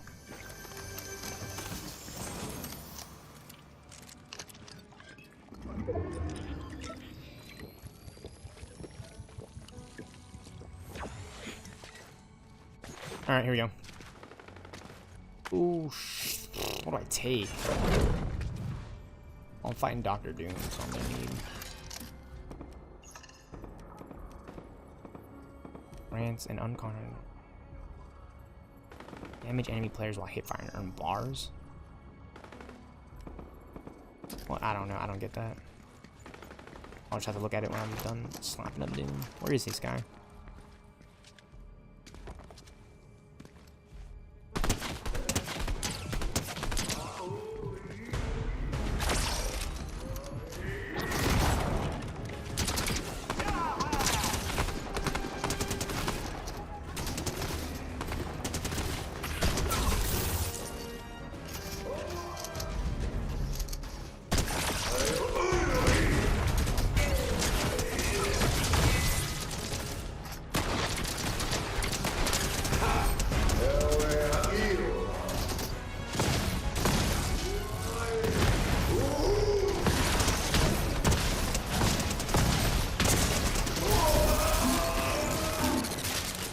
Got him.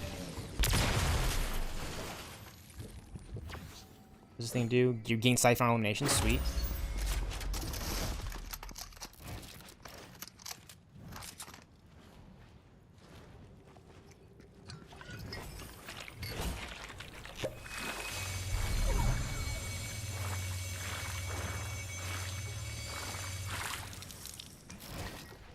What's the challenge here again? Shit. What is it? What is it?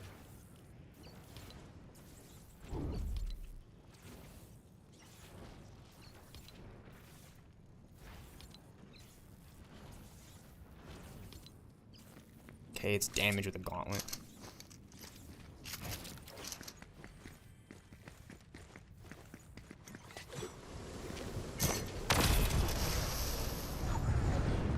RB just wants to accept the fact that it's not just the gauntlet. And I gotta do something with these the Dr. Doom's Monarch, but I don't mind. Oh yeah, yeah, it's week 1. I don't know why I'm... Week 1, eliminate an opponent with Dr. Doom's Monarch pistol. Just 1 elim. Oh, wow, it's a close quarters Monarch. Got suppressor and everything too. The drum mag. Wow. Wow, and I can't carry that either.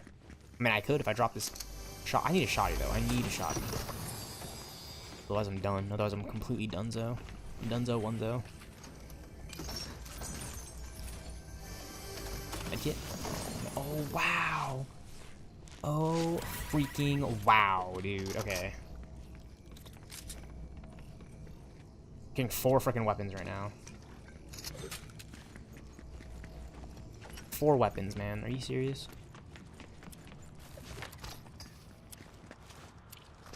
4 weapons. Are you serious? 3 weapons now. But 4? Oh my gosh. Overkill a bit much.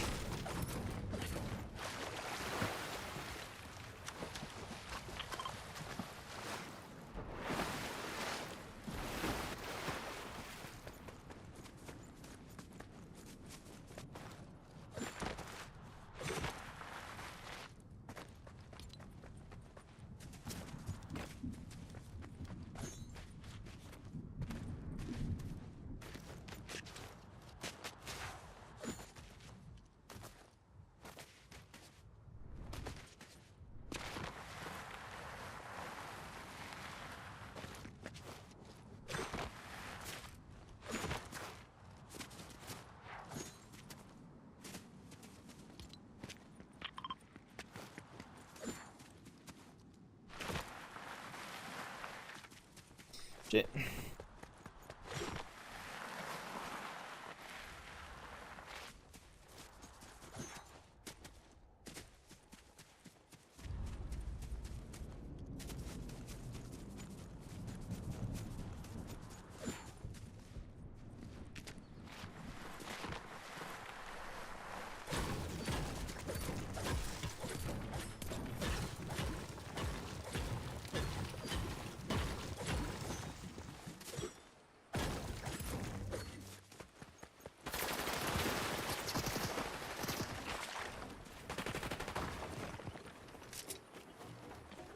What?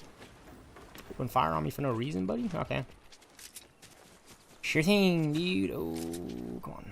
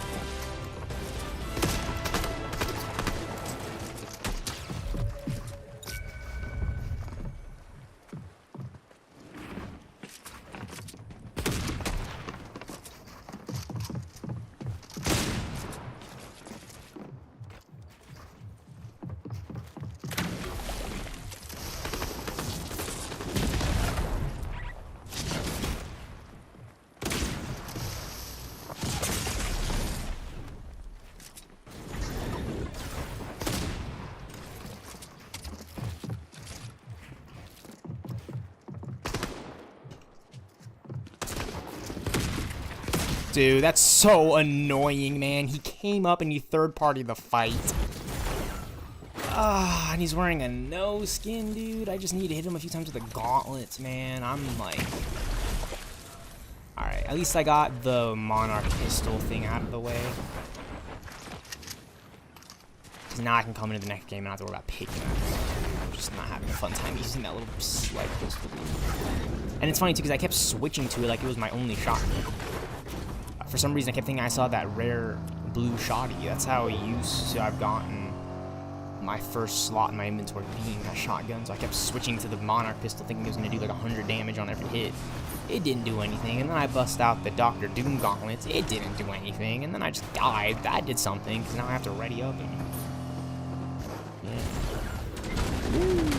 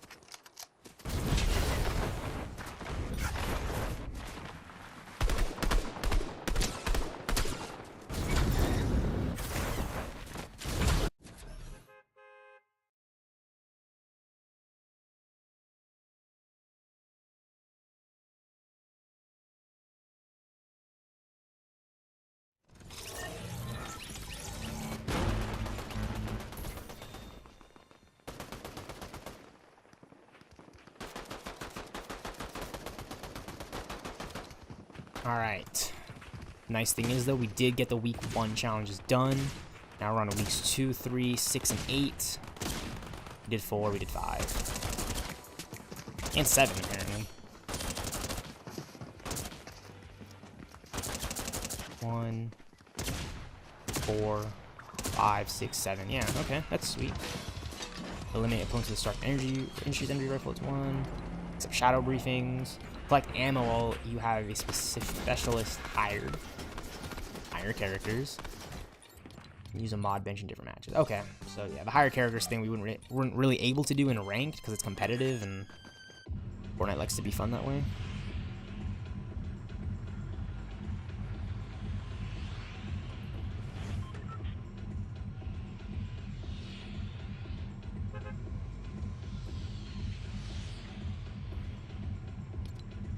Ooh, we missed Doom's Castle. No. No. We missed Doom's Castle. Okay, so yeah, I still can't believe that. Okay, you know what? We could be scuffing ourselves, but it's looking like we might be able to. I have no idea. You know, this is just be the worst pub game ever because of how late we are to this POI, and the bus route was one of the first. It went from here to here, so everybody's already here. Everybody in the lobby is everybody is already here. Everybody in Dr. Doom is already here. The only advantage we have is to land and catch a kid off guard. Catch a Fortnite player off guard. Okay, in the game, don't be weird. All right, that's the thing that people say.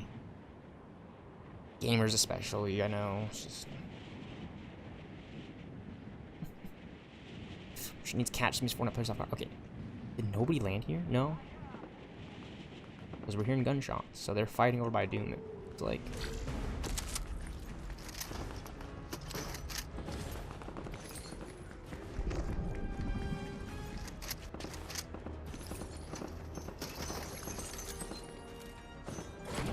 Good for us, bad for them.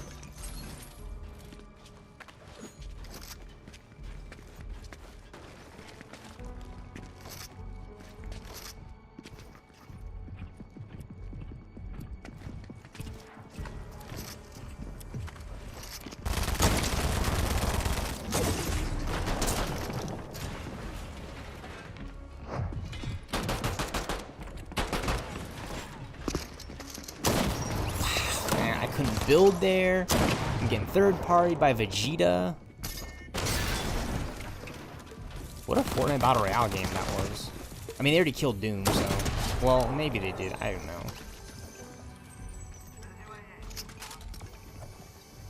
I'm just not, like, looking up, you know what I mean? Like, I go in there, I see Vegeta run up the stairs, I'm thinking, like, he's the only threat, and clearly he's not, because he can't take care of this guy. And this guy takes care of both of us. Fortnite players are so good. What a play.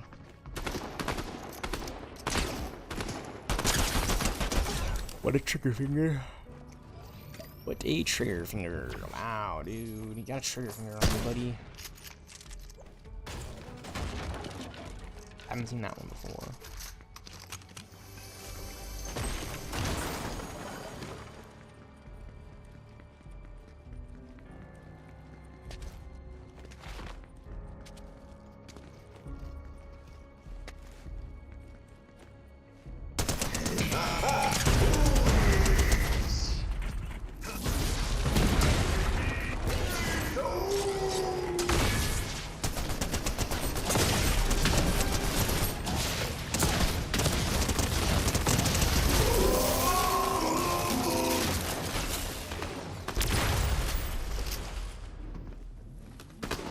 Just loud, banging out.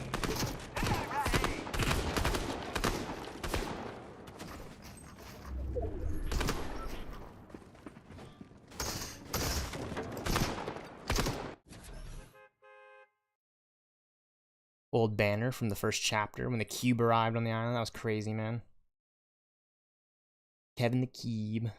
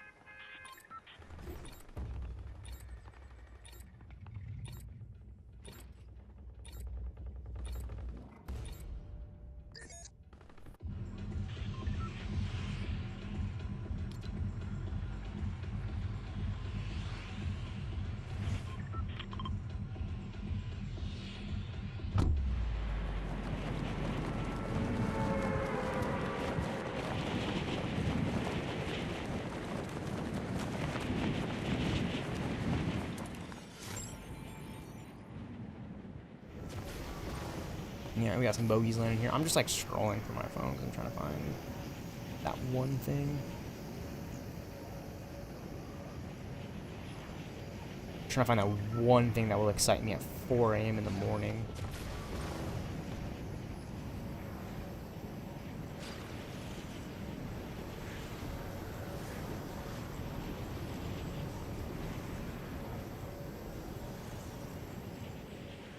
One thing that just changes my 4 a.m. mood.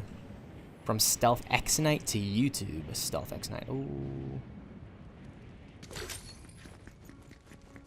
Ooh. Oh my flip, dude. Come on.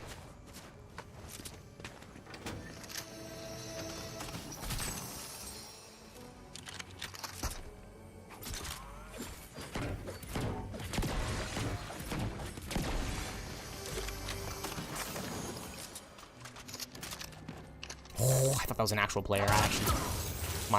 I've been like tweaking in my room at 4 in the morning, okay? It's spooky season, ghosts, okay? I don't know if it's the past, present, or the future, but right now, here in the present, that freaking Doombot just scared me. Yo, that's a cool freaking Doom. I like that right there with the fire. They should put that as a loading banner or something. Something cool, something cool, something slightly cute.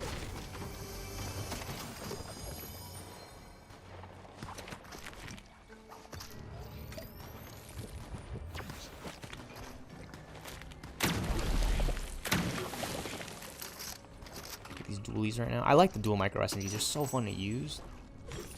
So much fun to use.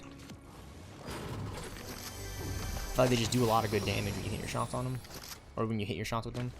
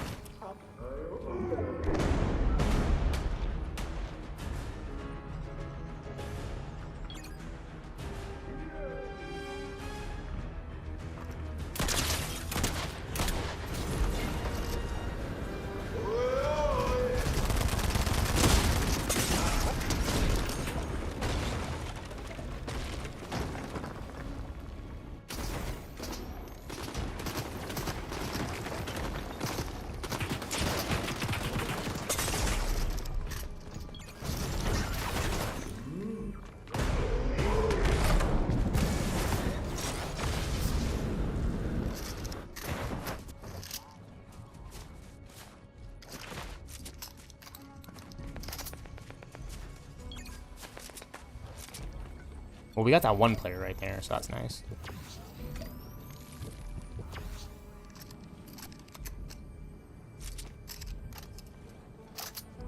Gotta like reload everything, dude. Oh my gosh.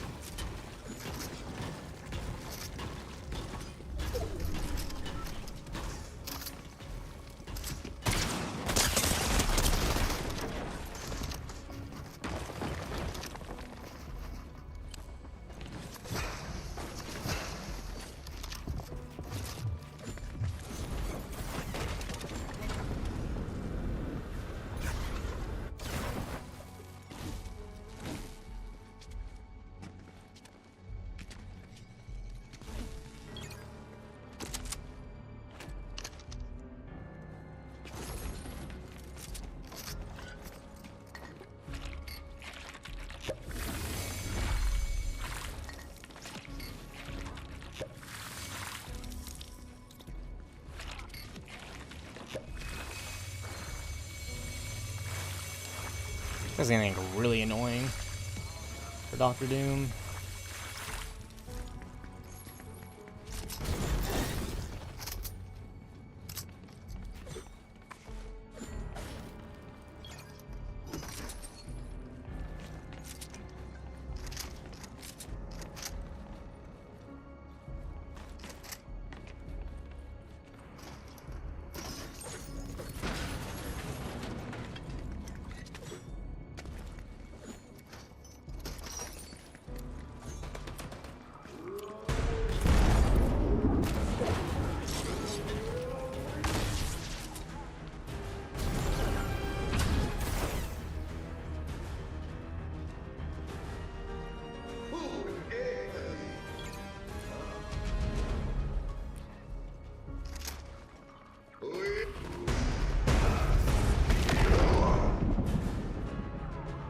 I'm gonna try to look around the wall to see where he's pushing. Doom is pushing the player, because I know Doom can just locate the player for me.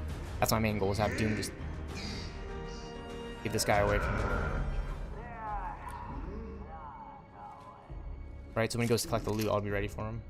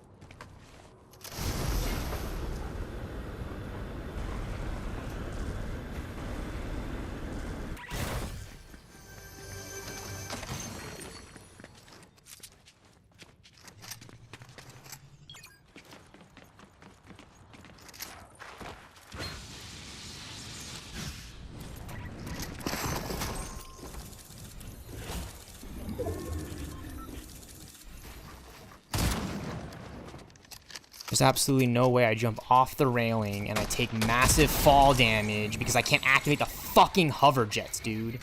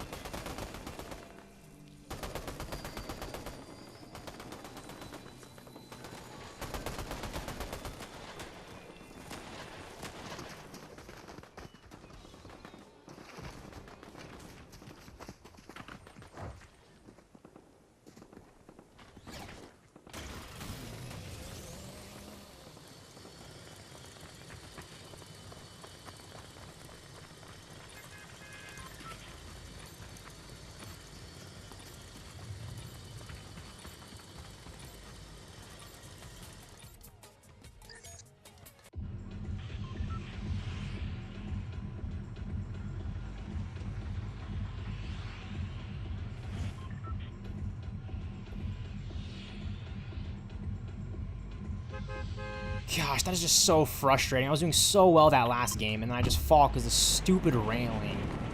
Like, I'm on the railing, and I just push myself off, and I'm spamming my jump as I'm falling. Like, I guess I'm not doing it well enough, because my hover jets just don't activate for some strange reason. I just, boop, boop, top 25, nothing, couldn't do anything. I'm just like, my brain is like, not at full capacity. It's 4 in the morning. I've been streaming for 4 hours and 20 minutes. Like, come on, that is just retarded, dude. I'm stacked on loot, putting pressure on anybody at this POI. And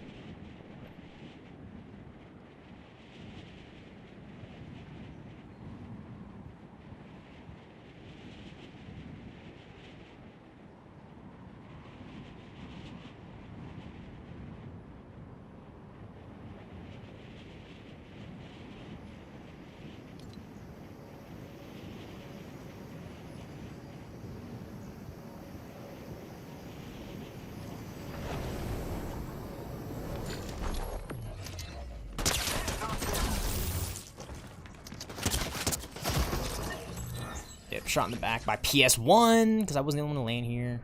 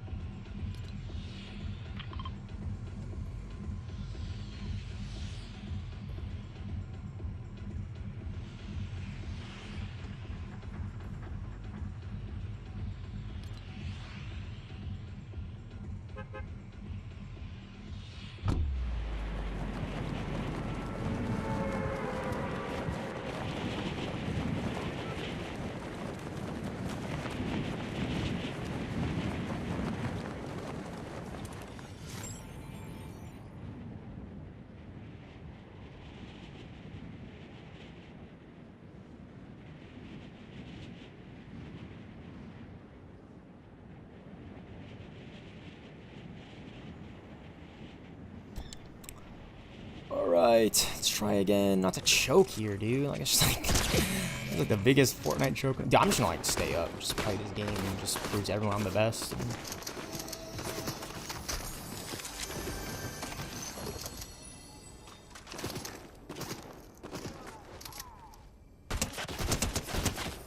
I wanna be the very best, like no one ever was. I got an epic sovereign shotty, dude. Let's go.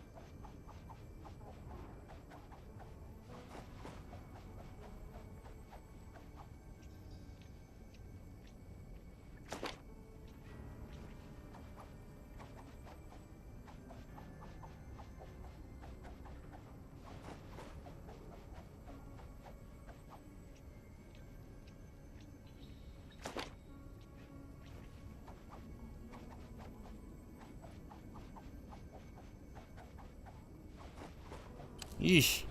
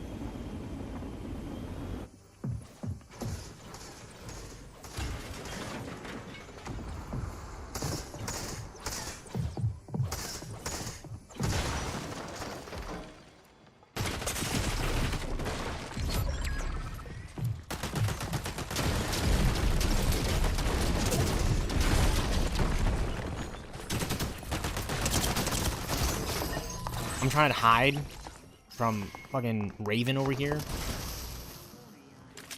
It's just not. It's not working. It's just not working. I just can't hide. At the same time, I gotta give away my position and run and. And they got the whole mythic one shoot loadout with the hover jets and the auto turret and the whole thing. So they just got the whole thing. That's fun.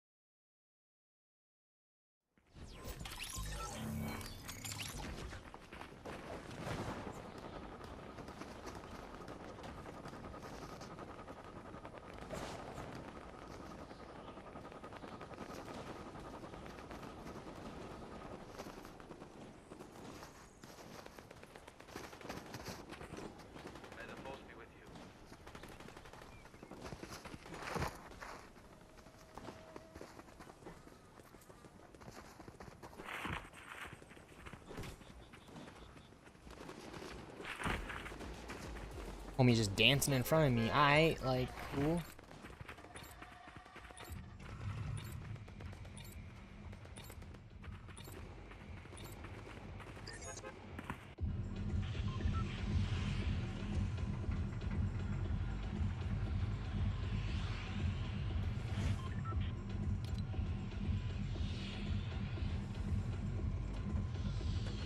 Castle Doom. That's where the action's gonna be. We know this. You know this. You know this. I've just been getting choked. Dude, I just still can't believe I fell off the railing that one game. Like, I could've just ended the stream right there. Never hopped back on. That was just so sad, man. Like, dude, I had everything I needed that game. I got jumped by myself. Well, you can get shit.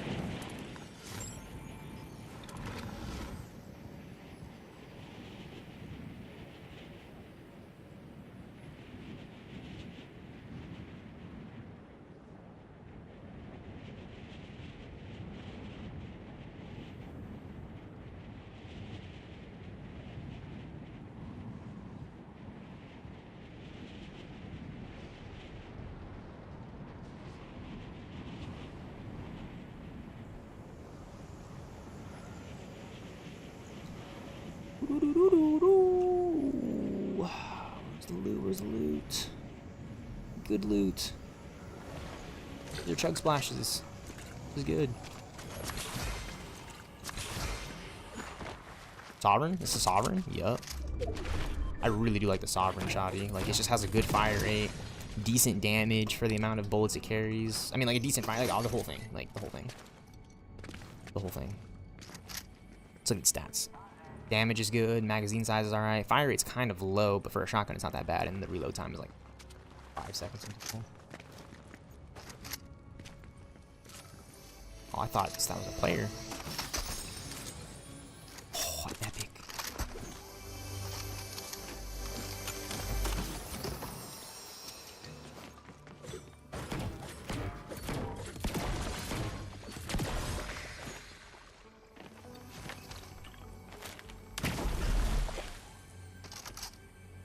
So like a fire. Oh, that's the Human Torch. That's Johnny Storm. I found him. So Sue is in the invisible chair. Ben Grimm, the Thing, is the throne. Literally the throne he's sitting on. That's Johnny Storm. That's Johnny Storm. He turned him into a whole fire. Like, he just made him into fire. A fire mulch thing. Like, just a fire harbinger. Like, that's Johnny Storm. Because it's got, like, this like, cell-shaded thing near it. That's gonna be... His skin's gonna be cell-shaded, which is gonna be cool. I'm really excited for the Fantastic Four in this game. And if we can get Ultron as well, oh, that's gonna be so awesome. Because we already have Ant-Man in the game, so we already have that side covered. We can get Reed Richards and Tony Stark and Ultron. Oh, that'd be sick, dude. Ultron's literally one of my favorite, if not my favorite, most favorite Marvel villain of all time. You know, he's literally Terminator, but he's Ultron, you know? Yeah, Ben Grimm is the throne. That's Ben Grimm the Thing. Like, this Doctor Doom, like, fucked the Fantastic Four. I don't even want to know why. Like, that's Sue. That's Sue right there. She's just sitting in an invisible throne. It's crazy.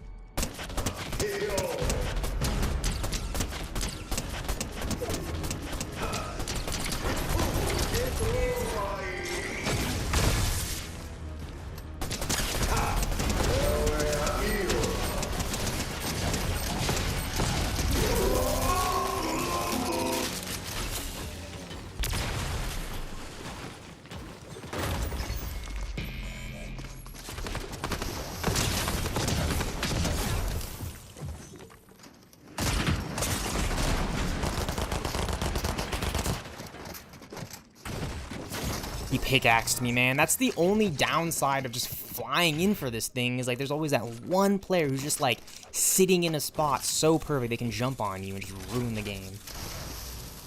Watch, she's probably gonna perform some stupid little emote on us too. Oh well, GG. Like, I can't. It's just flying down, you know what I mean? I was ready for. I could have shockwaved out a lot sooner, but my reaction time isn't as good. And yeah, this guy's ready to go. He's got the Iron Man kit already. GG, GG.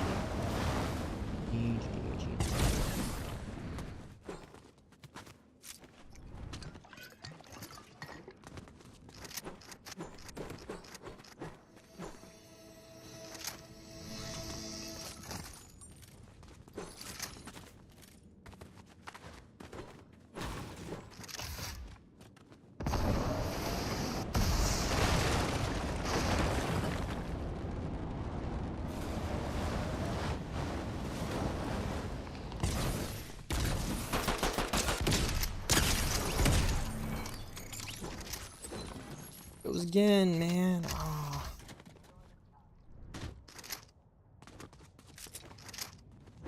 Wow.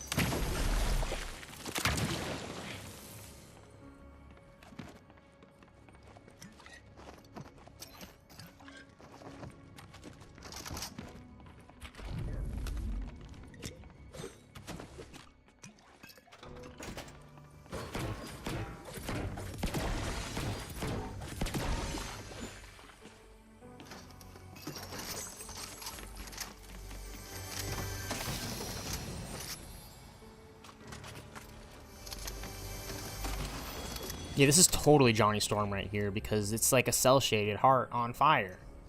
And it's not really a heart because that'd be ridiculous if he ripped out his heart and just like left that on fire. Like, no, I think he put him down into a flame. Like he morphed him down. Like he squeezed him down literally with his insane power, his freaking gamma radiated fucking, what am I trying to say here?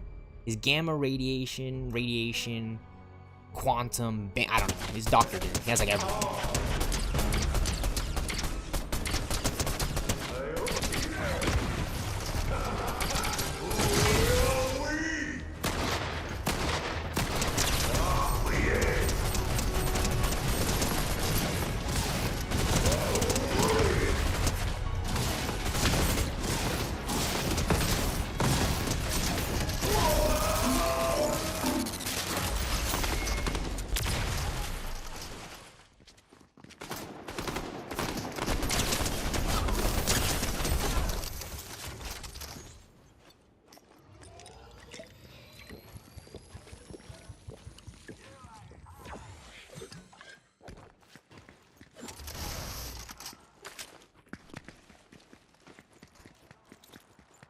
I want everything. I want the pistol. I want the gauntlets.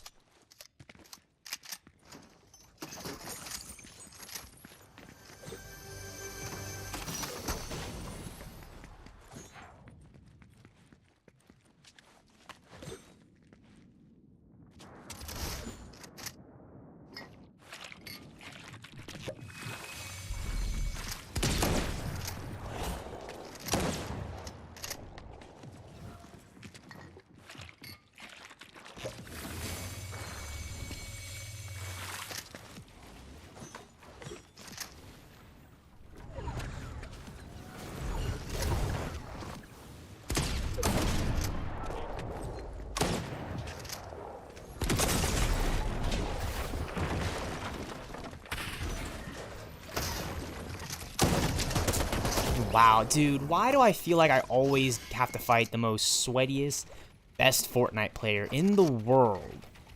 Like, this guy had the perfect, I always get boxed in, and then, like, I just, you know, like, a fight like that was, like, so lame. The best thing to do is just keep moving and twisting and turning.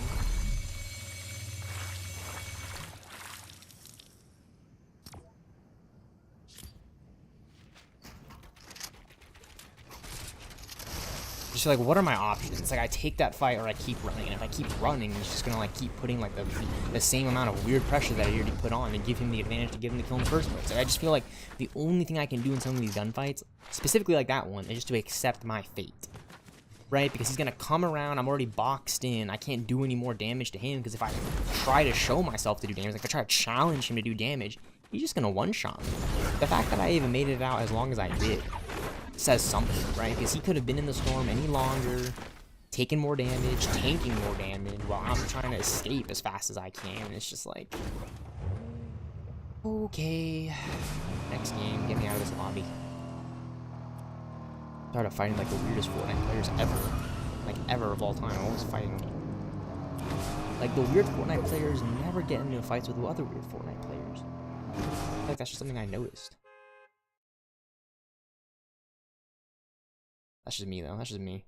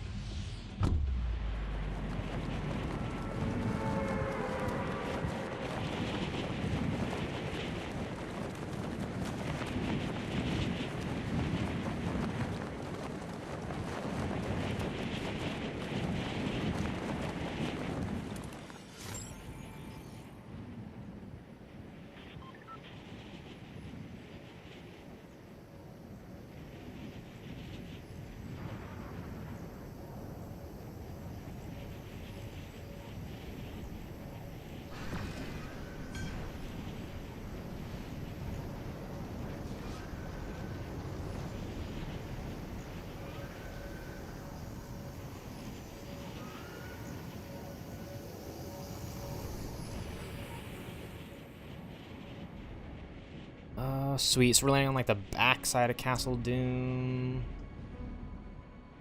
Already here. Doombot. Doombot. Doombot. I love bots, man. Ultron bots, Doom bots, the auto bots, Fortnite bots, bots that smack the metal. I'm a big fan. I'm a big fan. I'm a bot person. I'm a bot. I'm a bot. I'm a real bot. I don't care. I'm a bot. I'm a bot.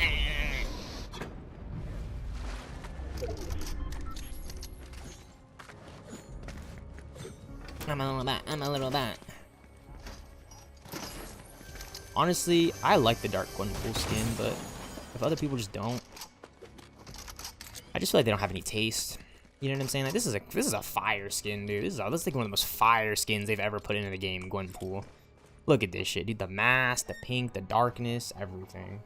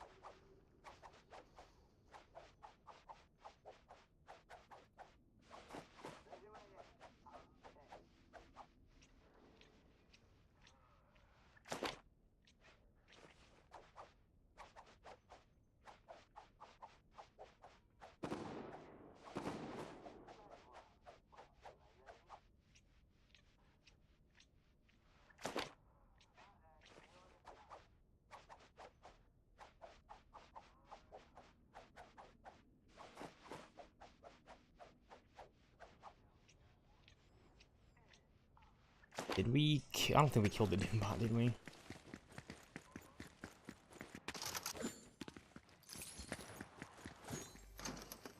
Matter of fact, I know exactly what I should be doing.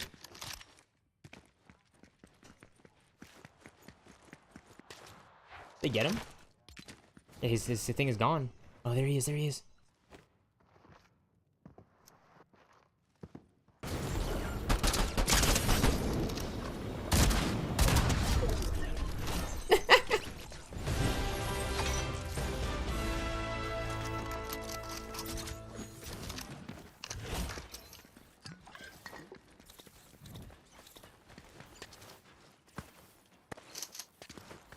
He didn't even take what I was after, huh? Another guy got it.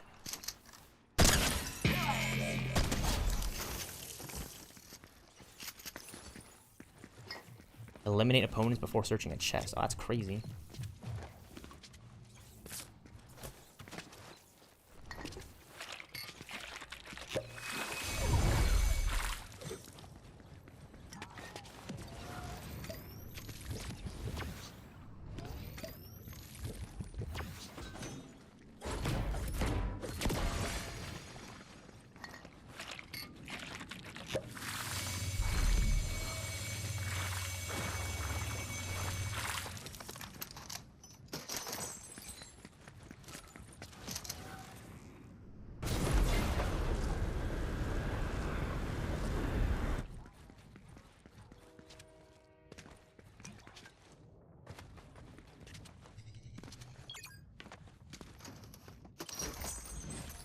Yay! Ah.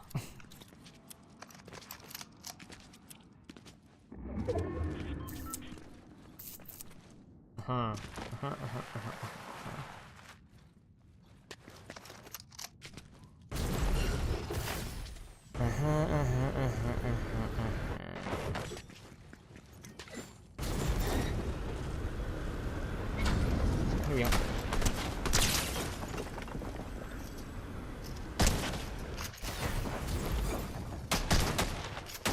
Is that him? Does he have it? It's a bot. It's another bot, dude. Oh my gosh. Why? I mean, I know he doesn't have it, because if the Doctor Doom Mythic Gauntlet and everything were even here, it would be showing up. Like, the gold discs would be here. You can see them on the maps. Or on my map, at least. I think the guy who took it did take it.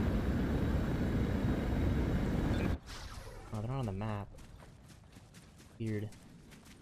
I guess Doom must have died and somebody like hit it. I don't know. It's not like on the outskirts of the map. That could be it right there. I don't know though. Wouldn't have Doom's icon on it. Yeah, I don't know where Doom's thing is. Honestly, I don't care. I'm just happy to be alive. Dude, I said this was 4 hours. It's a 5-hour stream now. Oh, I mean, I'm like the time is. Yeah. I'm on the grind. I'm on the grind. Like, I'm a grinder. Like, when I'm on the grind, I'm on the grind.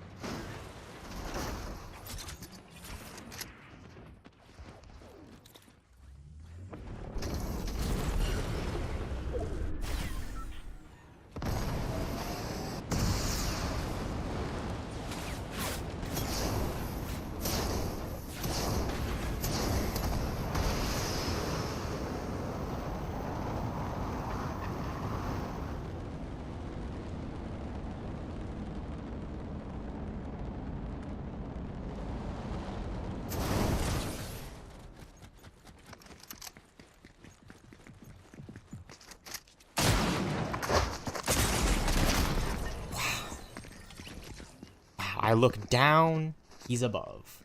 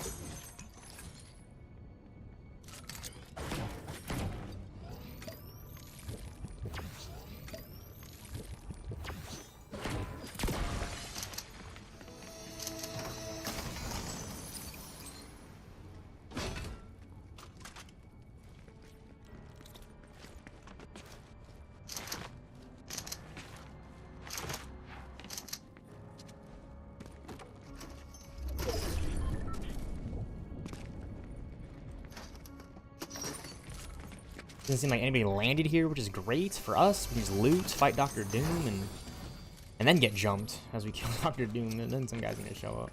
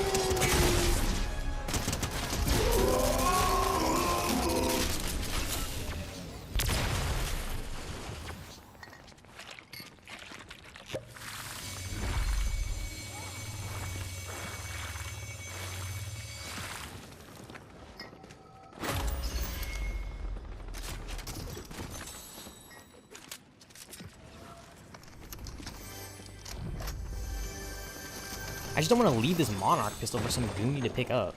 It's like my only thing. Other than that, I'm good.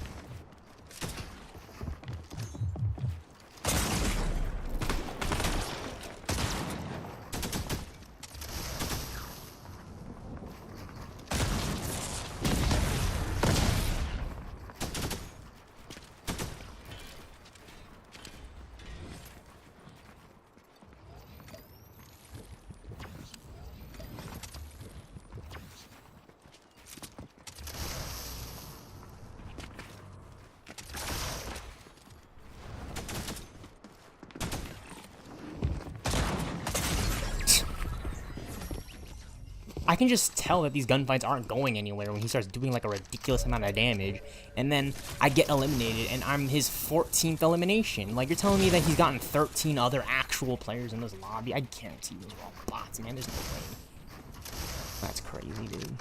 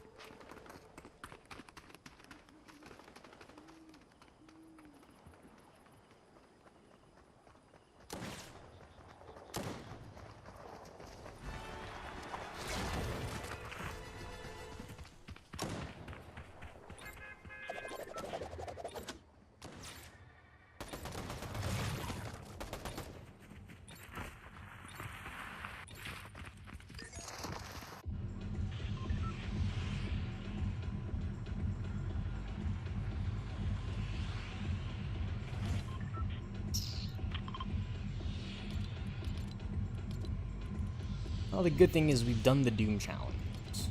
We have completed them. And by I say we've completed them, I mean I have not, because I need to get the Doom. I need to do the gauntlets like one more time before we go. But I did the Doom quests. Like all that Doom stuff is done, which is awesome. And we should do this kickstart. It's Gwenpool's XP Palooza with Gwenpool. Alright, sweet, so we get 20k. We just do like one more hit. There's Fortnite reload. Sheesh. Alright, I'm not gonna be able to land there, but I can land here. And then maybe roll in and just steal the gauntlets like everyone's been doing to me like the past 10 games. Alright, here we go. Let's go. New game, new game.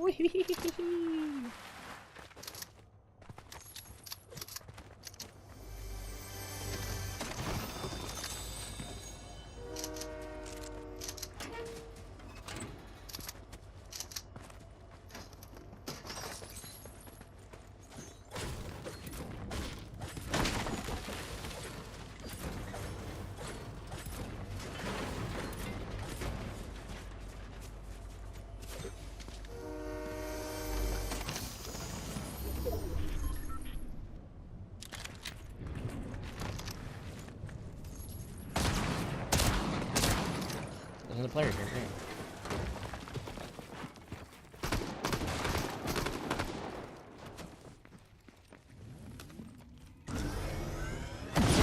It's the Iron Man shit, dude. Already? Already, dude? I couldn't even see him. Like, he blasted a uni beam above me. He's under me. I mean, I'm playing Fortnite. It's 5 in the morning right now, so, I mean, this is, like, a little unhinged.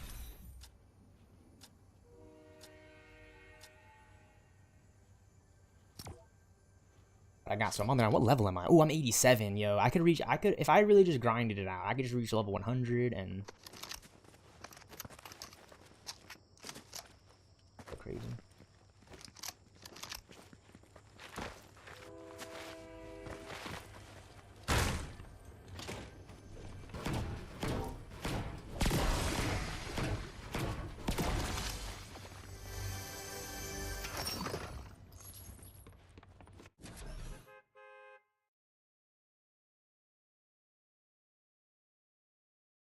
Oh, I like this background. It's like the Witcher from the Witcher season, the Citadel season.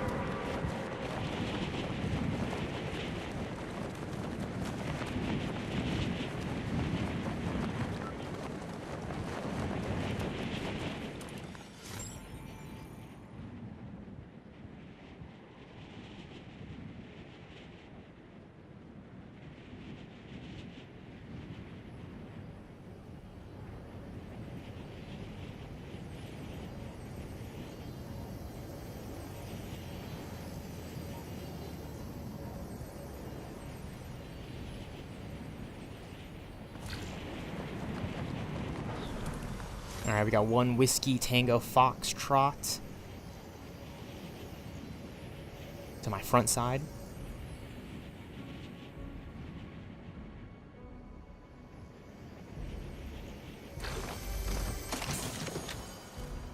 Ooh, could we drop him? Could we drop him? Could we, in theory, where's he landing? Ooh.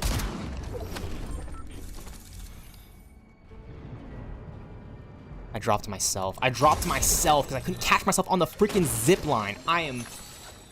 Alright, GG. Can't really be mad at that. That's a GG.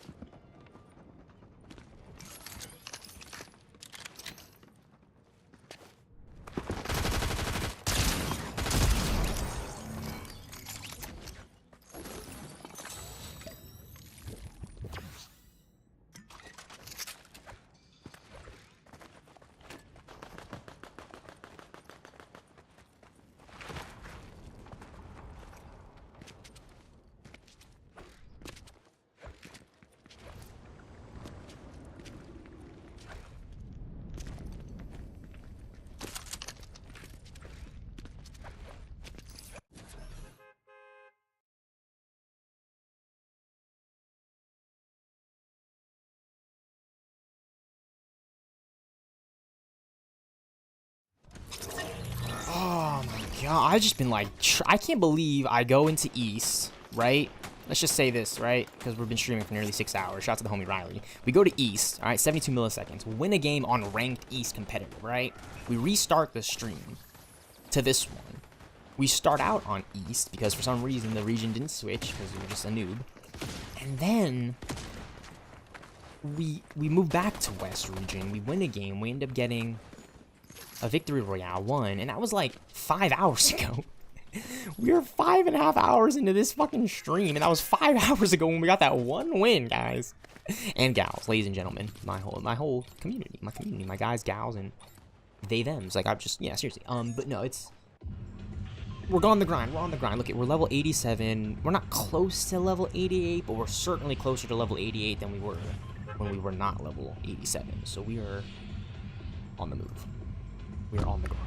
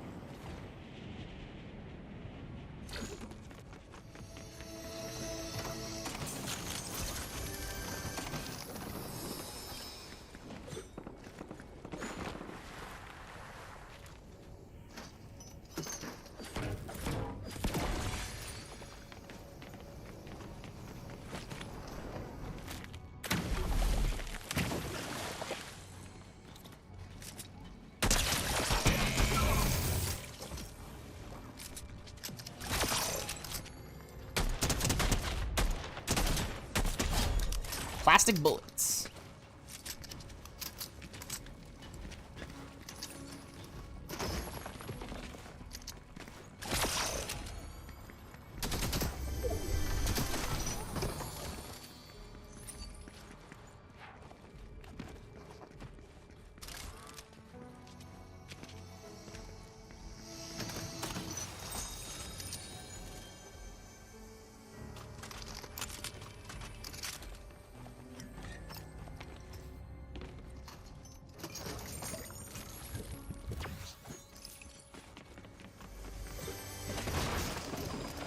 Oh, that's supposed to be like Khonshu's horn or something?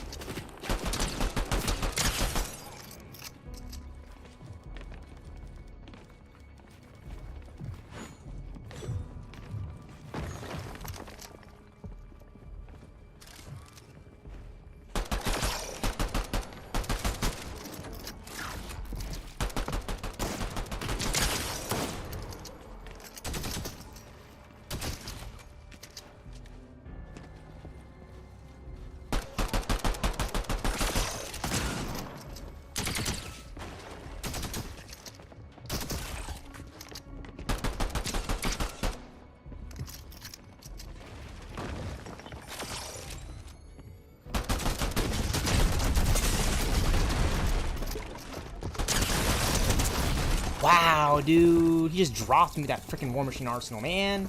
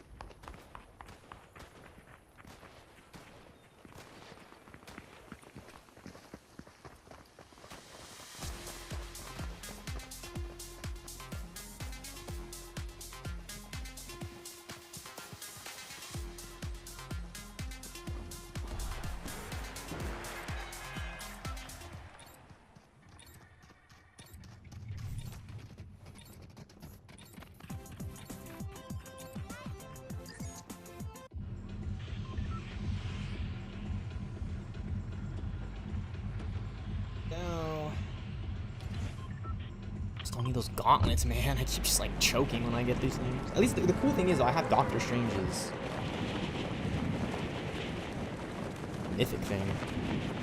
Like, this is what I mean when I was talking about the contrails, is like you can have like a glider and it's straight up just Doctor Strange's Camartage shieldings.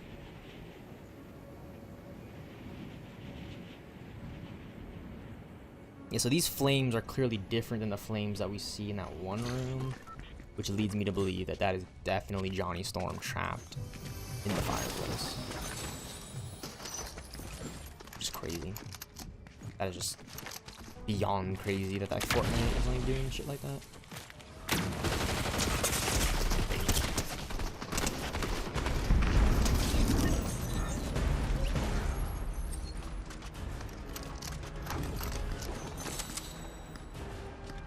We got him.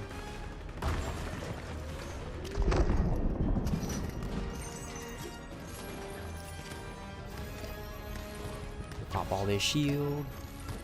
Pop and shit. You would think I'm with the squeak, but I can't grab that. Pop and shit. Was he already fighting? What? Okay. He's fighting. That guy's gotta be one.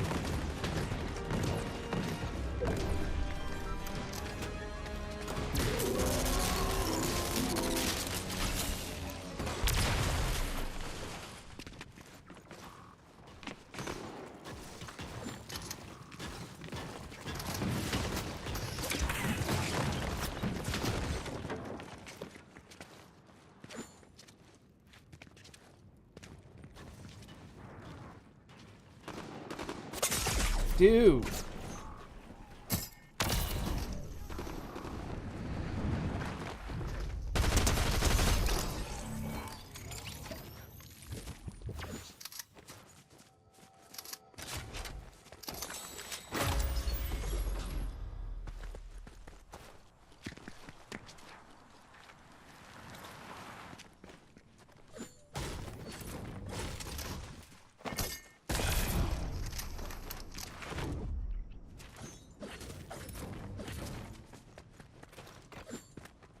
Does this take us anywhere? It does. Let's see. Let's go. Let's go. Where's it go? Where's it go? Where's it go?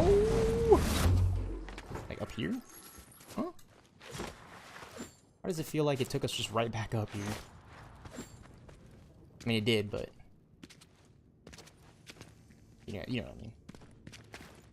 Oh, what is it? Oh, this is Ultron's head.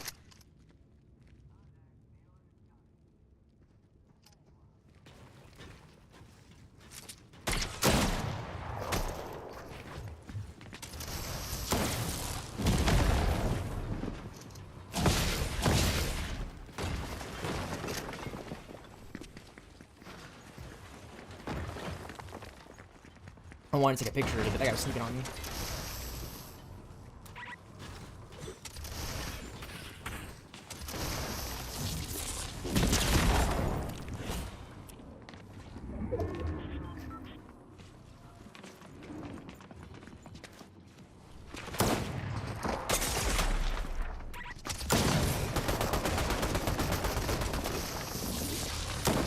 Dude, that's so annoying, man. I like water. He had so much more shield than I did, too, because he's shooting me in the back, dude. What?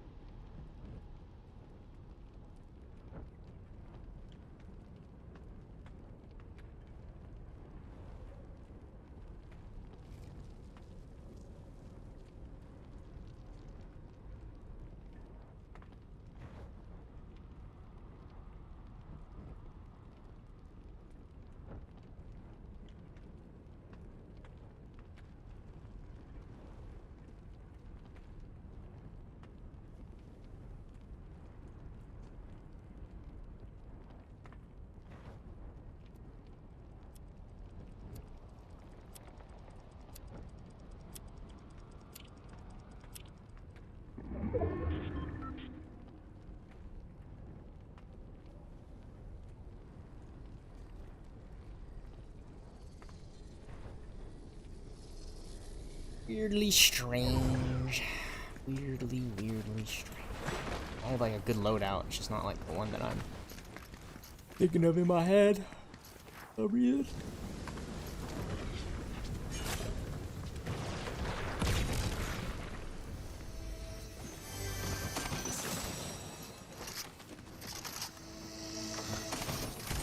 Ooh.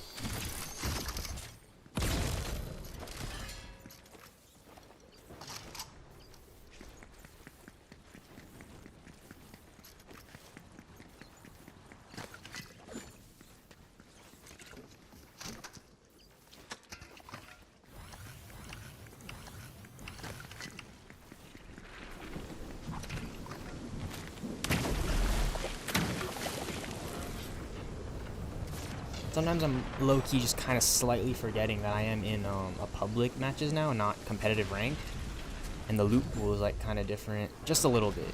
Because they have the mythic War Machine's Arsenal, which they removed from competitive playlists, you know, modes. So it's kind of nice to play pubs and just use all the weapons and stuff that are in the game, no matter how stupid overpowered they are. I mean, that's the game. All I gotta do is just complain and everything. It's cool. This is literally a 6-hour stream, just 6 hours straight of Fortnite. Not a lot of people can do that. I literally I don't have to go pee or anything. Like, this is kind of fucking dude. Alright, it's a 1 tick.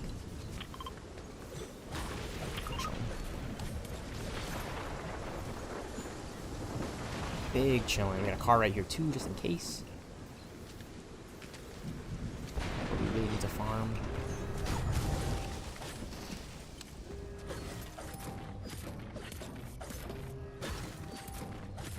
Just hit the old farm. Get these mats up. Get these mats up.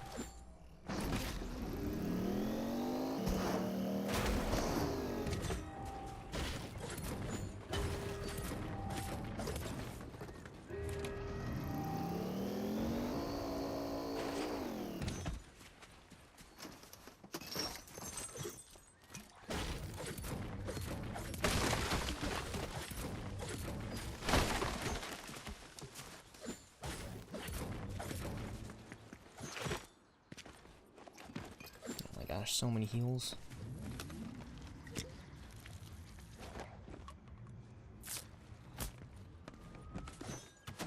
It's like a part of me just wants to drop the striker, Iron Warrior, striker AR, but I need a good AR, and a part of me wants to drop the laser, Stark Industries rifle, Stark Industries MG rifle, but I need to finish the challenge, and then I can't really drop the shotgun or the War Machine's Arsenal because they are some of my best items that I have this game. Oh wait. What is this? Except shadow breaching. There we go.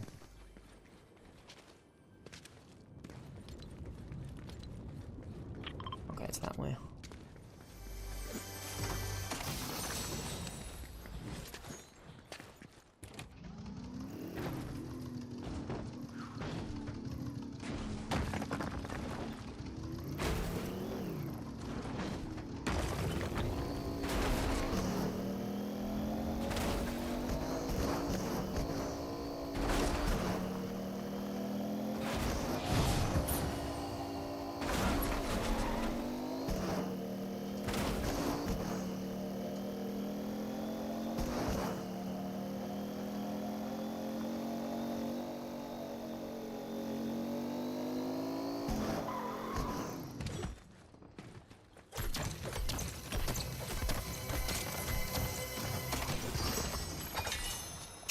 What do I take?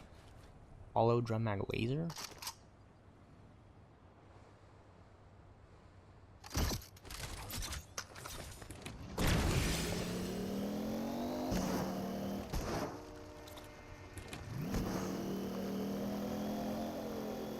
Be behind that. Energy rifle. I'll have to just try to do it another match, another game. Where's mine at? Oh, here we go.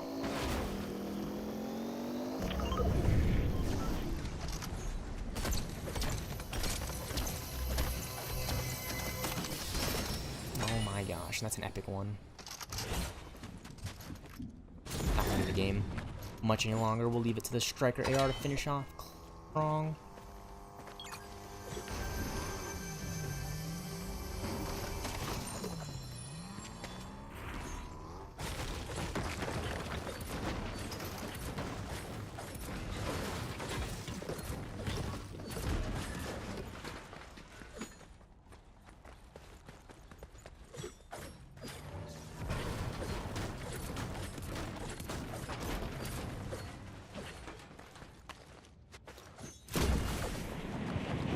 Go.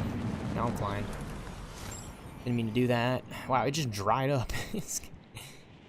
I mean, there used to be a lot of water here. Let's just say that. I don't know what happened, and I'm not gonna act like I know what happened. Just a pro camper. Just a pro camping. Oh, is that a free alien? We run him over? It looked like a player right here. Running up these stairs. I guess I just was tripping. Oh, it's Peely. Can I hire Peely, actually? That'd be perfect.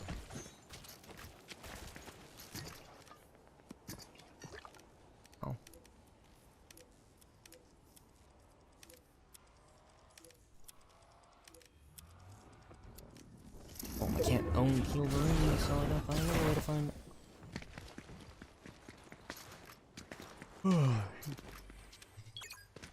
Yeah, I'm getting a little tired.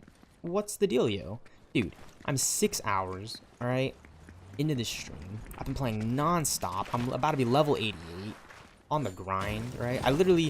This is all public matches too, which is crazy. I usually play ranked competitive, but the queue times are just messed up. Alright, it's gonna take longer to find games. It's gonna take really long to find games.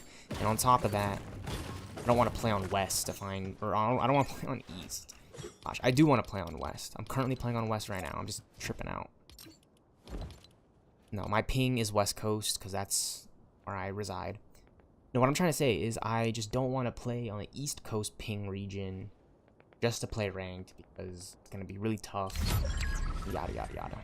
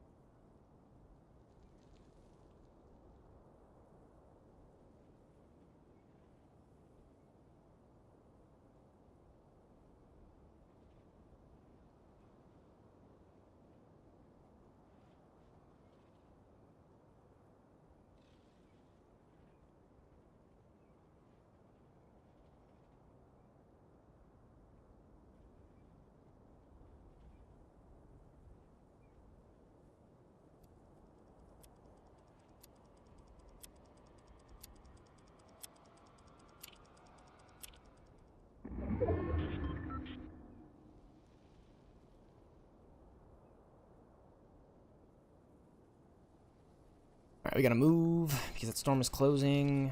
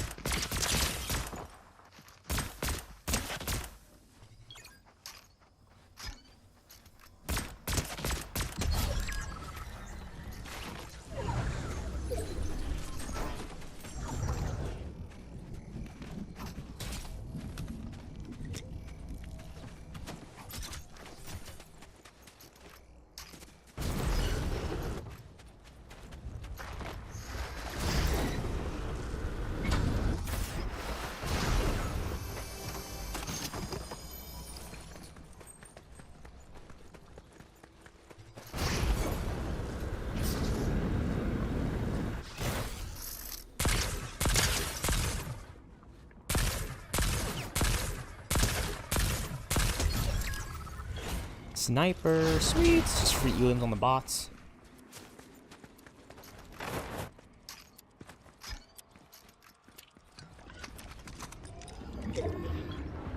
That's a llama right there.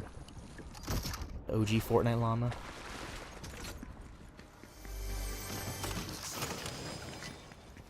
Ooh, a rare?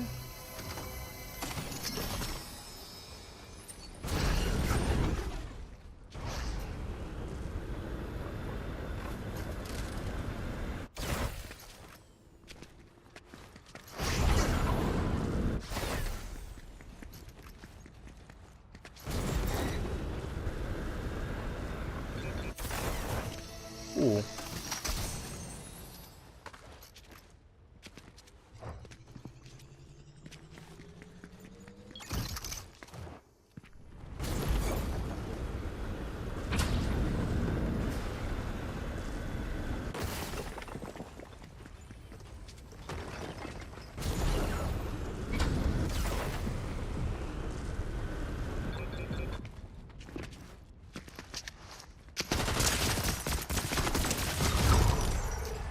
Got his ass. Let's go.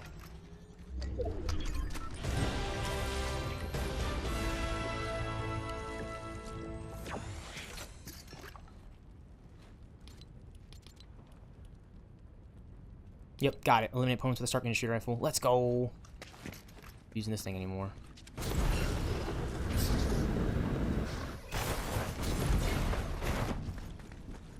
I probably should.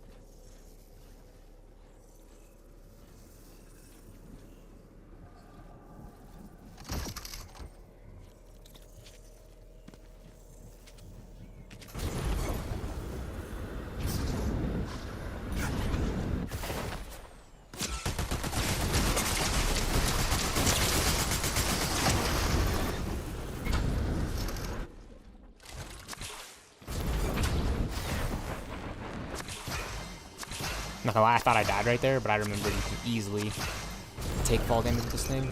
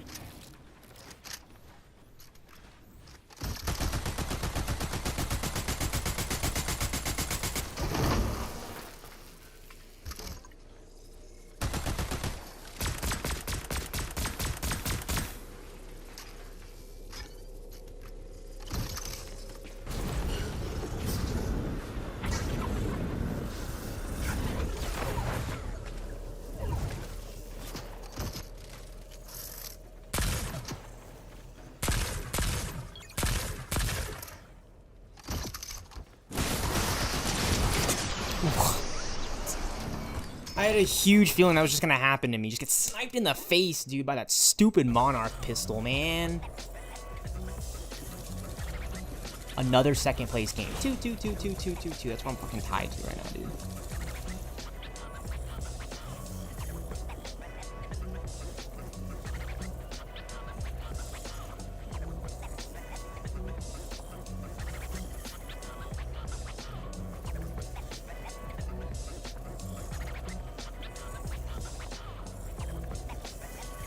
I don't want to hear that guy anymore.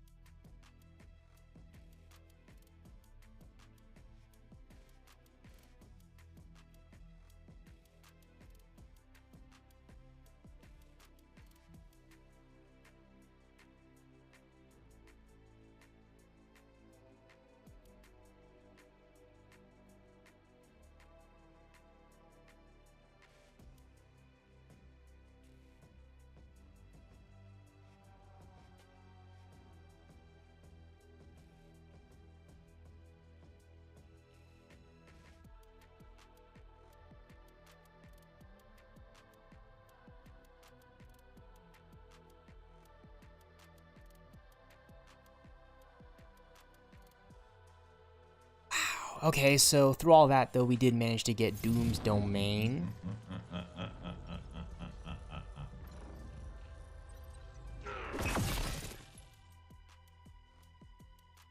And we also got the Doom skin, Doom above all, part of the Doom Liberia set, styled Pandora's armor. This emote is sick. Accept nothing less than perfection. That's a good one. That's a good one.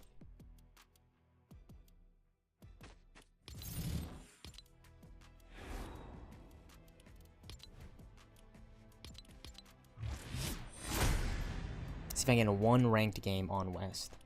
Just one. If we can end on a ranked game, a really good ranked game.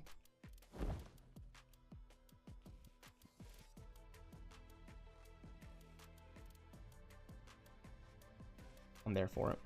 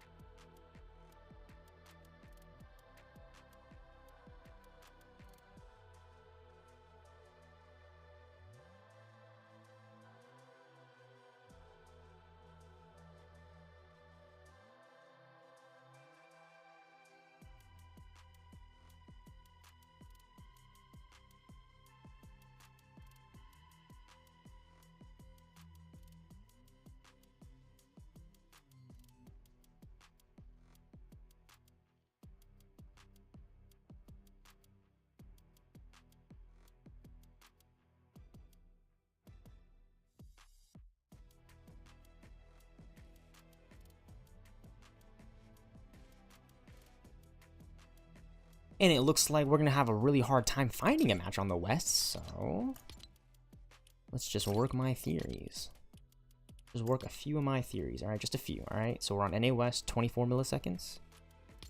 We're gonna go to NA East. And let's just see. Let's just see what the queue times are looking like.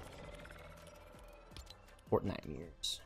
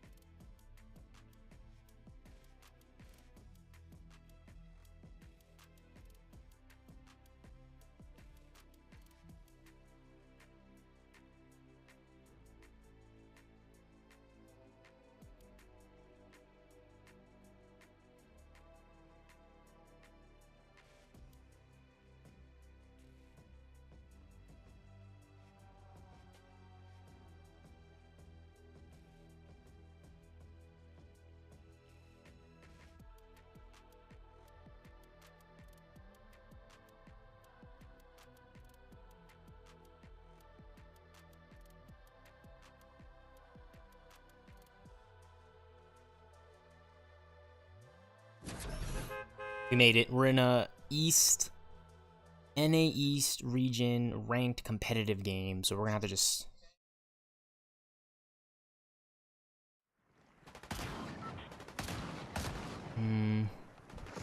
I think we can avoid all these spots here at the top and then take down.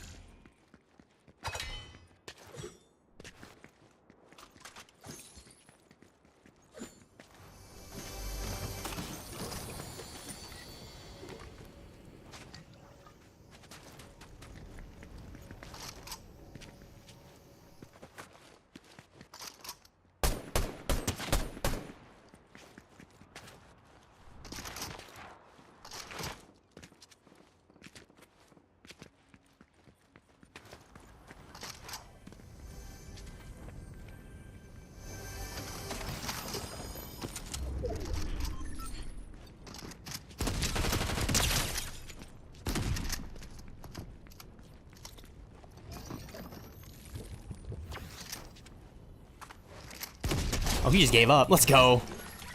I'm on another region. This bro's just giving up. Off drop. Let's go. That's what I'm talking about. NA East, baby. I mean, it's 6 a.m. for me right now. It's 9 a.m. for them, so that must just not be fun.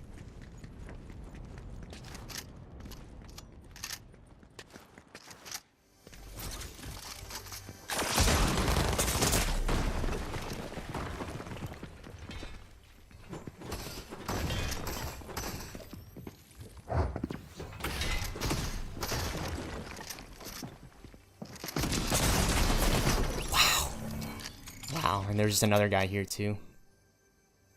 So we get an elim. We get eliminated. Do we get first match protection? I hope we do. We should. We really should. Wow. Go down 2% because an already in Unreal player, Polito on YT, jumps me.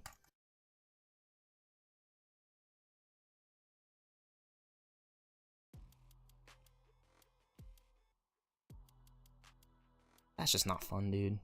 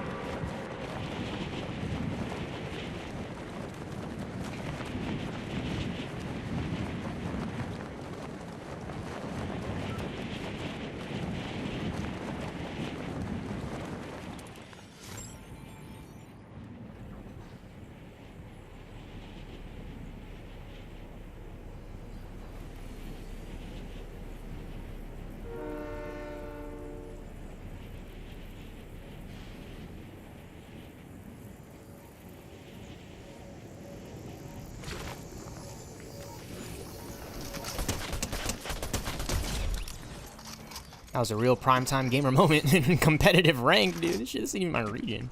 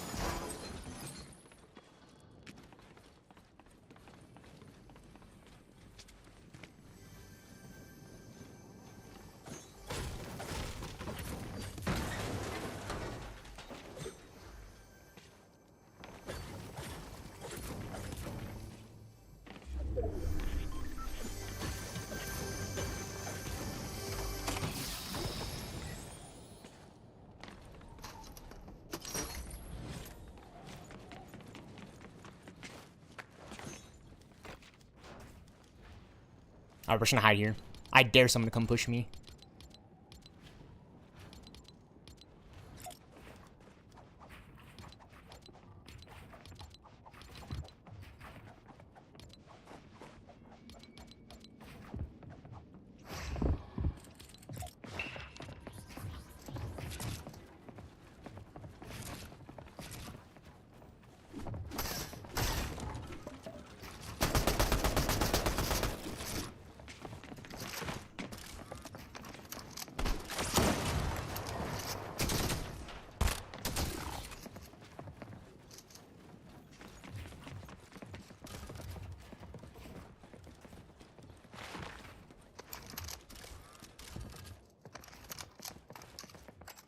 just want to hide in camp, and this guy's just gonna bother me because he's like, Fortnite free kill! Gotta get the Elim, gotta get the Victory Royale, get to win the World Cup!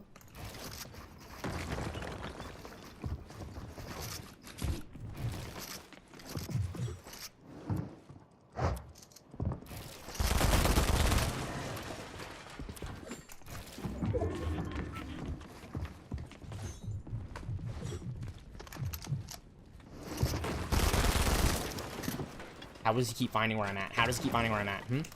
Hacker? Hacker much?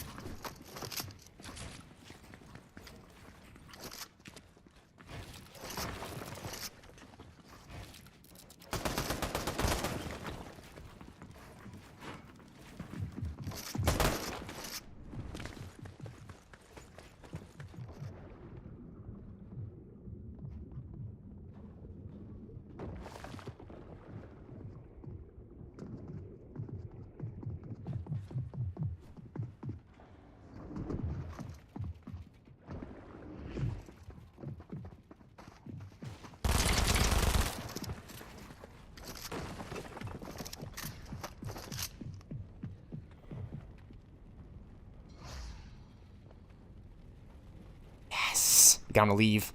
Aha! Yeah, go fight someone else. It's not us.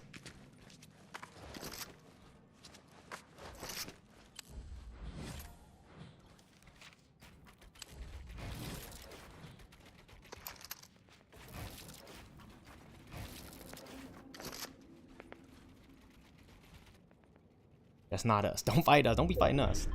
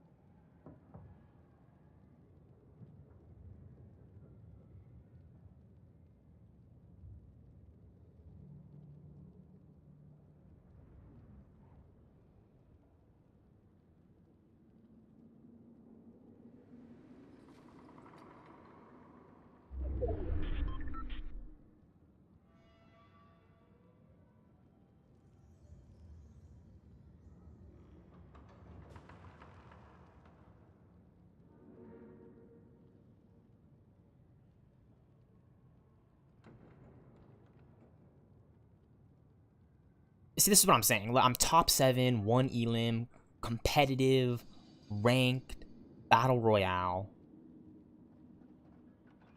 up to 100 ping, and I've somehow managed to evade some of the most sweatiest Fortnite players, and I guarantee you that person isn't even in the game anymore. I've just been sitting here this whole time. I'll probably go for something a little more silent. Like this. Or actually, this one's actually really good. This one's really good. It just makes like a little... as the zone closes in. We're top 6 right now. 5 other players currently sitting at 1 elimination. This is looking like a really, really good game. Just have to continue to play it smarter. We don't have any mats. This is really bad, actually. We need to farm. We have to farm within the next minute and at least get some materials so we can build a Fortnite Battle Royale base fort. You know, it's called Fortnite, so it's all about building forts. Holding it down. Jeez. Jeez Louise, man. Like, what happened to all the mats? Top 5 for the players.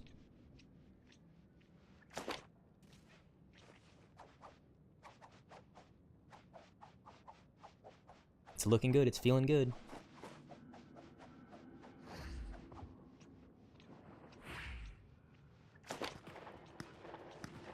Oh, they're fighting over there. I hear them.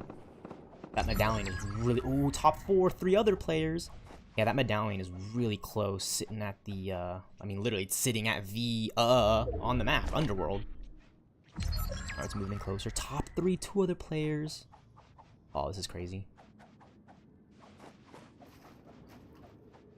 Ooh, this is looking real crazy. I'm already in zone, too, so I don't have to rotate.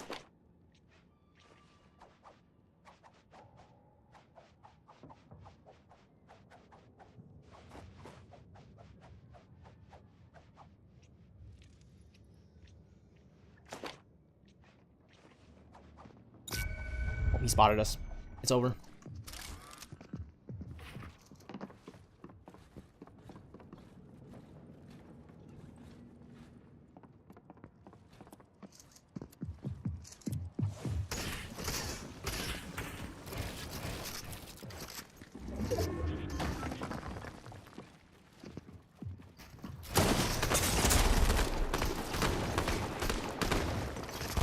Oh, Black Panther, easy. 12 eliminations, top 3. We're not. This isn't even our region. We have 100 ping. It's really hard to fight a player like that who has maybe up to like 25 to 30 ping versus our 100. But we go up 3%. Primetime gamer giving us that 3% advantage. Okay, 25% to champion. Sweet.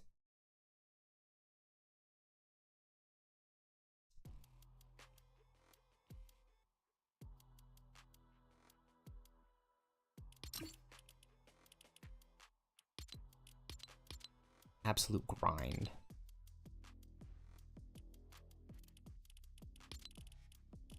We have 7 Victory Royales in ranked. We play 230 matches. We only average 1 elimination for a total of 115, which is crazy.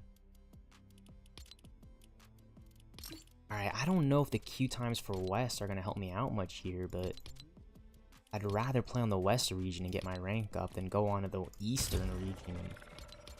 Gotta do it there. Just see.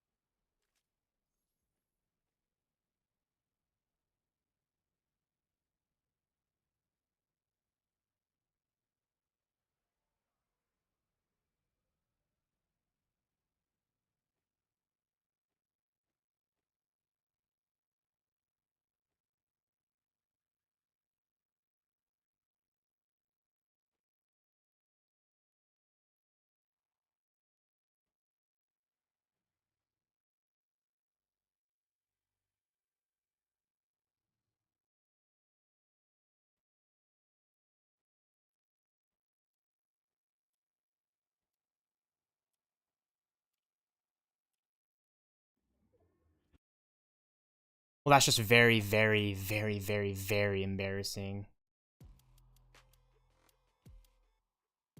To load into ranked and then to lose 5% because I was AFK, dude. At least we know the West queue times are up.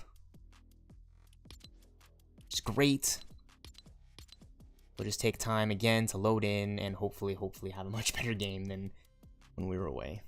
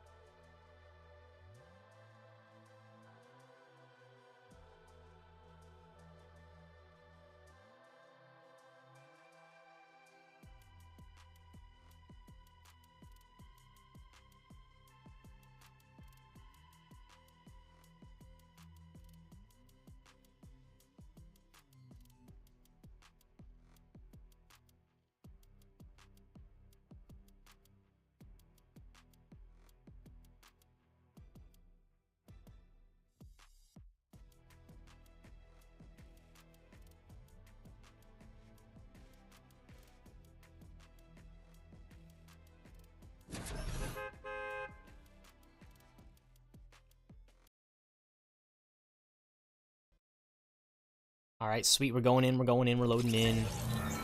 Ooh, the lobby. Okay, so we loaded into ranked.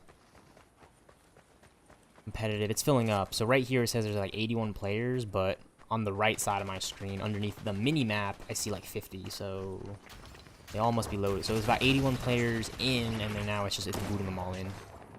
I'm one of the first people to load into the server, which is crazy. These queue times are that good. Let's see with the bus drive. Ooh, this could be good. This could be good. This could be good. Yeah, I think I'm gonna go to the underworld. I dig it. Get some bangers on. We've been on the grind for a hot minute.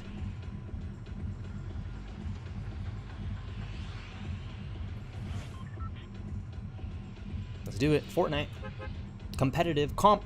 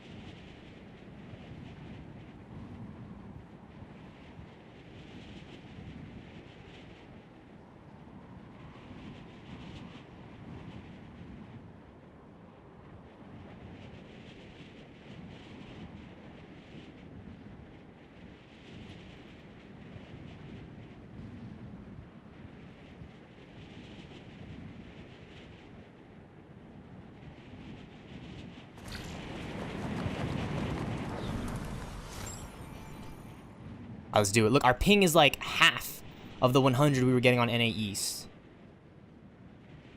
So let's try to do our best here and just make this a good game. People are already getting eland. We don't want to be one of those players just already getting eland. We want to make it last as much as we can. As much as we can, we want to make the game last and make it to end game and yeah, just do all that. There's no mythic war machine in this mode competitive, so there's not too many ridiculousness. there's not too much ridiculousness with the loot pool. No overpowered items flying in.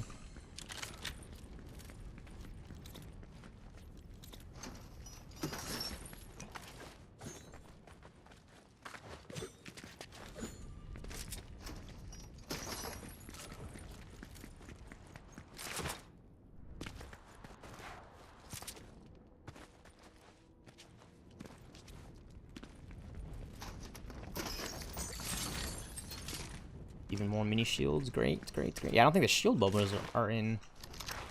I think they took the shield bubbles out.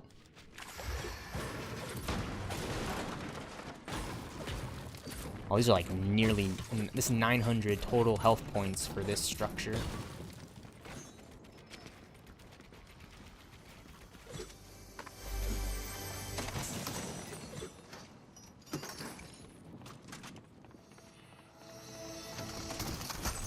Yeah, the auto turret is still in there, which is crazy.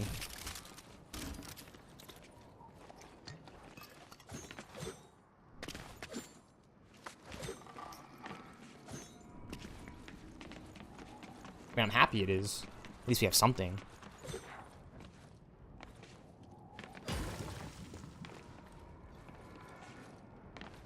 Hey, at least we have something. It's good.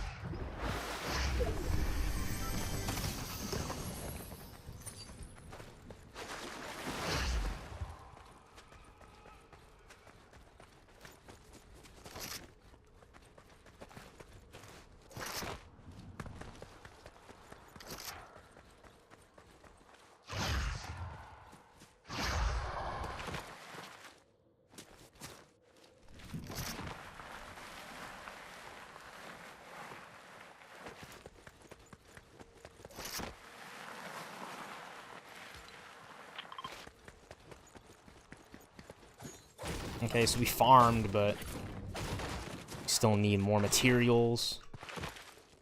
Like a lot more. Before we make any crazy engagements.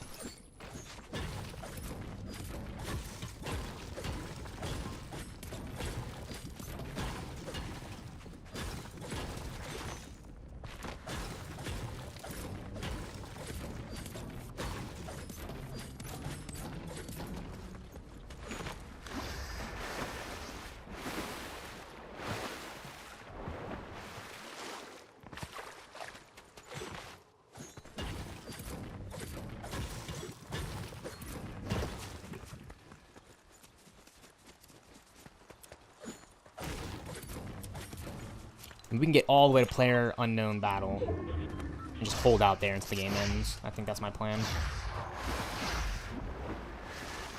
I know I'm on my region west. I just don't want to push players and just get into like a really lousy fight, and then I'm scuffed, and then I can barely make it out of that fight if I can't close it quick.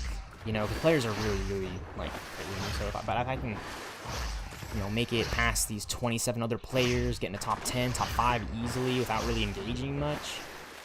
That's how I like to play my Fortnite games. I'm not really much of a pusher because, I mean, for the most part, you can win every gunfight and dominate, but the RNG and like some of these factors that I just can't control, that always has me like on the edge, just because like I don't want to get hit with that. I'd rather control like the fights I can control, which are more end game fights, which, you know, the smaller zones, right? Like I just don't see a reason. I mean, if you're really good and you know how to like, you know, really good at predicting what players can do, and that's more power to you. But I just rather let the actual match dictate the lobby and thin it out, rather than me fighting a kid and then some guy close by hears and then third parties. You know, it's a lot of factors that, you know. And sometimes I am just getting into dumb brain dead mid-game fights. You know, it's Fortnite, it's a game, it's not that serious. It's just I am in the ranked competitive playlist right now. This is my approach to winning the game. You know, it's not a guarantee either. It's just the best way I can approach this. It's the best way that I think that some of these games can really pan out. Like, I still need to farm metal and things like that. I thought I saw like bullets and shit on my screen. Guess I was wrong.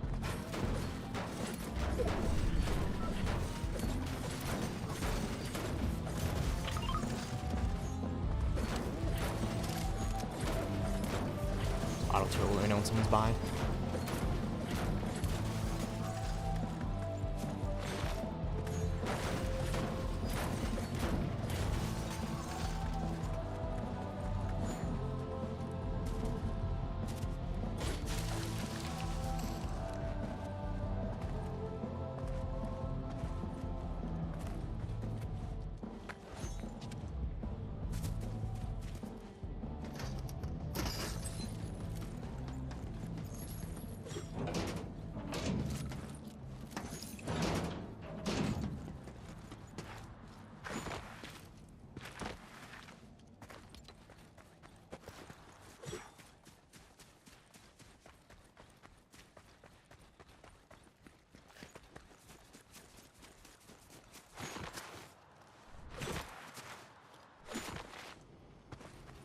On the grind. I think I'd be grinding this long, this late, but you know, just force it out of me. I mean, I haven't played Fortnite in like the past, like, you know, almost a week, so this is just kind of cool to level up and went from like level 78, 79 to level 88 within this time frame. That's crazy.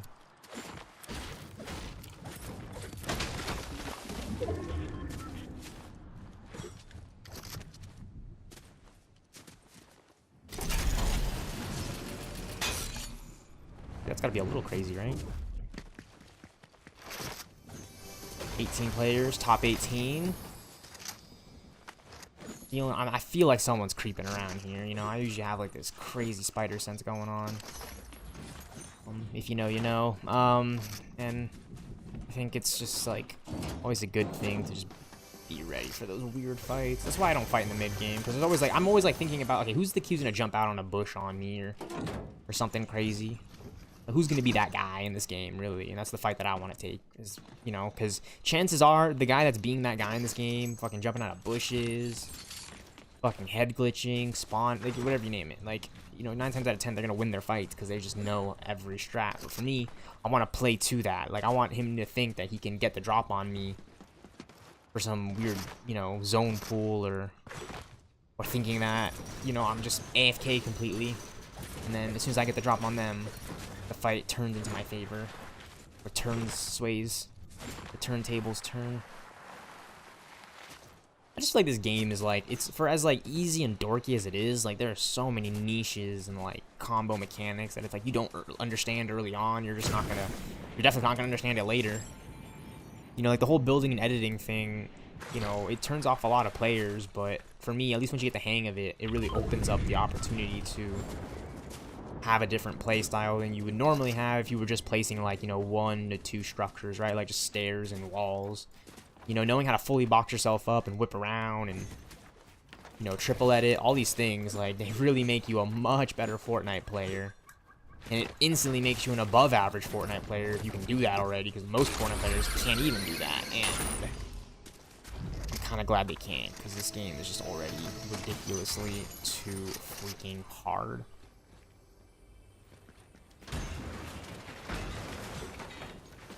At least in my opinion, you know, it's obviously bot lobbies are bot lobbies, but I think this game is just really hard in general to understand how all the things work, and, you know, only getting used to 1 inventory or 5 inventory slots for 1 item. Or you have 5 inventory slots, and each of them are for 1 item only, which is a little bit crazy. It's the truth.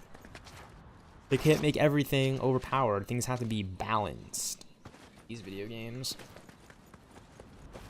Looks like somebody already raided through here somewhat. I mean, they didn't grab that legendary Avengers chest. They grabbed that one though over there. Like in there, I think I saw it open already. And I did see something open. I'm assuming that was them. Oh man. Top 12, dude. Someone's gonna pop out on me like right now, man. I'm feeling it. And I'm ready to pop out on them. I got low ping now. Top 12, no elim. This is my game. This is my game.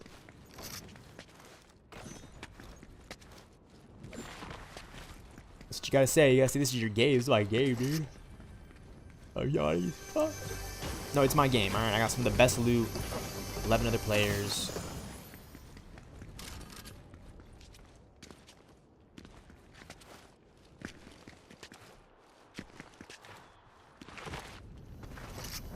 A rare chest? Ooh. Left that one behind. And it's a striker, dude, with a freaking drum mag. Kidding me?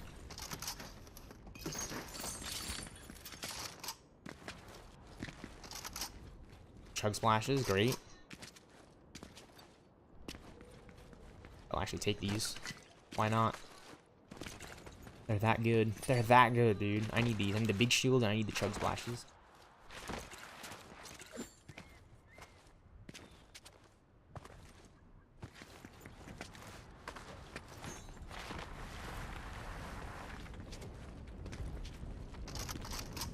The zone's closing. Oh my gosh, the zone is closing already.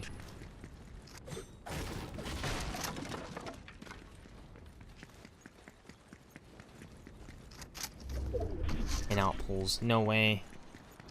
That's insane. Pulls that way too, man. Oh my gosh.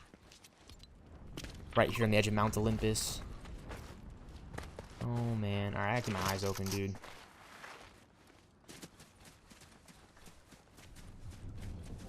Win this game. We can win this game. We can easily win this game. I'll have 8 ears, but I feel it. I just feel like my spider senses are like aren't on fire or anything, but I'm very, very alert and aware for like any shots I could take potentially.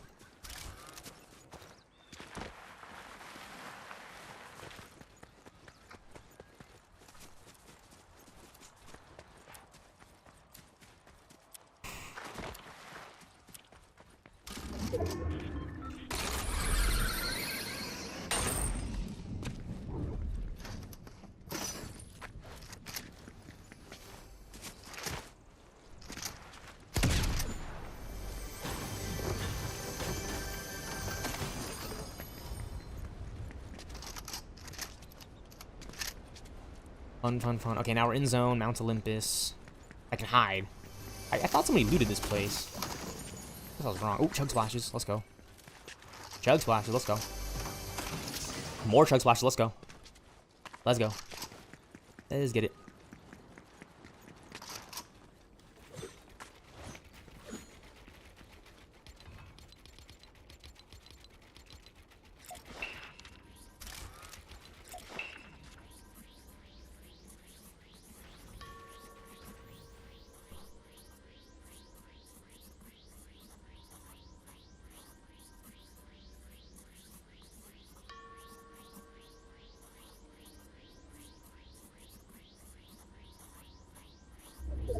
No, I was hoping we'd get zone to pull to us. Was all the way over here, dude. Should I get a move on now?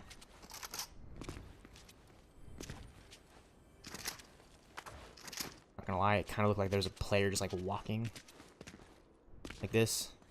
It's like that's like the new walk bind, which is so weird. And I have to uncheck it so I could just normally make, you know, sprint. Cool. Another auto turret. Jeez. Well, we cannot just jump off. That would be bad. That would be horrible if we just jumped off right there. Right here, safe.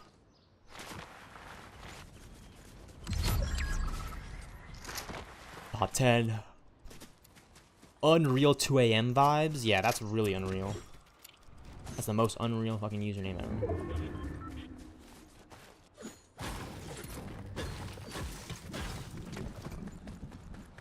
Someone playing Among Us in these bushes?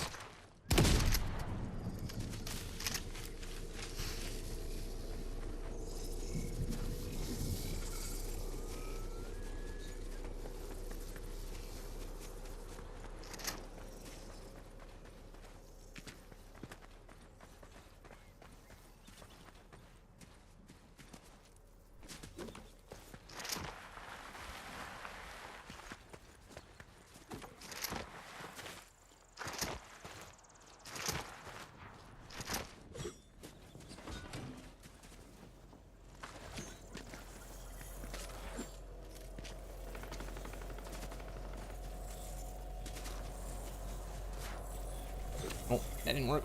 Come on, run. Go, Gwenpool. Go, Gwenpool. Move.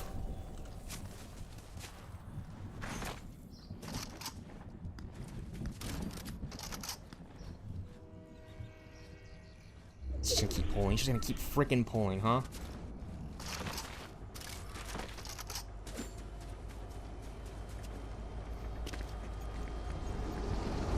Oh my gosh, I tried to slide, man.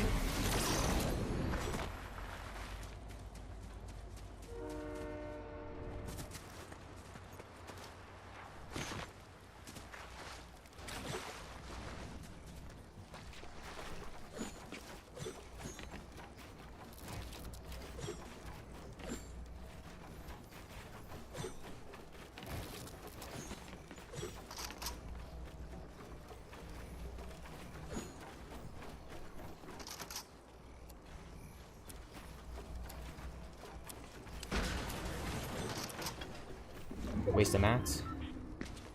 Well, those random ass structures over there for no reason.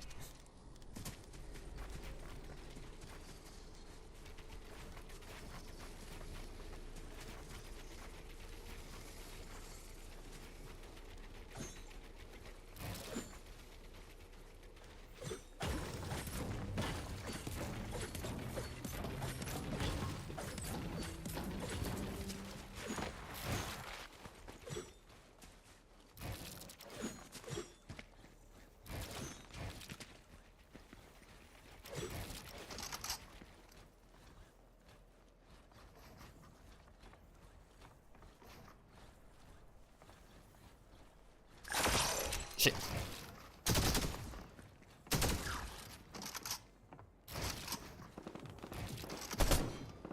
Wow, wow, he's ramp rushing us like that.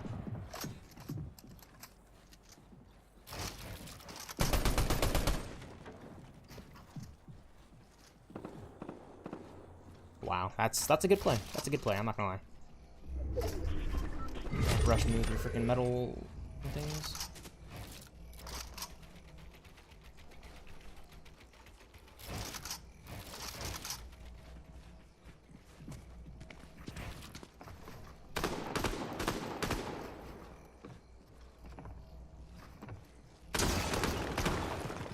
Embarrassing.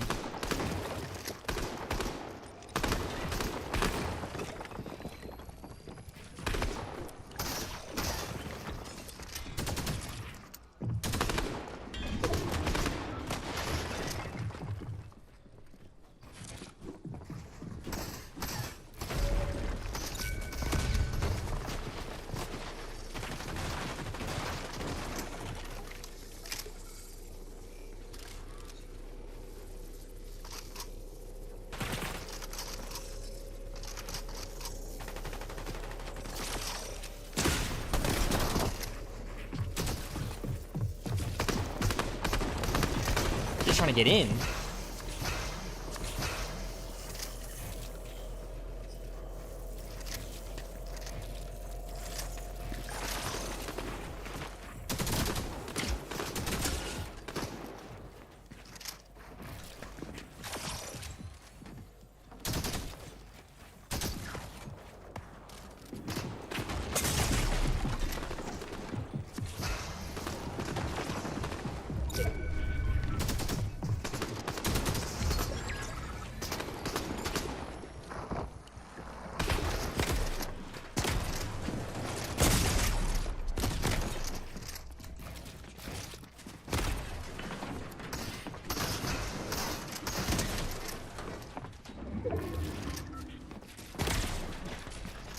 Dude, this kid's annoying, man.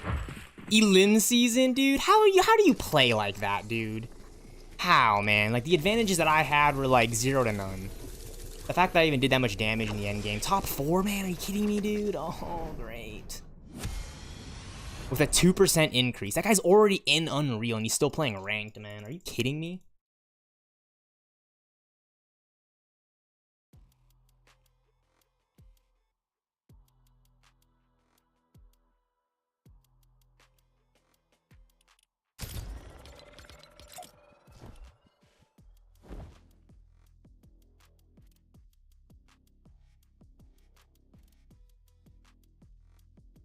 Like, I feel like I couldn't get a good shot off on that guy because, like, every time he showed him, like, every time I was gonna go for a good shot, he would not be right there, and he would, like, be, like, behind me because I had to rotate the zone.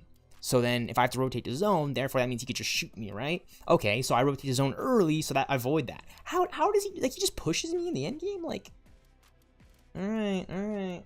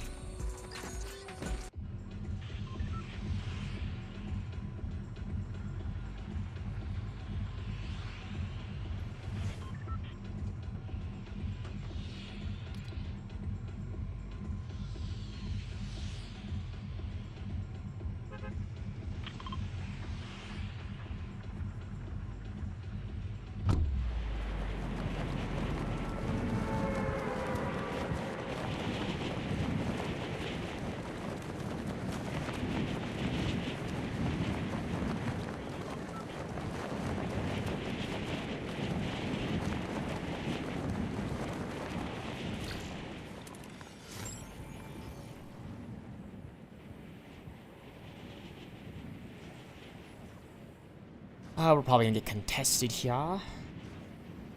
Unless... Nope, there is definitely a guy landing over there. Over at Mount Olympus. Alright, our best chance is that chest right there on top. That's why we're so high up in the sky.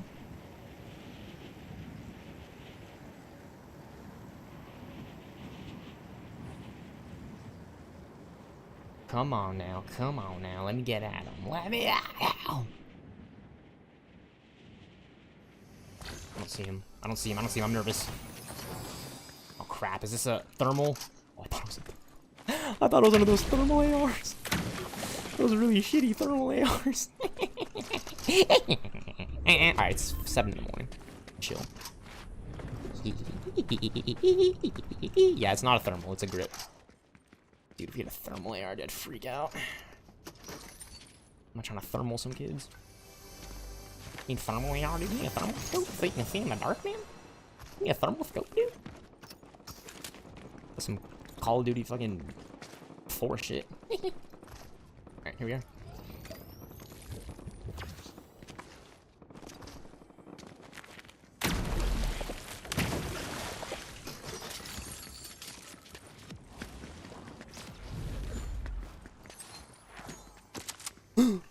It's the Sovereign Shoddy! Pew pew pew! Oh.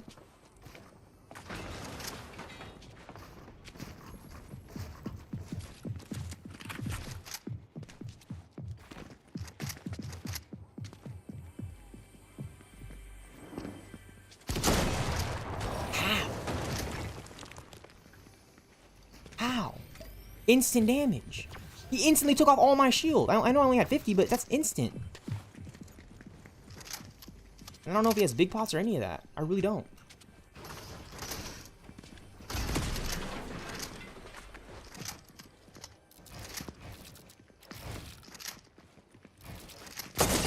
I'm dead.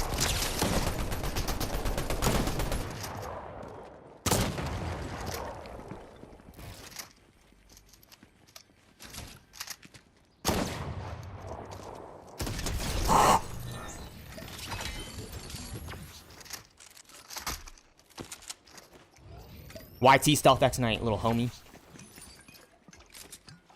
In the YouTube stealthxknight streaming sanctuary, bringing y'all that YouTube stealthxknight streaming sanctuary content, y'all. I'm trying to pop off here in ranked. 50 other players are up.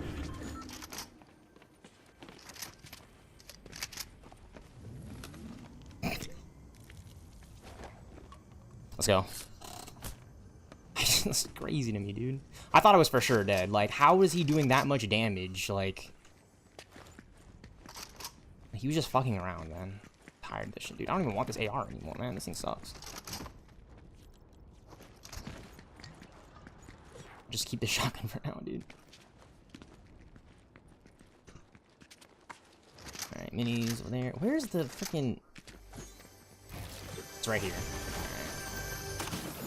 Right. Ooh, ooh.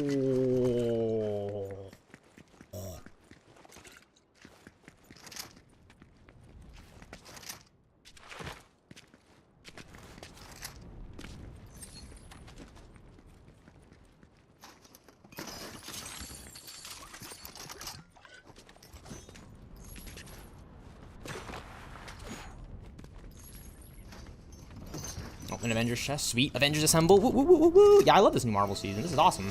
It's literally the Avengers chest. Like, really do not care what anyone has to say about anything, unless I love you. In that case, I do. This is a new Marvel Fortnite season. Like this.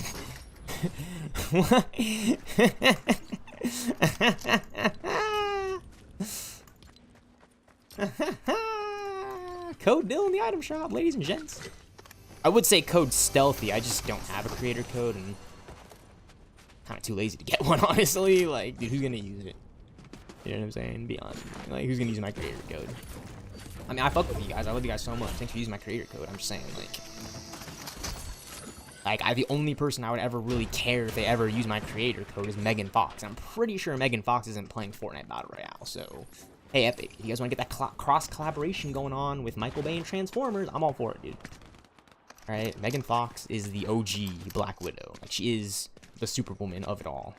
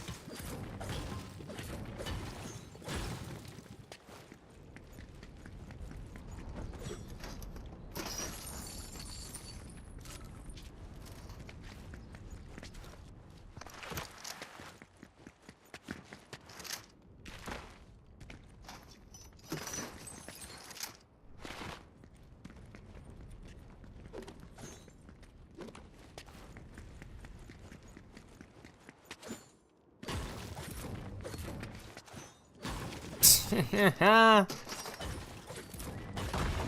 funny.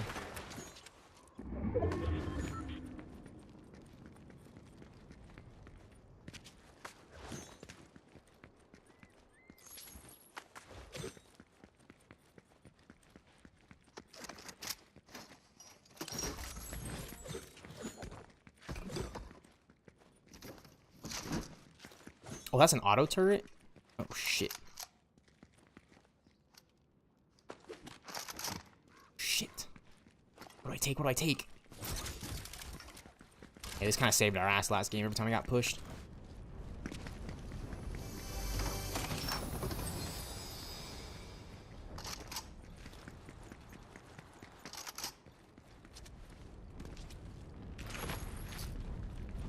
I think I'm gonna take the big shields. I'm taking the big shields because, look, the minis are good and they're fast, but you can burn through them if you're just taking damage. At least with the big shield, it'll force me to play a little bit more reserve, so I can have a chance of keeping the big shields. And I can keep the big shields, and that means that I could use their minis on an Elin, you know, because there's no siphon or anything. So I'm just like, all right, that's what I have to do. I've been forced by the gameplay. I mean, I could take this, but these things just screwed me over more times than I could count, so. Pumpkins. Fortnite mirror. Yeah, it's the new Fortnite mirror season, which is sick. Spooky season is here. The zone's closing. We need that. We need players to get Elin.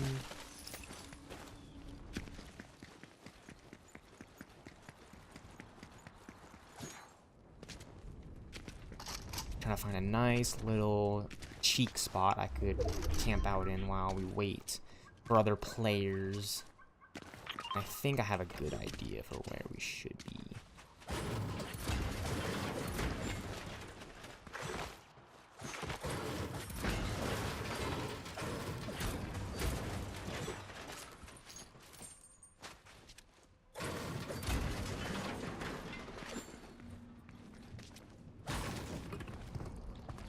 I feel like there's a player camping in this thing. I gotta be just on my shit.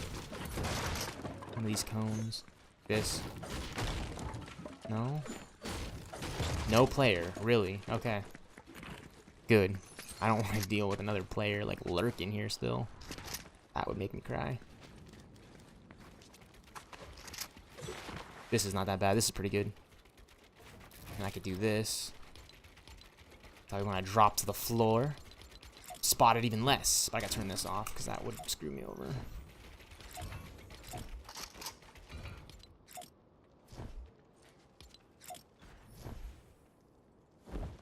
Oh, we're chilling. We're chilling. The zone's gonna close in another 20 seconds. Top 26. We just need another good top 4 or better game. Top 5, top 4, better. And we'll be chilling.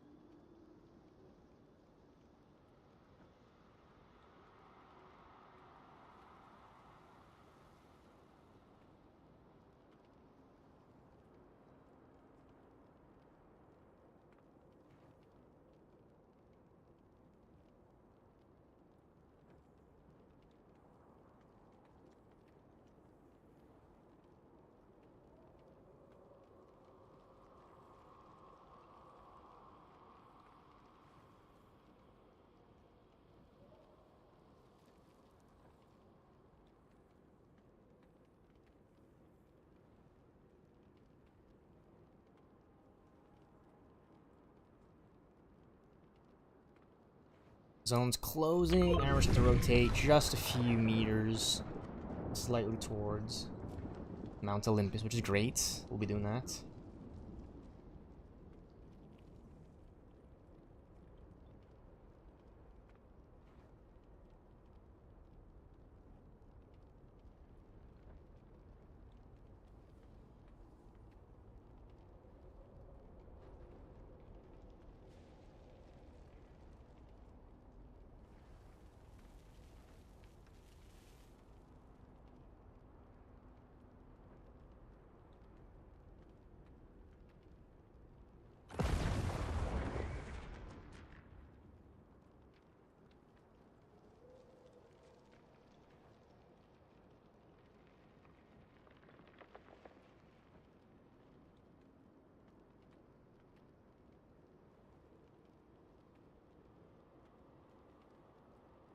Top 16, woo woo!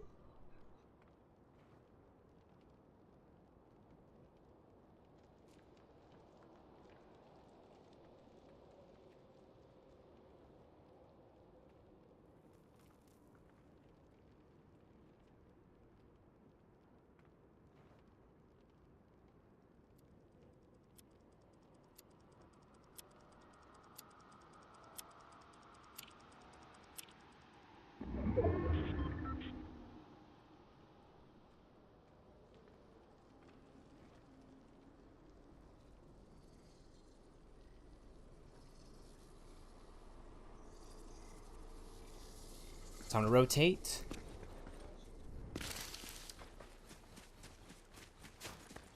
Top 13. Twitch just eliminated Mega Killer. Oh, he's not really that mega. I think I'm gonna play the backside of Mount Olympus straight up. It just makes sense. I'm not gonna be running around in the front trying to do anything crazy. I don't have any metal either. Oh, I can just run in and start fighting people with my Fortnite bases.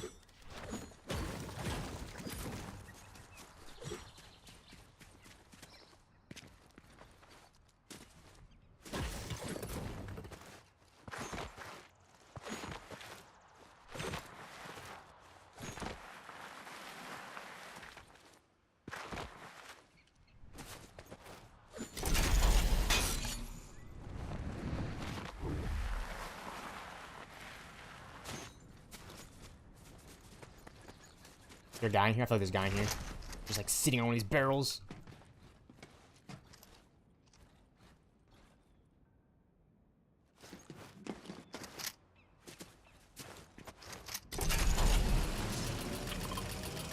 We're zone full. Oh.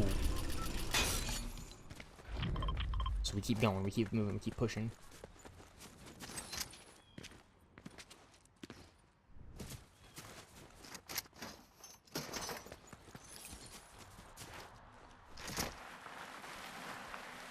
Alright, let's go. Let's just keep it fucking pushing, dude, because this is ridiculous. This is ridiculous, man.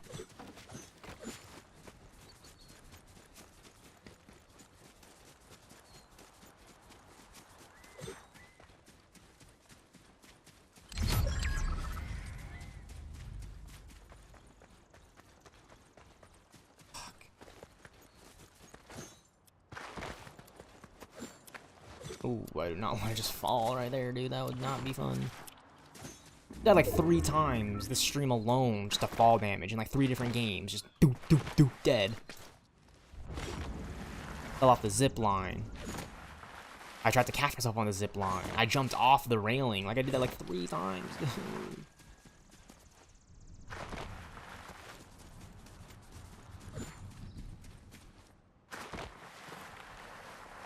There's gotta be like 1 bush all the way down here. Just 1 bush. Like 1 bush made for hiding away in camp, man. I mean, we're still sliding down with these physics. Instantly down. Here. The shoreline. The shoreline POI that has no name to it. We're just rotating. And this fucking colorful anime. I know it's a video game, guys. Come on. What do you want? You think I'm gonna go fucking run outside with a fucking laser rifle attached to my back and run on the shoreline looking for targets? No. This is not Santa Monica Pier. This is the Fortnite Battle Royale lobby. The zone pulled again. All right, it's a good thing we rotated. Like, look at this. We rotated all the way here so we can just go this way versus having to rotate right there where the medallion is. This is a really smart rotate. It's all about rotate. It's all how you rotate. It's all good rotations.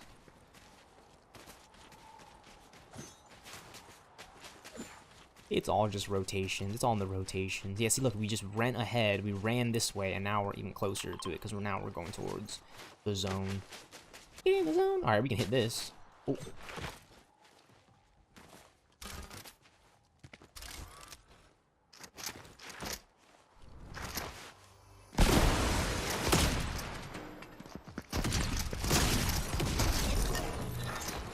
I saw his footsteps in here. I knew I could catch him lacking. I knew it. GG, buddy. Oh, he had a sovereign too? Follow in a speed mag. Same thing with me. But we're going to be in the end game. We're going to be in the end game. Close quarters, calm situations only. I'm taking these. I don't care. The dual micro SMGs this season. Bring on the auto turret. Let's run. Let's rock.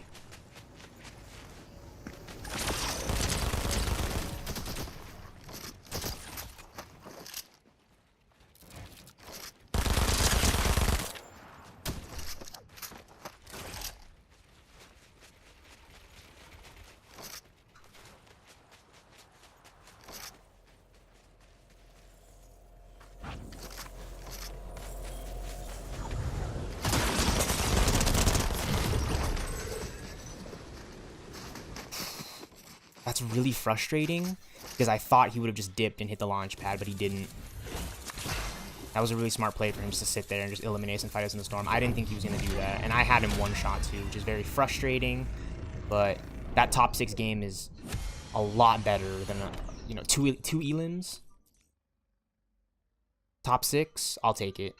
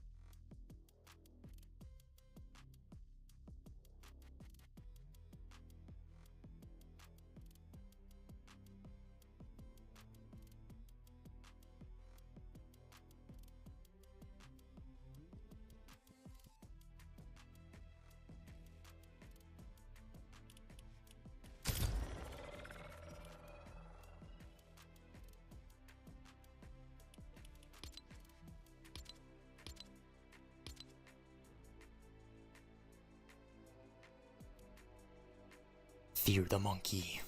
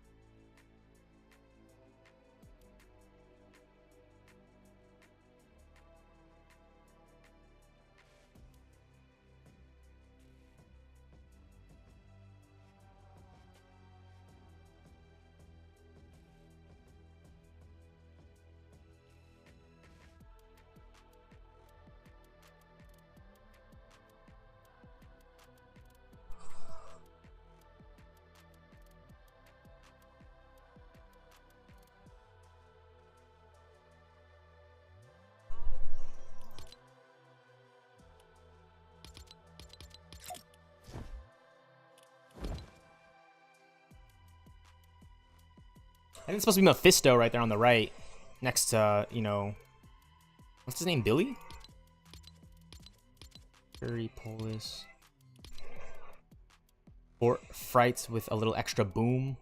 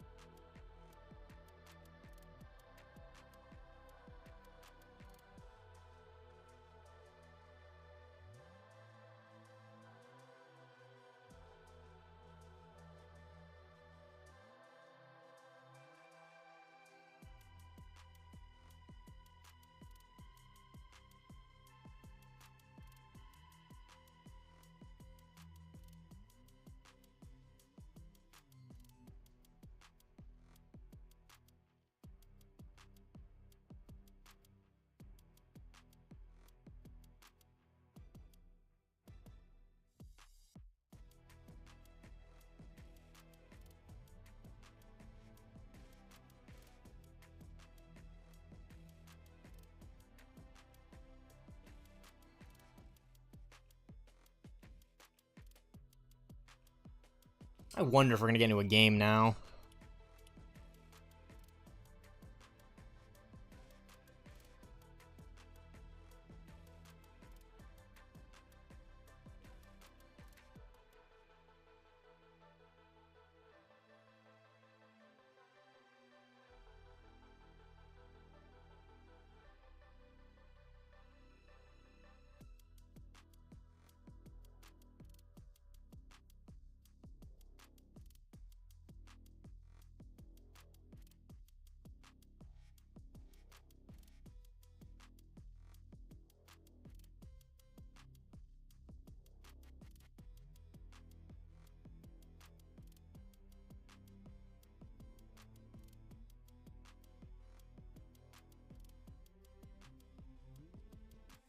Okay, we're getting in.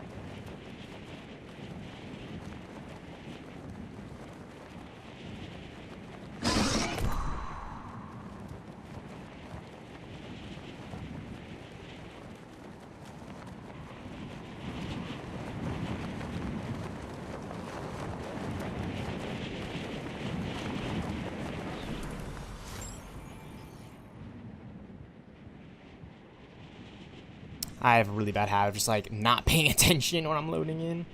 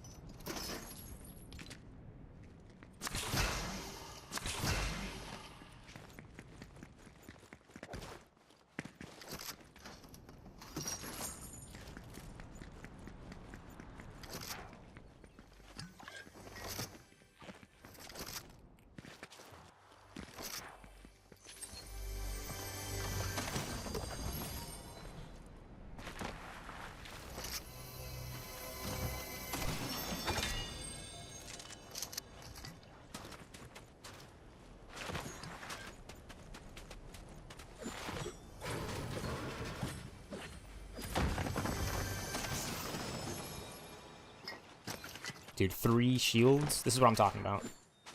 Now, if there was the shield backpack that I was talking about, they would have one backpack that has 3 slots worth of 3 different shields, meaning that I could carry bigs, minis, and this thing too.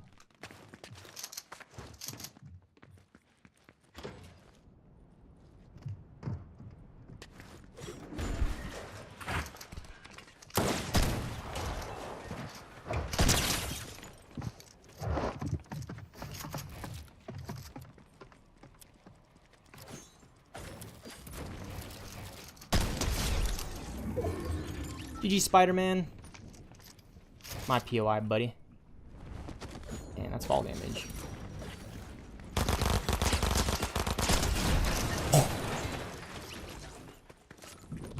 Just free elims off drop? Okay. Siphon too. Just reacted and pumped him in the face, dude.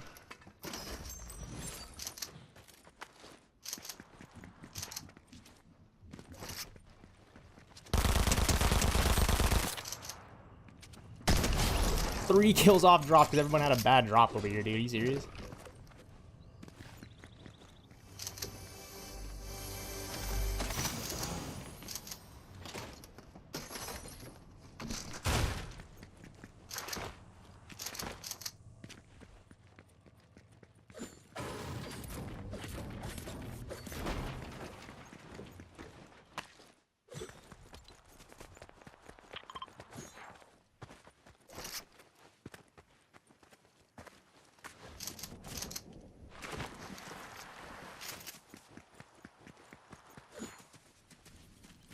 We just need to move. Just rotate good, rotate well, and we can, if we can get in like top 5, top 6 again with 3 elims, oh my gosh, so much better.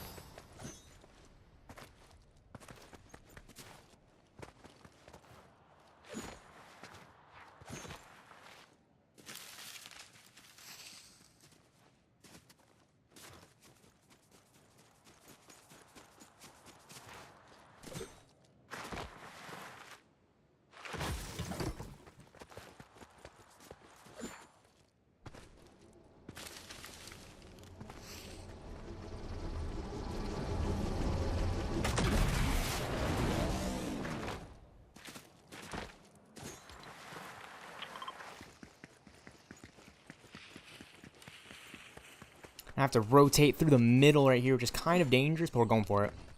I'm gonna try to do the same thing. Cut across to the snow biome and then just dip. But I have 3 eliminations.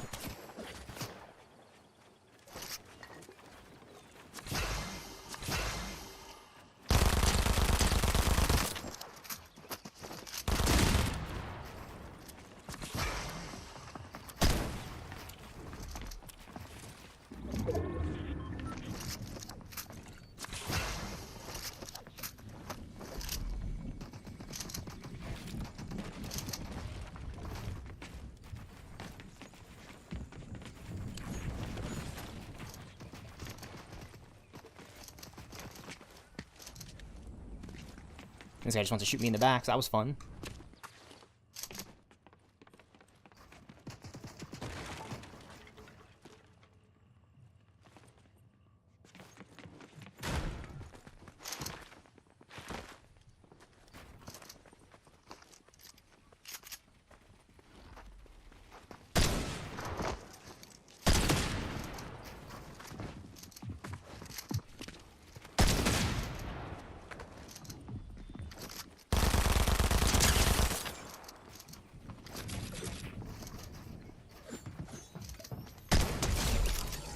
That was not the play, buddy. He just took a bad fight shooting me in the back and paid the price for it. Oh, great. We got more pushers.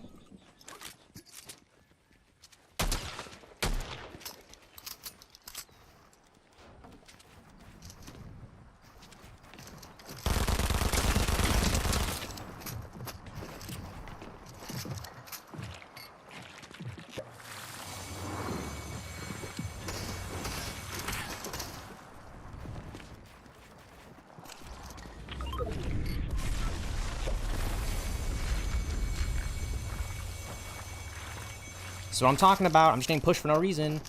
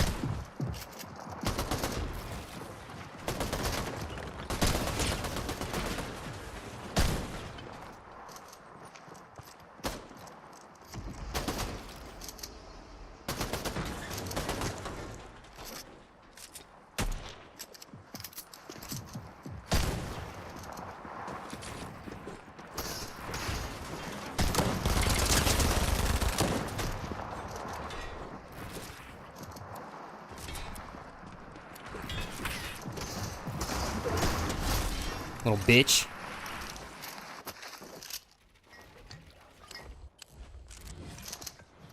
Haha! That's what I'm talking about. Now I'm popping off. Now I'm the one popping off. Where are my big shields at? I know I dropped them somewhere.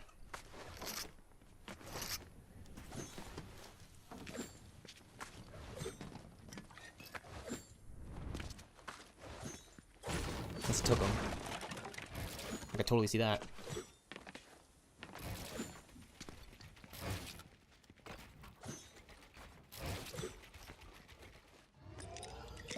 Let's go, dude.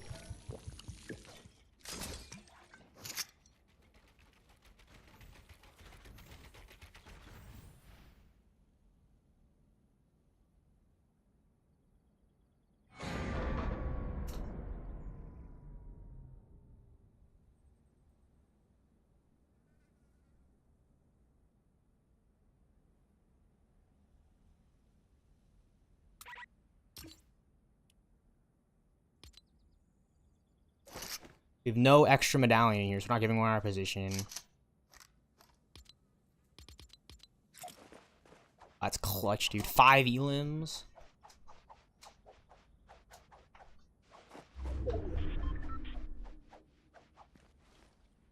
just gonna wait for the guy to rotate, honestly. I can't fight here.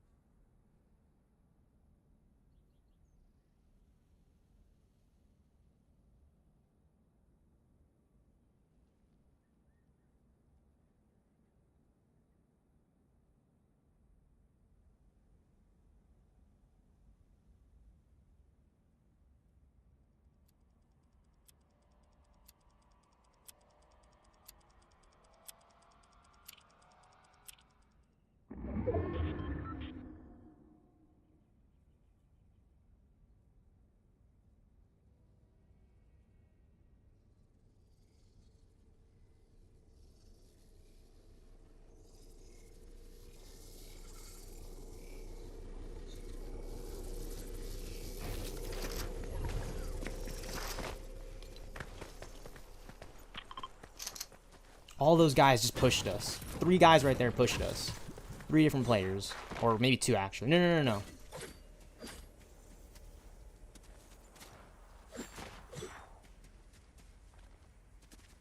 I think it was like 3 players. I don't know. I'm tripping out right now.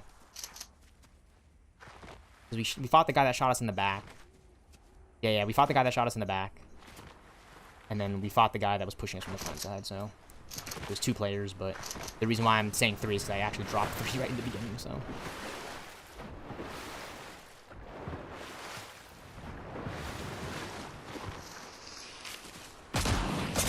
This is his bush!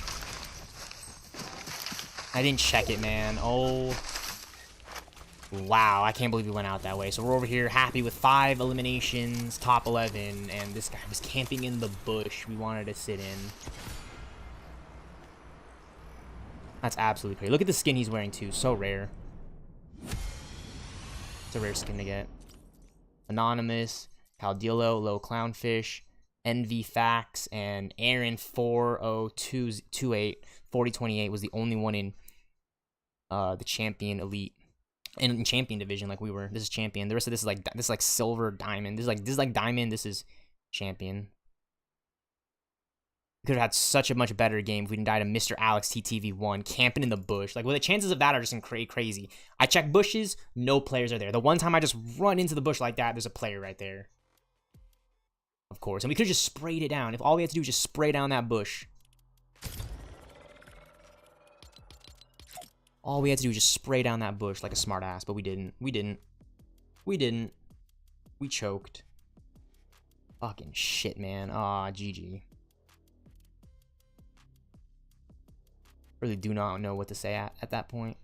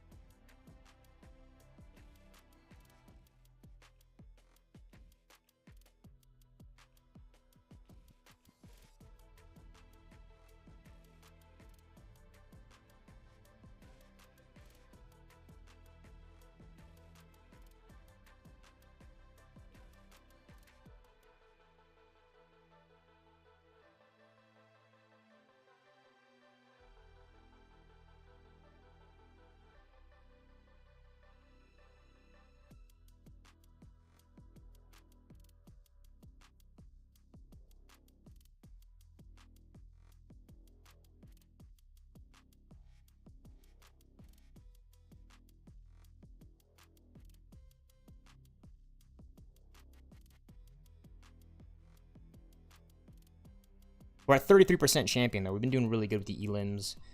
Just popping off and making these games a lot better than they should be.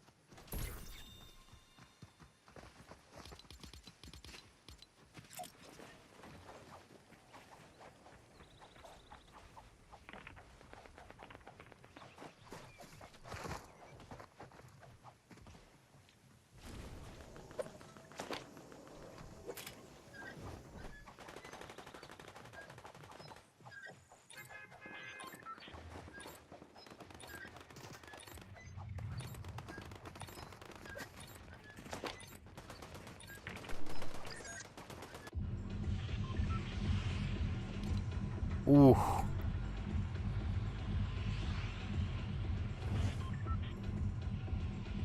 I had a really good game just landing here. I'm gonna try it again. Doesn't hurt to try again.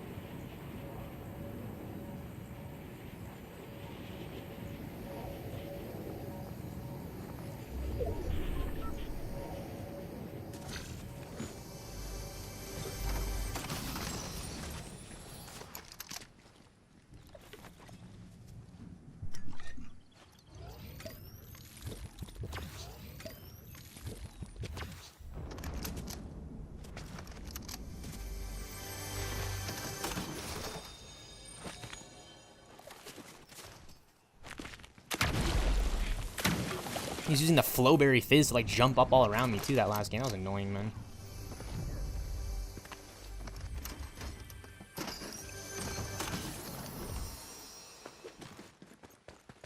That's it.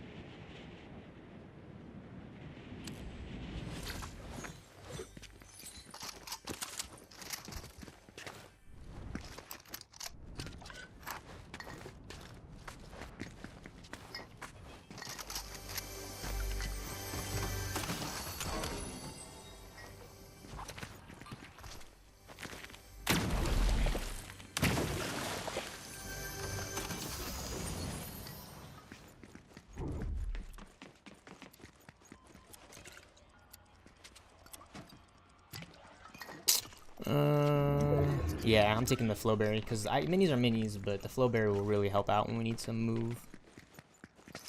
That'll be clutch. You know, when we have to rotate and such.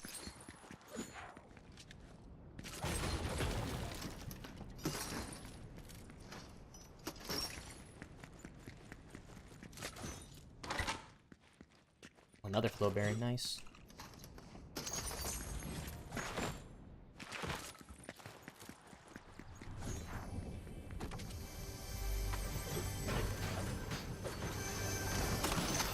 Another flowberry? Jeez, man, we got 3 of those. Definitely think there's a player gonna be rotating here soon.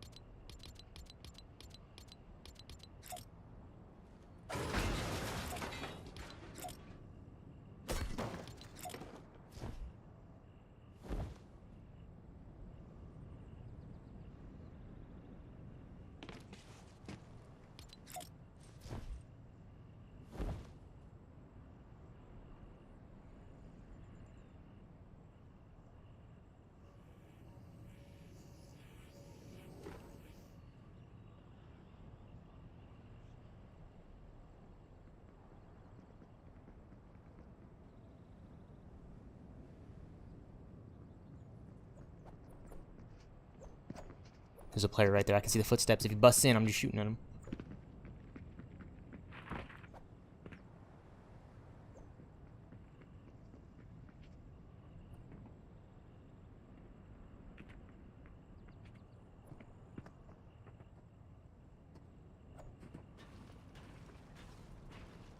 I really like this dark Gwenpool skin, I'm not gonna lie.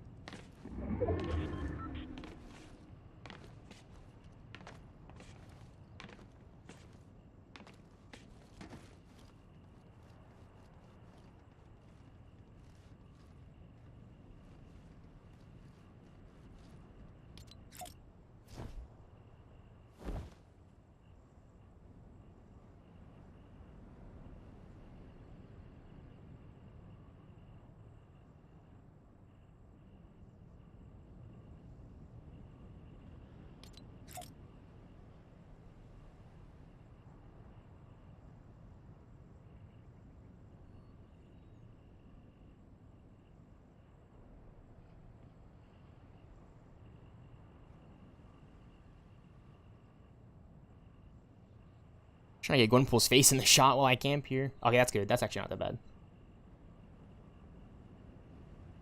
He's holding a coconut in her belly. Oh, that's cool. Shout out to all my, yeah, you guys, I don't, okay. Dark Gwenpool skin. Woo! This is, yeah, okay, whatever. No, I mean, I really like the cosmetic. It's very clean, in my opinion.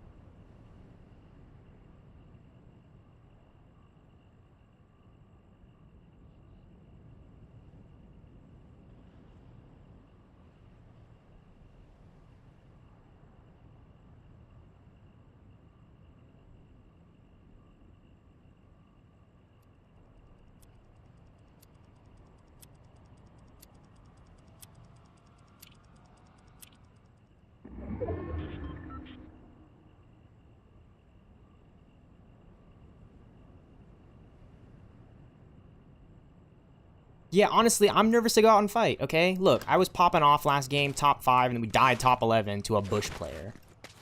Come on, you're telling me I'm ready to go out there and just start slaying? Like, no, that's just... We need a reset, alright? We need a good reset. Look, now we're top 17. Alright, now we have a real good chance at getting into the end game. We just gotta capitalize on this. I'll let any goonies show up.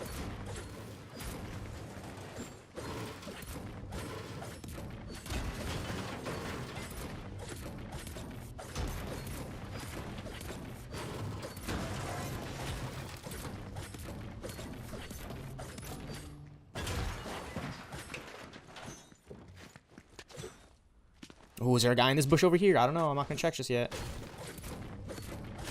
I didn't even see that guy when I slid into the bush. He was like dark and shit, man. It was kind of some bullshit, not gonna lie. It was a bullshit bush play.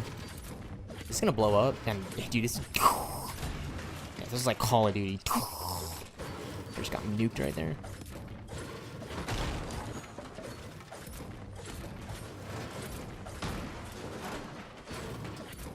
Should just smack as much metal as I can while I'm here.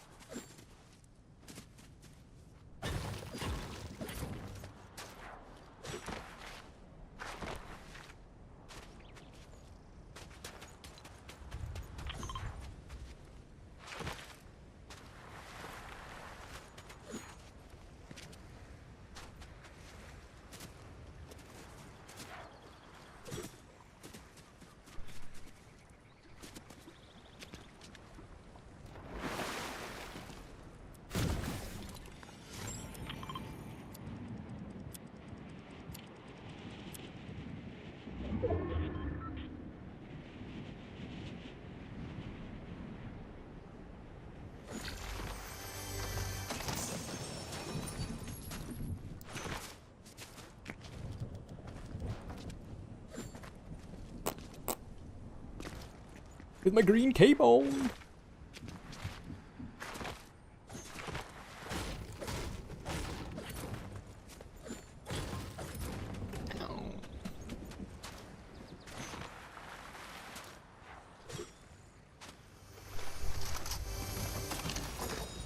The gatekeeper. I like the sovereign better, honestly.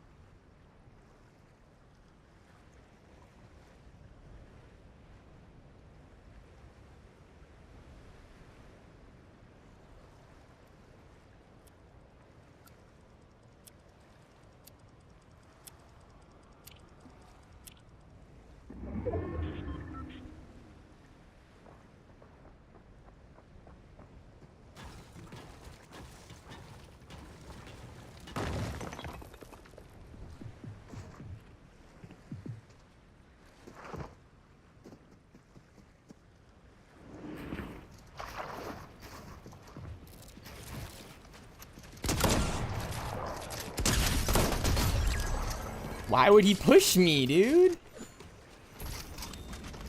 Was he not ready?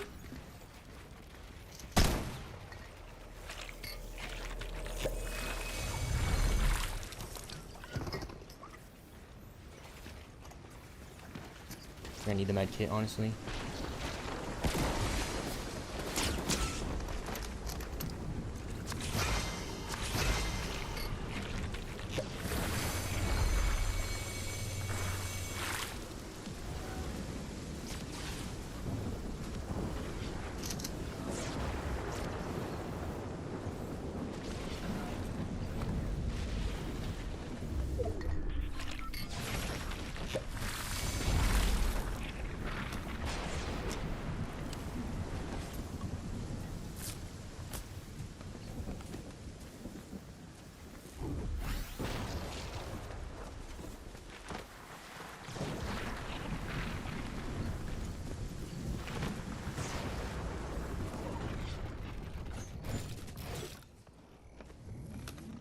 I don't know where that guy is, but as soon as he starts firing on me, I'm building.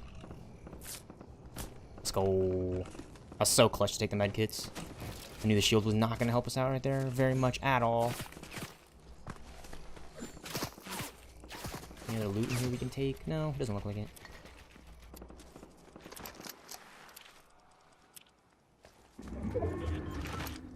I thought that was a guy. I really thought that butcher was a guy right there, I'm not gonna lie.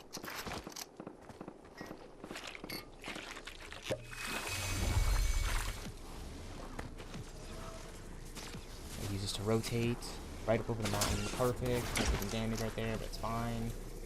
Can't hit every shot. This guy right here might look at us.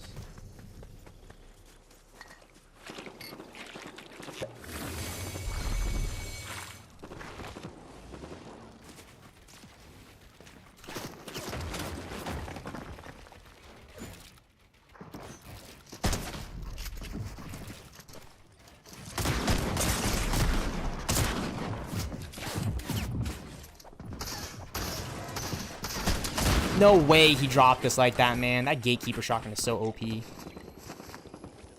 well, we did better, though. We went from top 11, 5 elims, top 7, 1 elim. They're not bad games. They're just not the best, and they're just not perfect. If they were perfect, we'd be getting wins. But a 3% increase and dying to an unreal player? I'll take it.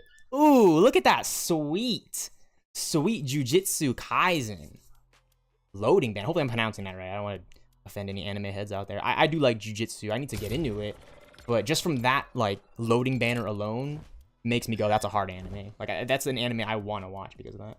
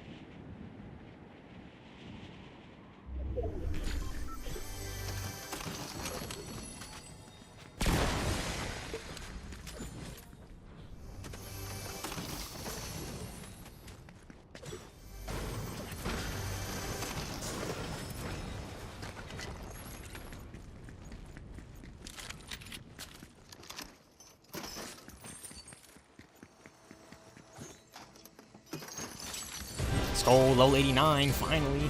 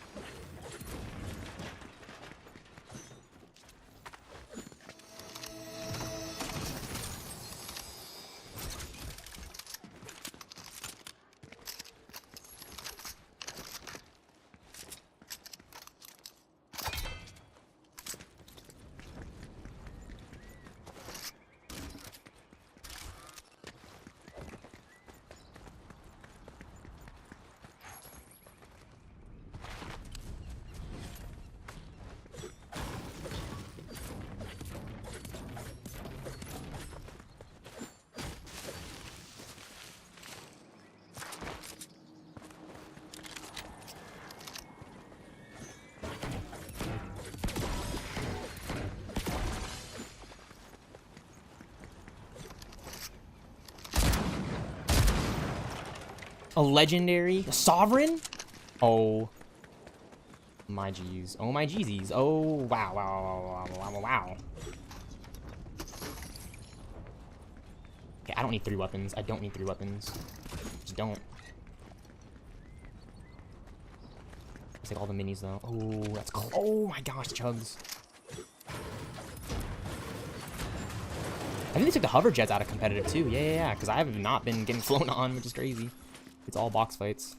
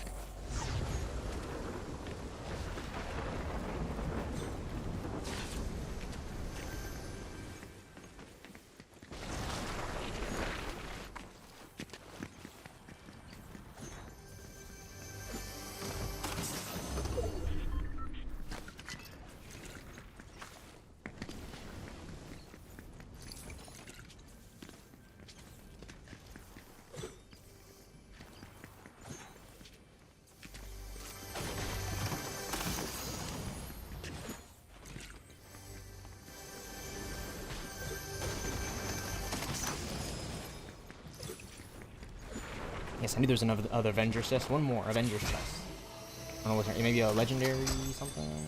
Okay.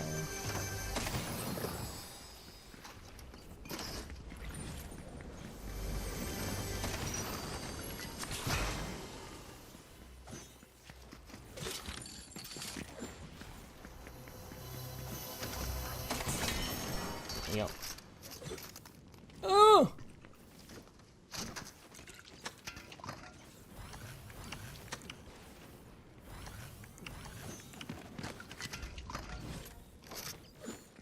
Ah! Run to the zone! Auto zone! Oh. Good chest. I'm gonna die doing this shit, aren't I? Just looting in the storm. Well, I could use more chugs, though.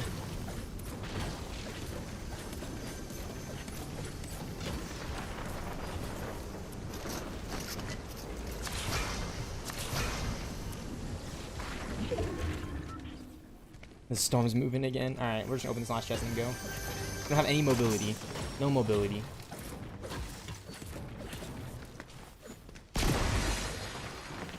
No cars, and we just gotta run, dude, to this zone right now. This is the next zone. We gotta go.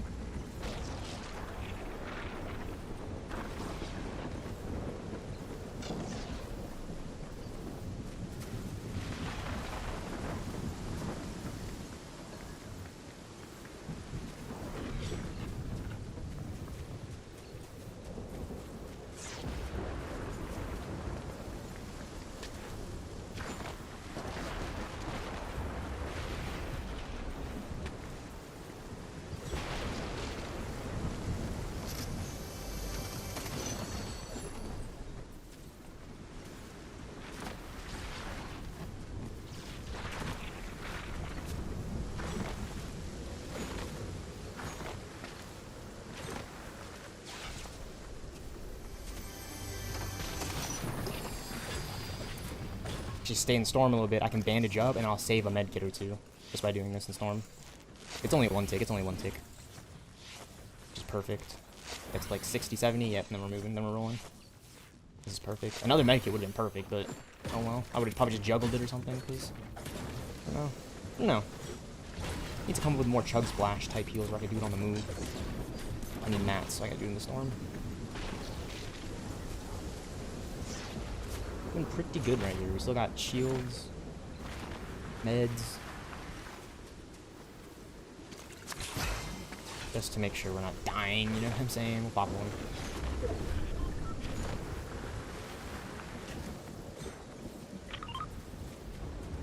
Gotta go even further. We can bounce right. Get the storm to help us out actually.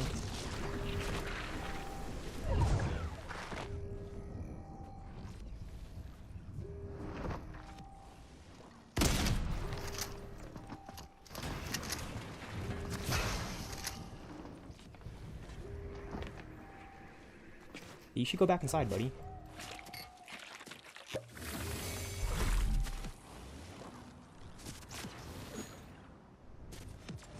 Come back into the tunnel.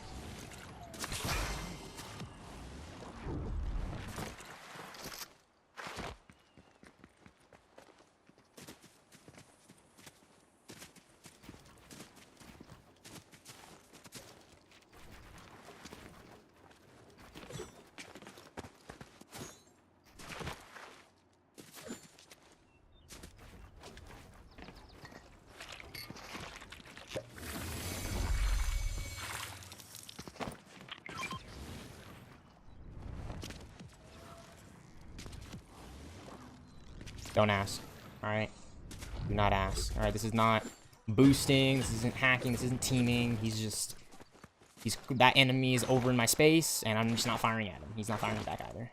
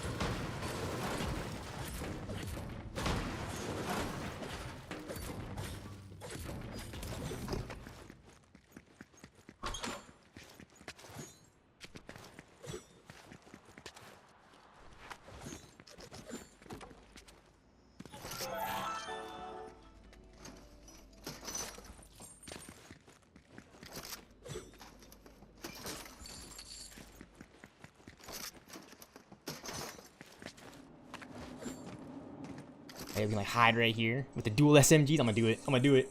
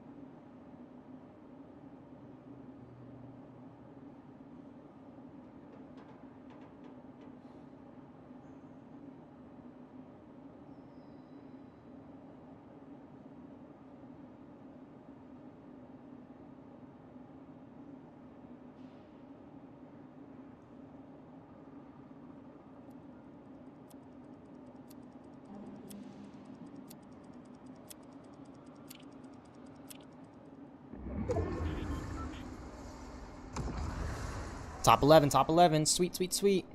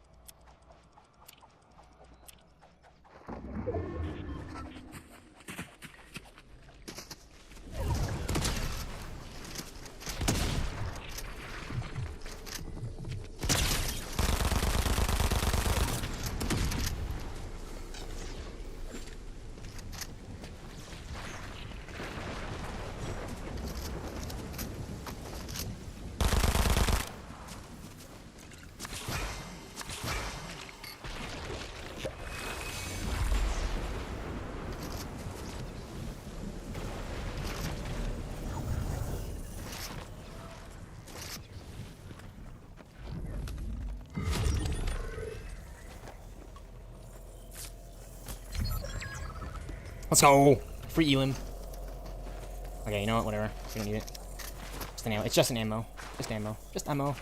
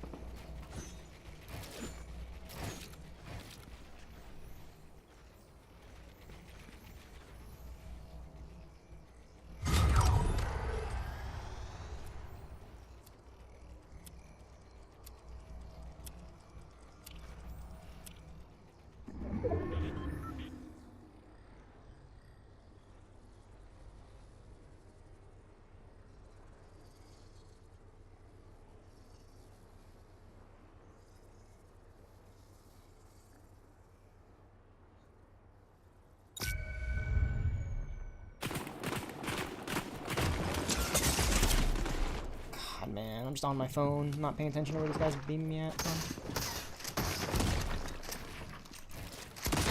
No, he knew I was gonna edit on him too, man. Second place ranked? He pinged me, and I'm just on my phone, because I know it's a 1v1, and I'm not trying to, you know... I'll just take second place at that point, right? I already have some elims. Got an elim, second place. That's basically a victory royale for me. I mean, a win would be a win. Would be a win. For sure be a win. Freaky Jacks. He's already in Unreal. That's crazy, man. That's fucking crazy, dude.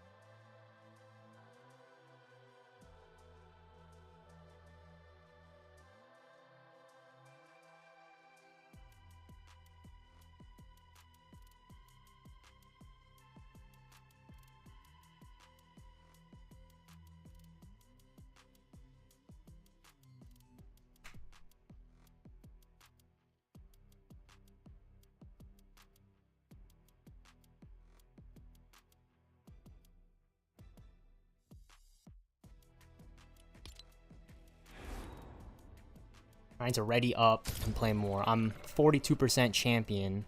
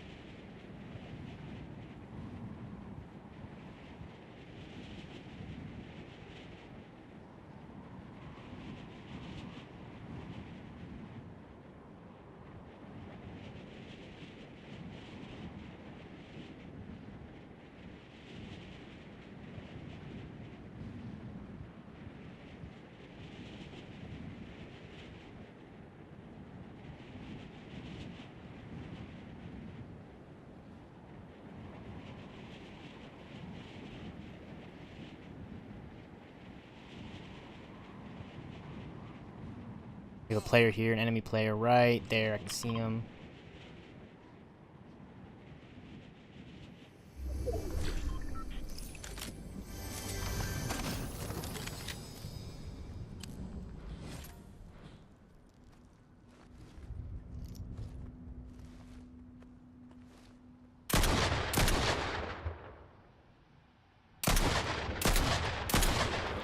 Epic fail. Miss all my shots.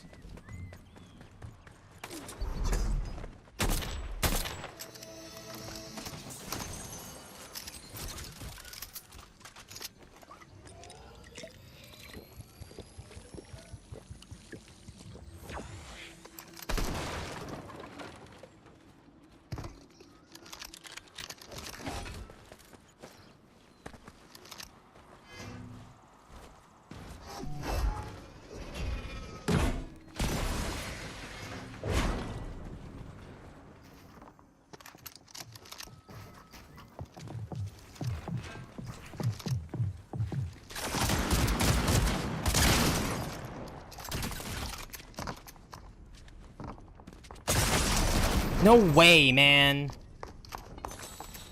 No freaking way. He does all that damage to me. Drops me with a common freaking uncommon gatekeeper, and I get sent back to the lobby. He's already in Unreal. This is why I don't get about the ranking competitive thing. It's like, if they're already in Unreal, why do I have to fight them like they're the greatest players on the planet? And then I lose just like, right, like 4%. I know it's not a lot, but I'm at 38 now. I mean, I was at like 24, so it could be way worse. I'm very close to Unreal myself. Okay? I'm very close to the Unreal division, and I want to get in like now. Like, yes, I wanted to be in yesterday.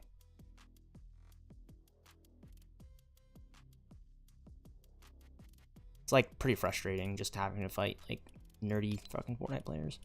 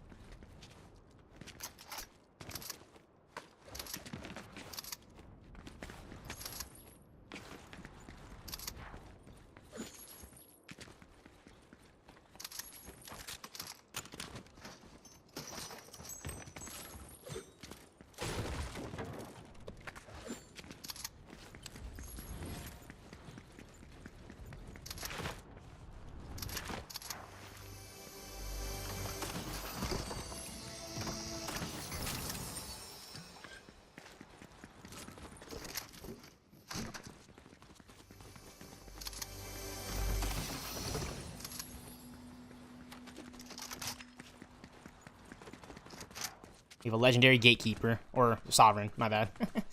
The gatekeeper was last game in Epic. Didn't end so well.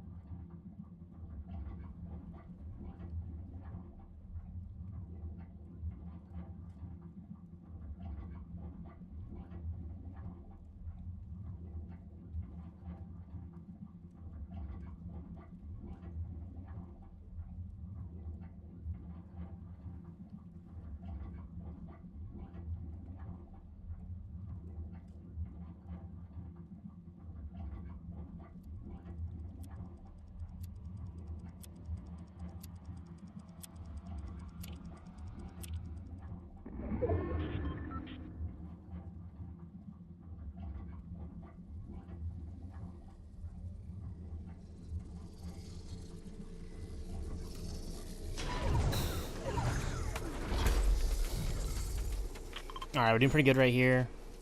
Top 14. We don't have any elims, but we're really just focused on getting into the end game and burning through like our brick and metal to ensure we don't get shot in the face, man. There's a rare chest here. Which is really clutch. Really, really clutch. It's under this thing. Can I destroy this? That's weird. It's really weird. I already have HP with the chug splashes. I don't need any more. I had a really good loadout. This is a really good loadout.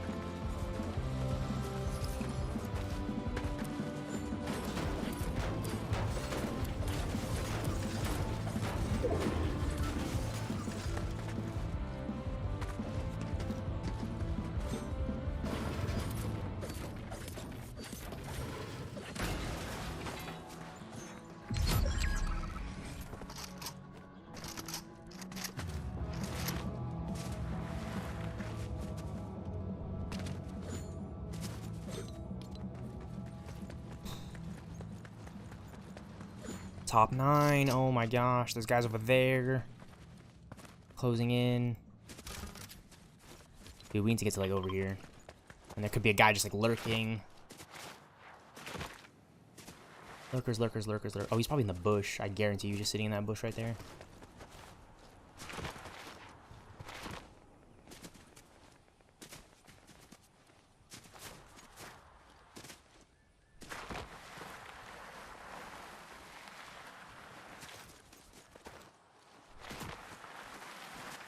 Could be a guy all the way up in there and we wouldn't even...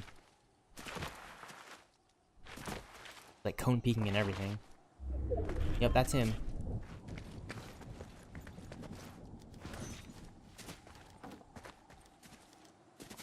Keep my eye on this guy, dude. Oh my gosh.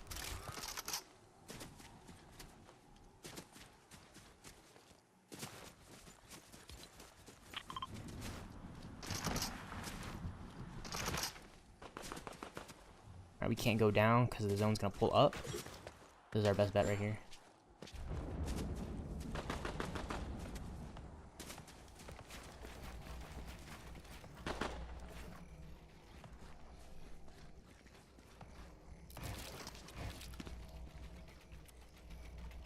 Alright, a high chance we could just get blasted and beamed in the back, but I'm not worried about that right now.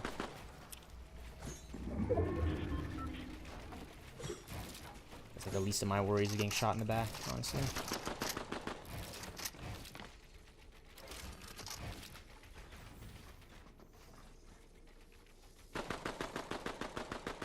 It's like dudes on like the railing or something. I have no idea what that other... Oh, there we go, there we go, there we go.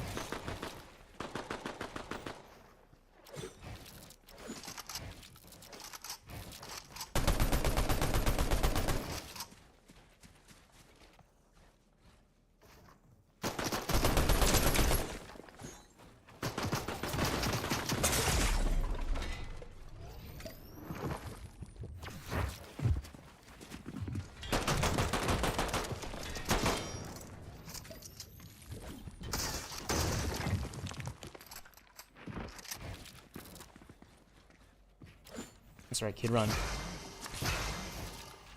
Use all my metal walls on you, buddy. Because I can.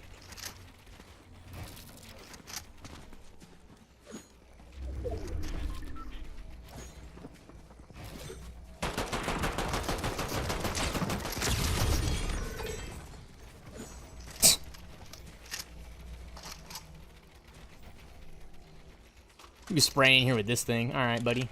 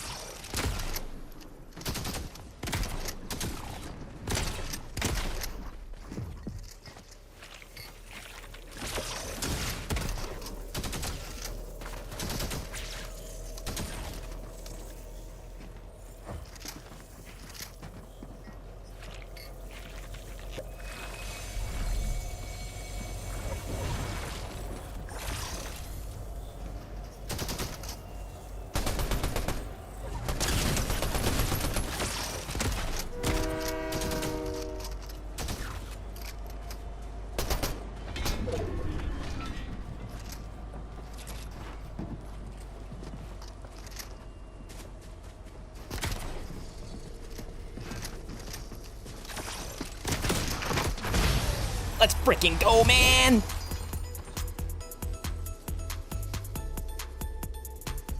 I needed that win so badly, dude. Let's go!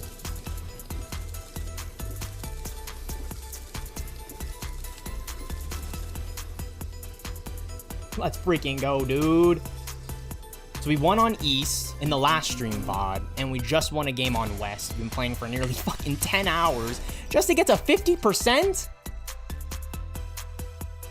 2 champion players we've eliminated and 1 diamond for a 12% increase. We're halfway there to champion, dude. Let's go. Number 1 Victory Royale. Number 1 Victory Royale. Number 1 Victory Royale. Yeah, Fortnite, we about to get down. Dude, this is insane. 500 shoddy damage. 5 ammo boxes. 50 structures destroyed. 50 structures built. Headshot. Player down with a headshot. Ooh, that must have been the guy that jumped in on us.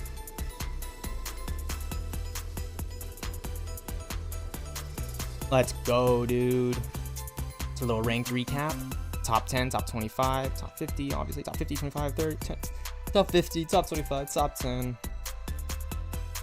Got this guy at top 6. These guys too.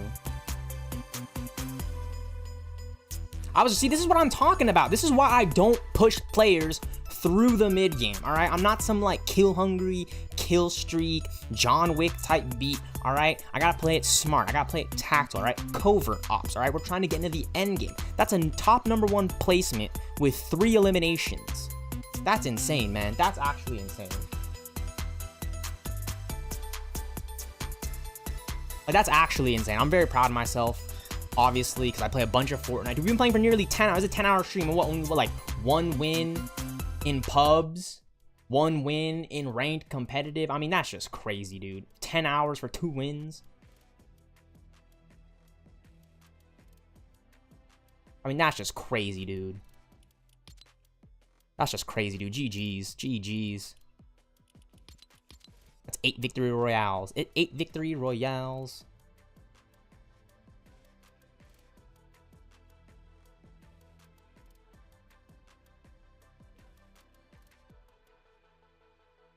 GG's, GG's.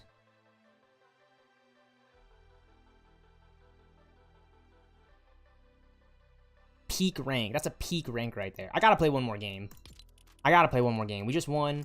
I gotta play one more. I gotta go in. I'm already at 50%. I'm feeling pretty confident.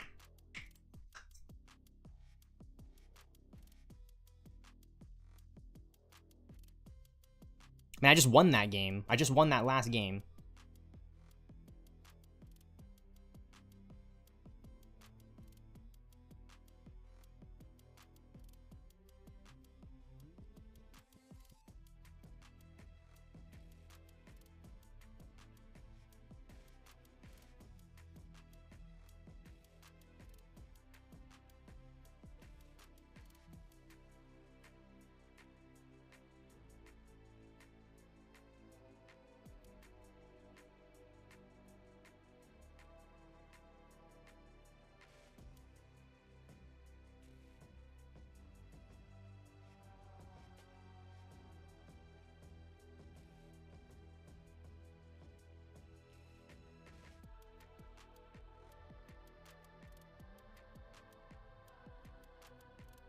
We can find and get into a match, dude. Oh my gosh, if we can even find and get into a match. I'm ready, I'm pumped.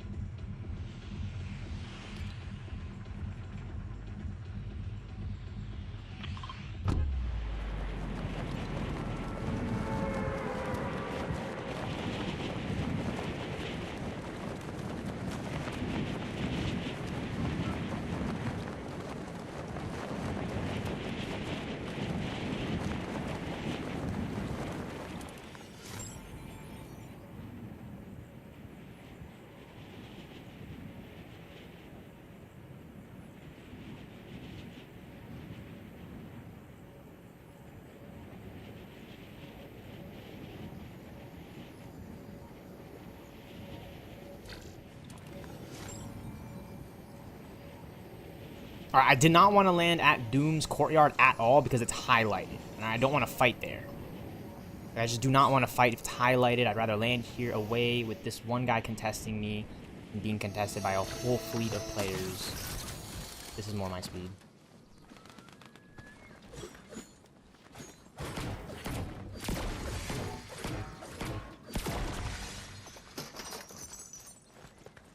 Kinda hoping that thing would give me mats, but alright.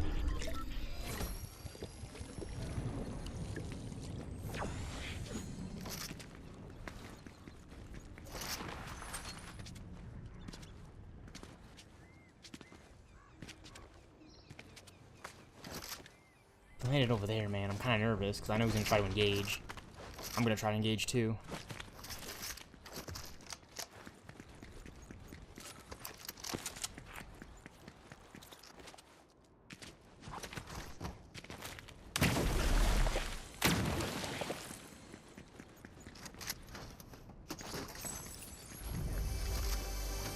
I saw him land over there. I'm not... They ain't slipping. I saw him land over there. Here we go.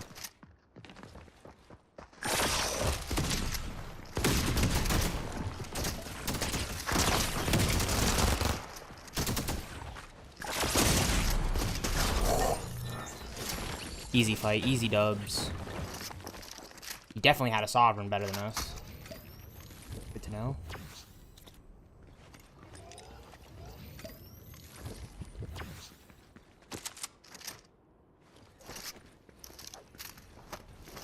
Let's go, dude. Let's go, man. I'm feeling confident. Now we're leveling up. I feel like we can get to Unreal. I just gotta play. I just gotta channel my inner Slat chat straight up. I gotta channel my inner Slat chat and we're chilling.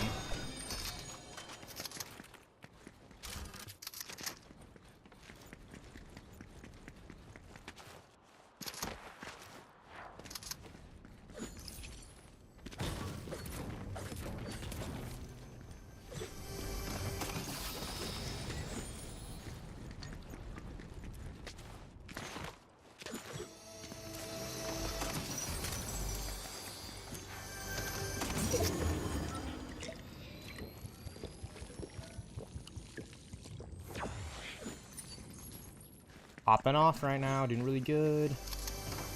Good loadout. Good shield already. Like, I can fight. See, this is the thing. I can fight. I know how to fight. It's just like all the RNG and third parties, like it would instantly put me at a disadvantage, if that makes sense, right? And I know being a smart, good fighter is taking good fights, but I'd rather just be smart in general and just avoid taking a fight and just like have that risk go down and just really put all my focus and be prepared onto rotating in the end game.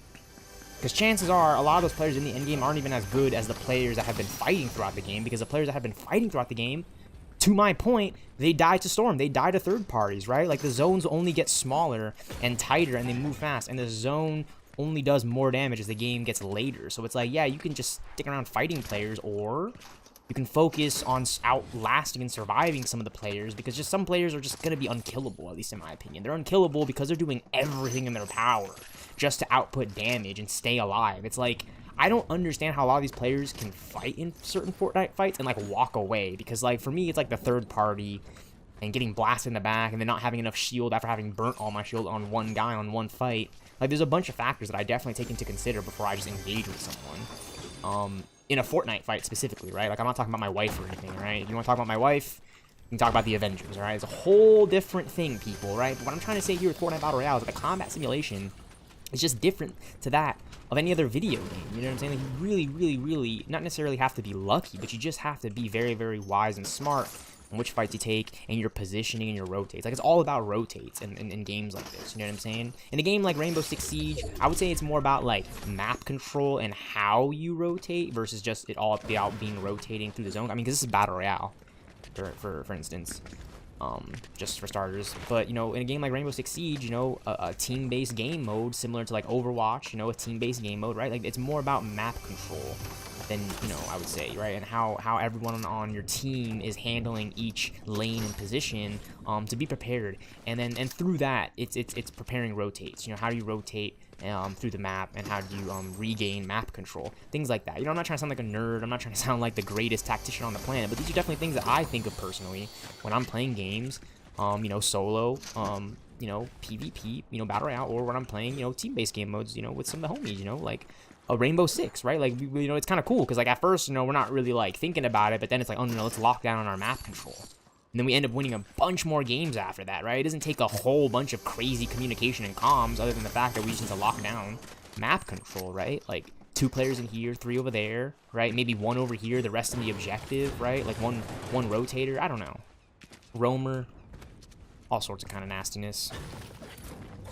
And with all that said, I would love to see Fortnite cross collab with like Rainbow Six Siege. You know, Tom Clancy stuff, that'd be cool. And Call of Duty, I've said this before, but I'd love to see a Call of Duty cross collab. Like a COD cross collab.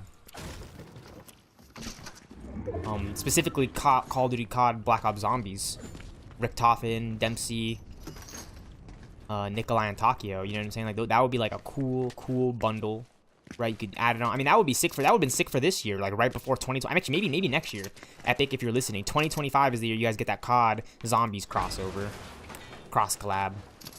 And you can tie it in with Fortnite mirrors because you can do the whole zombies thing. Like that would just be perfect for Fortnite. I would definitely hop on Fortnite more. It would definitely get me more interested in COD because I haven't been playing much COD lately. Like really, I have not played like COD. Like the last time I really played COD was maybe just like, I want to say like last month when I was just doing a fuck around Modern Warfare stream, and that didn't turn out so well because the game was just full of hackers. And then the time before I played that, Modern Warfare 2019, I was playing Black Ops 3, doing some of the OG map Easter eggs like Zetsubo no Shima and Draisen Draha. You know what I'm saying? With the homie. Shout to Ilarion, right? Like we ran some of those Easter eggs back and it was really fun. But yeah, I just have not been playing much COD lately. You know what I'm saying? I'm not really. I would say I'm definitely CODed out. I played a bunch of COD back on my days on Xbox. And I started out on PC with Modern Warfare 2019, and I still have Cold War installed, so I'm really excited to hop back on that before Black Ops 6 drops. But yeah, I am just being boozled by the game. By the way, I think gaming is peaking. You know what I'm saying? Like it's been peaking. You know, I would say since like 2015. I mean, because gaming before 2015 was gaming before 2015. Don't, you know, Mario Kart, Pokemon, Black Ops 2, Ghosts, Advanced Warfare. But when 2015's Black Ops 3 hit, that's kind of when I personally felt like things were kind of slightly taking a change because Call of Duty was only going to get more ridiculous with its futuristic stuff, and then other games were going to come out. You know, we got Assassin's Creed Unity.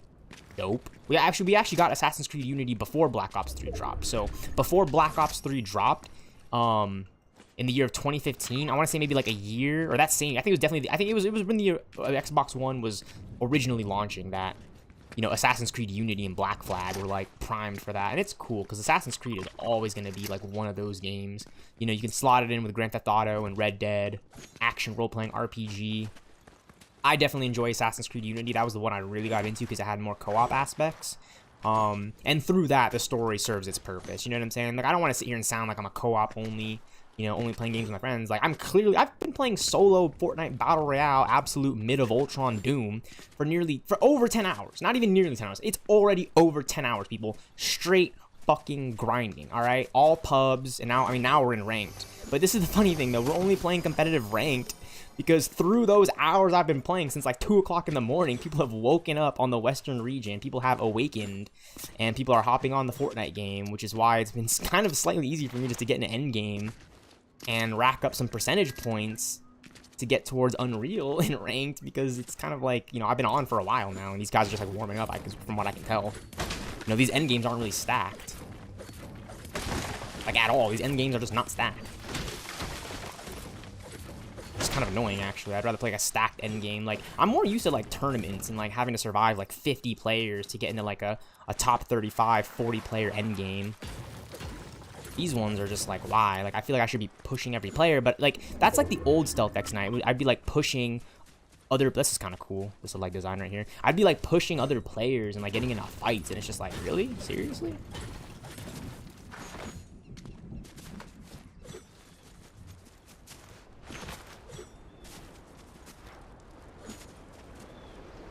Ridiculous. We got some armored walls, though. I'm very proud of that. I am very proud of that.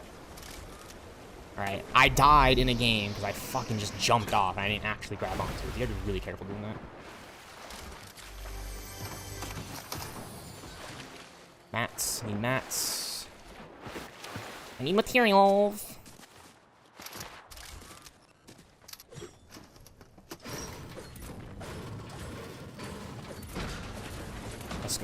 Popping off, popping off. You would think I went to school for Cairo. Popping off.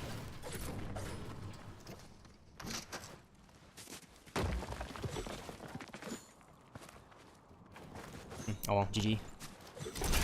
I gotta start saying GG and not GGs, because it's a good game, not good games. Well, technically, I mean, in my opinion, technically it would be good games, because they are good games. But it's a GG. Good game.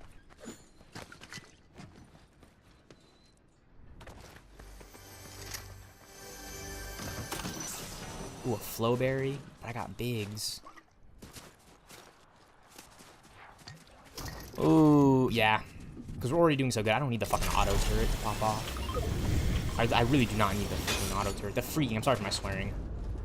But I just do not need the freaking auto turret. The effing auto turret. The mother of nature F auto turret. Oh my gosh, another one? Another one. Alright, we're doing pretty good on the mats. We're actually doing pretty good on the mats. I'm not gonna lie. We're doing pretty good on the mats.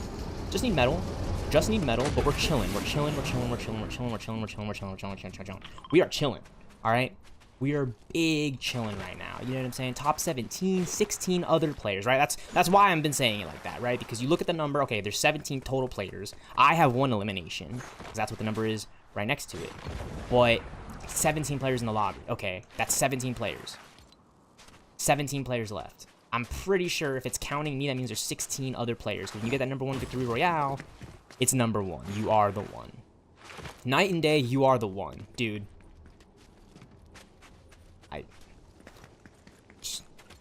If you know, you know, alright? Redheads. I don't have to really explain this one, but yeah, GG. Alright, let's go. Yeah.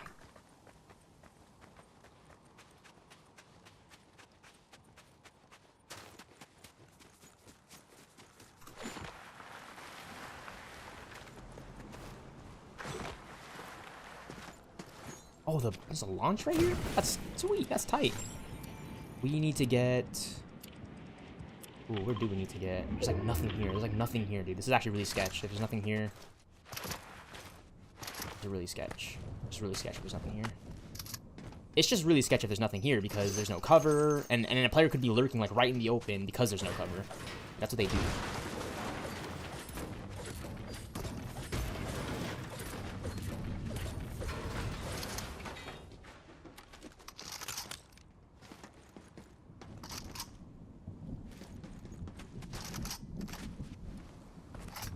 This is gonna give me range that I need, that I don't have with the SMG. And the SMG is good, but I don't need 3 weapons. I need 2. I need a shotty and a spray. Or maybe just like a really good spray, like War Machine's Arsenal. Alright, is there a guy in here? Come on. Alright, we're not fucking around. We are looking. We're on the hunt. We're on the prowl. We are stealthxknighting it.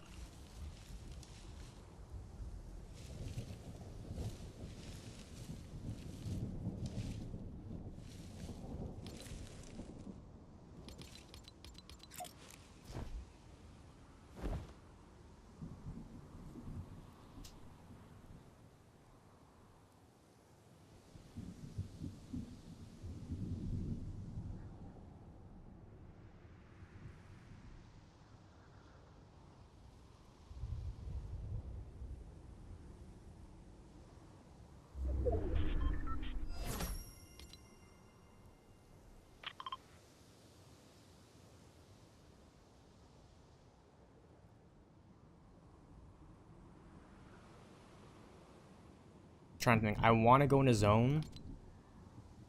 Okay, these medallions are in front of us. If I can get to Nitro Dome right here, I'll be chilling. That's my plan, is to get to Nitro Dome right there on my ping, so I can just kind of slide into the zone, not really fight many kids, players. Fortnite Battle Royale, you know, they're probably kids, you know, and they're 14, but they're players, gamers, and yeah, and then just try to win the game from there. I mean, this is pretty good. Top 12 with 1 elim. I'm very proud right now. I really am proud because, believe it or not, I just feel like playing ranked is like so annoying with how sweaty players actually play. I mean, I sweat too, but come on, like compared to what's going on out there in these Fortnite lobbies, it's like, seriously? Mantle over that. We're gonna hit the slide. Woo!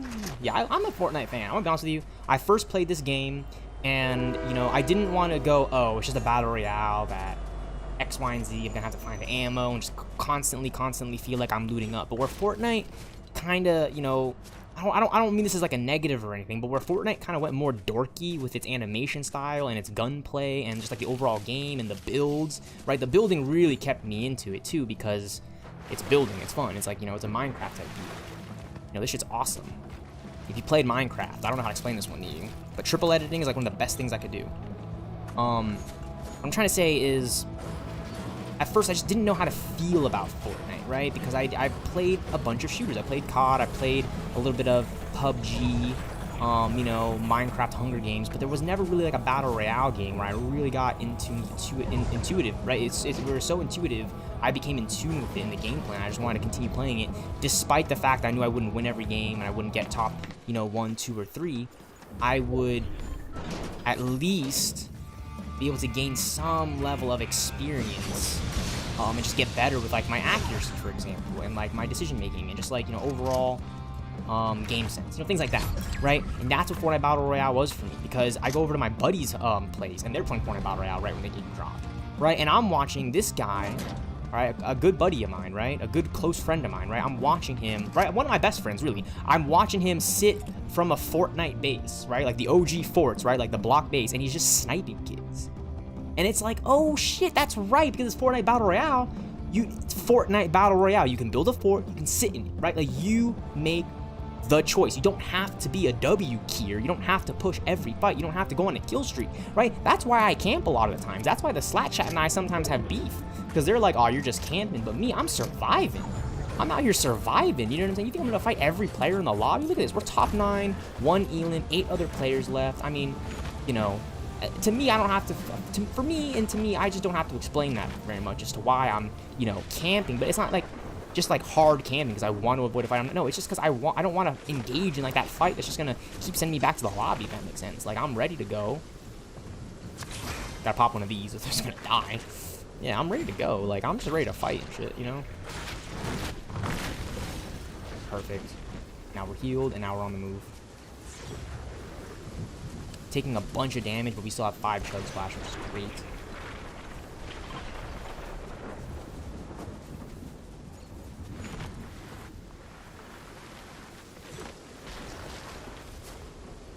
Hit the slides, we can build up some G-force, some kinetic energy. Yeah, this is why I didn't want to come in right away, because I feel like there would be some players just like kind of...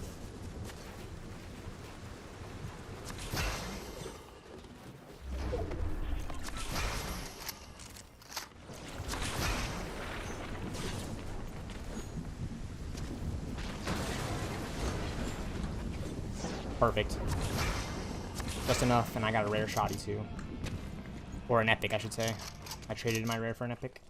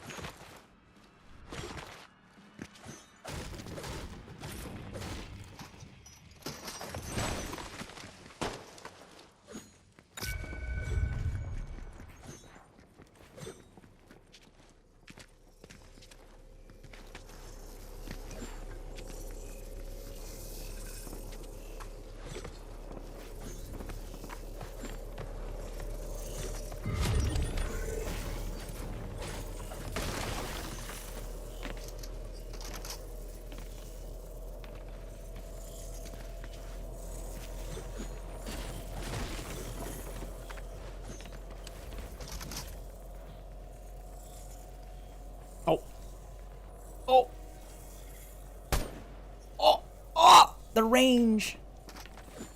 Oh, is this a Sovereign? It's a Sovereign, dude. Let's go. I love the Sovereign shoddy, man. That thing is badass.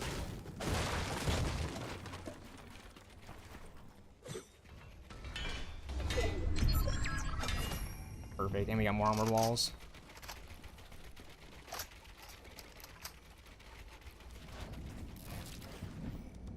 Just take take over this guy's base. Top 3. Dude, we can just get a back-to-back win right now. I still have the crown.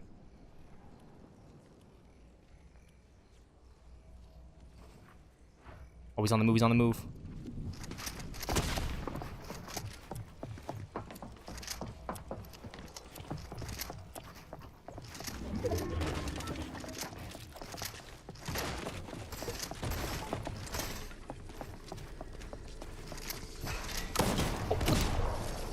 Get above.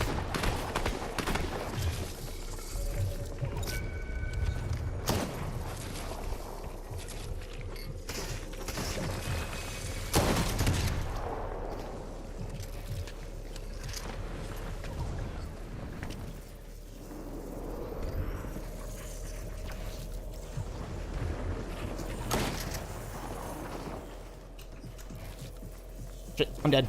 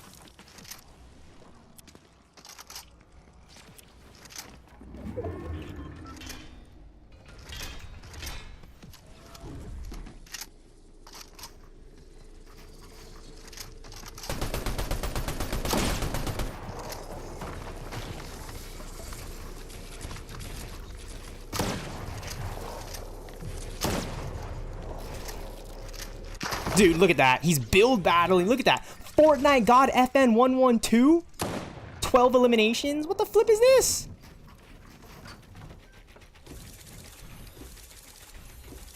Oh my gosh, man. I thought I was going to win that game. We went from top number 1 Victory Royale to top 2. Fortnightmares, dude. For a 6% increase. So we died to Fortnite God FN 112 for a 6% increase, 1 elimination, top 2. Kala Verilaka. Okay, well, GG. I just don't want to get into a game with that, with a player like that again, dude. That's so corny. That's just absolute corny. Absolute corn.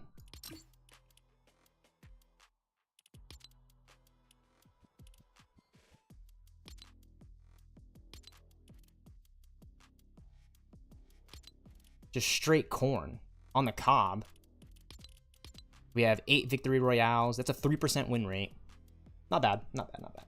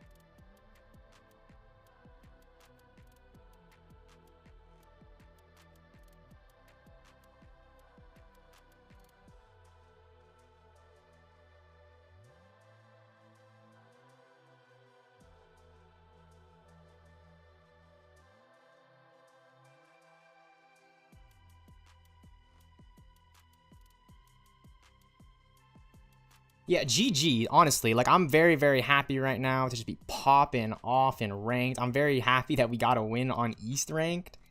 And then we got a win on West ranked. 56%. So we're a little over halfway there. We're a little over halfway there. I'm going to take a break here soon. I'm going to end the stream. I'm going to take a break because, yeah, I can take a break and end the stream soon. I'm grinding. We've been grinding for nearly 10 hours. Literally over 10 hours. I'm going to take a break here now.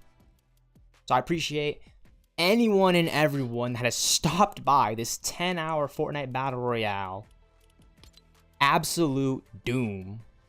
Mid of Ultron, Fortnite Battle Royale season. We haven't claimed a single reward out of our Battle Pass, but we will definitely be doing that here soon in another stream, in another VOD here soon, because we want to claim all the Battle Pass rewards. But I've been on the grind. I'm currently level 89, so I'm 11 levels away from having the base 100, right? Because it's 100 levels has usually been the base for Fortnite battle passes. So you get to 100 levels, you'll have enough stars to claim this specific 14-page battle pass. You should, in theory, because that's how it works, the battle pass. And then the bonus rewards come in with the more and mores of XP. I've already gotten all this. Don't. This is doom. Oh, this is cool. This is cool. I like this. This is a sick one. This is a sick one. 15 of 6. Absolute doom. Yep, that's sick. We got the sword, the pickaxe, the harvesting tool. That's cool. Yes, we got the doom stuff, quest rewards. I got the war machine. I haven't got. This is upcoming. This is new. This is coming. This is coming soon. This is coming soon. In 6 days. That's gonna be sick. I like that edit style. I got the dark Gwenpool. Very proud of this one. I'm very proud of this one. Like, this is, I got the battle pass and I already like the Gwenpool skin, right? This one, right? The OG. It's clean. It's clean. I like the white. I like the pink. But this is me. This is, y'all know. This is my skin. I wouldn't claim this skin as like the stealthxknight skin. I would say this skin down here is more of my stealthxknight skin. Honestly, Axion Sentinel is definitely the stealthxknight skin. But yeah. We're gonna get the battle pass stuff going. Quest rewards, bonus rewards. Yeah, we definitely need to level up and get more battle stars in order to get that going. But we're there. The Kickstart challenges, our career. I appreciate anyone and everyone stopping by. It's Fortnite Mirrors, October 11th. Today is October 7th. So Fortnite Mirrors is going to start in, what, like 4 days? In 2 days. It's the 7th. It's the 9th. I'm trolling. It's October 9th. Fortnite Mirrors starts in 11 on the 11th in 2 days. I'm YouTube stealthxknight in the YouTube stealthxknight Sanctuary. Peace. I'm out. Love you.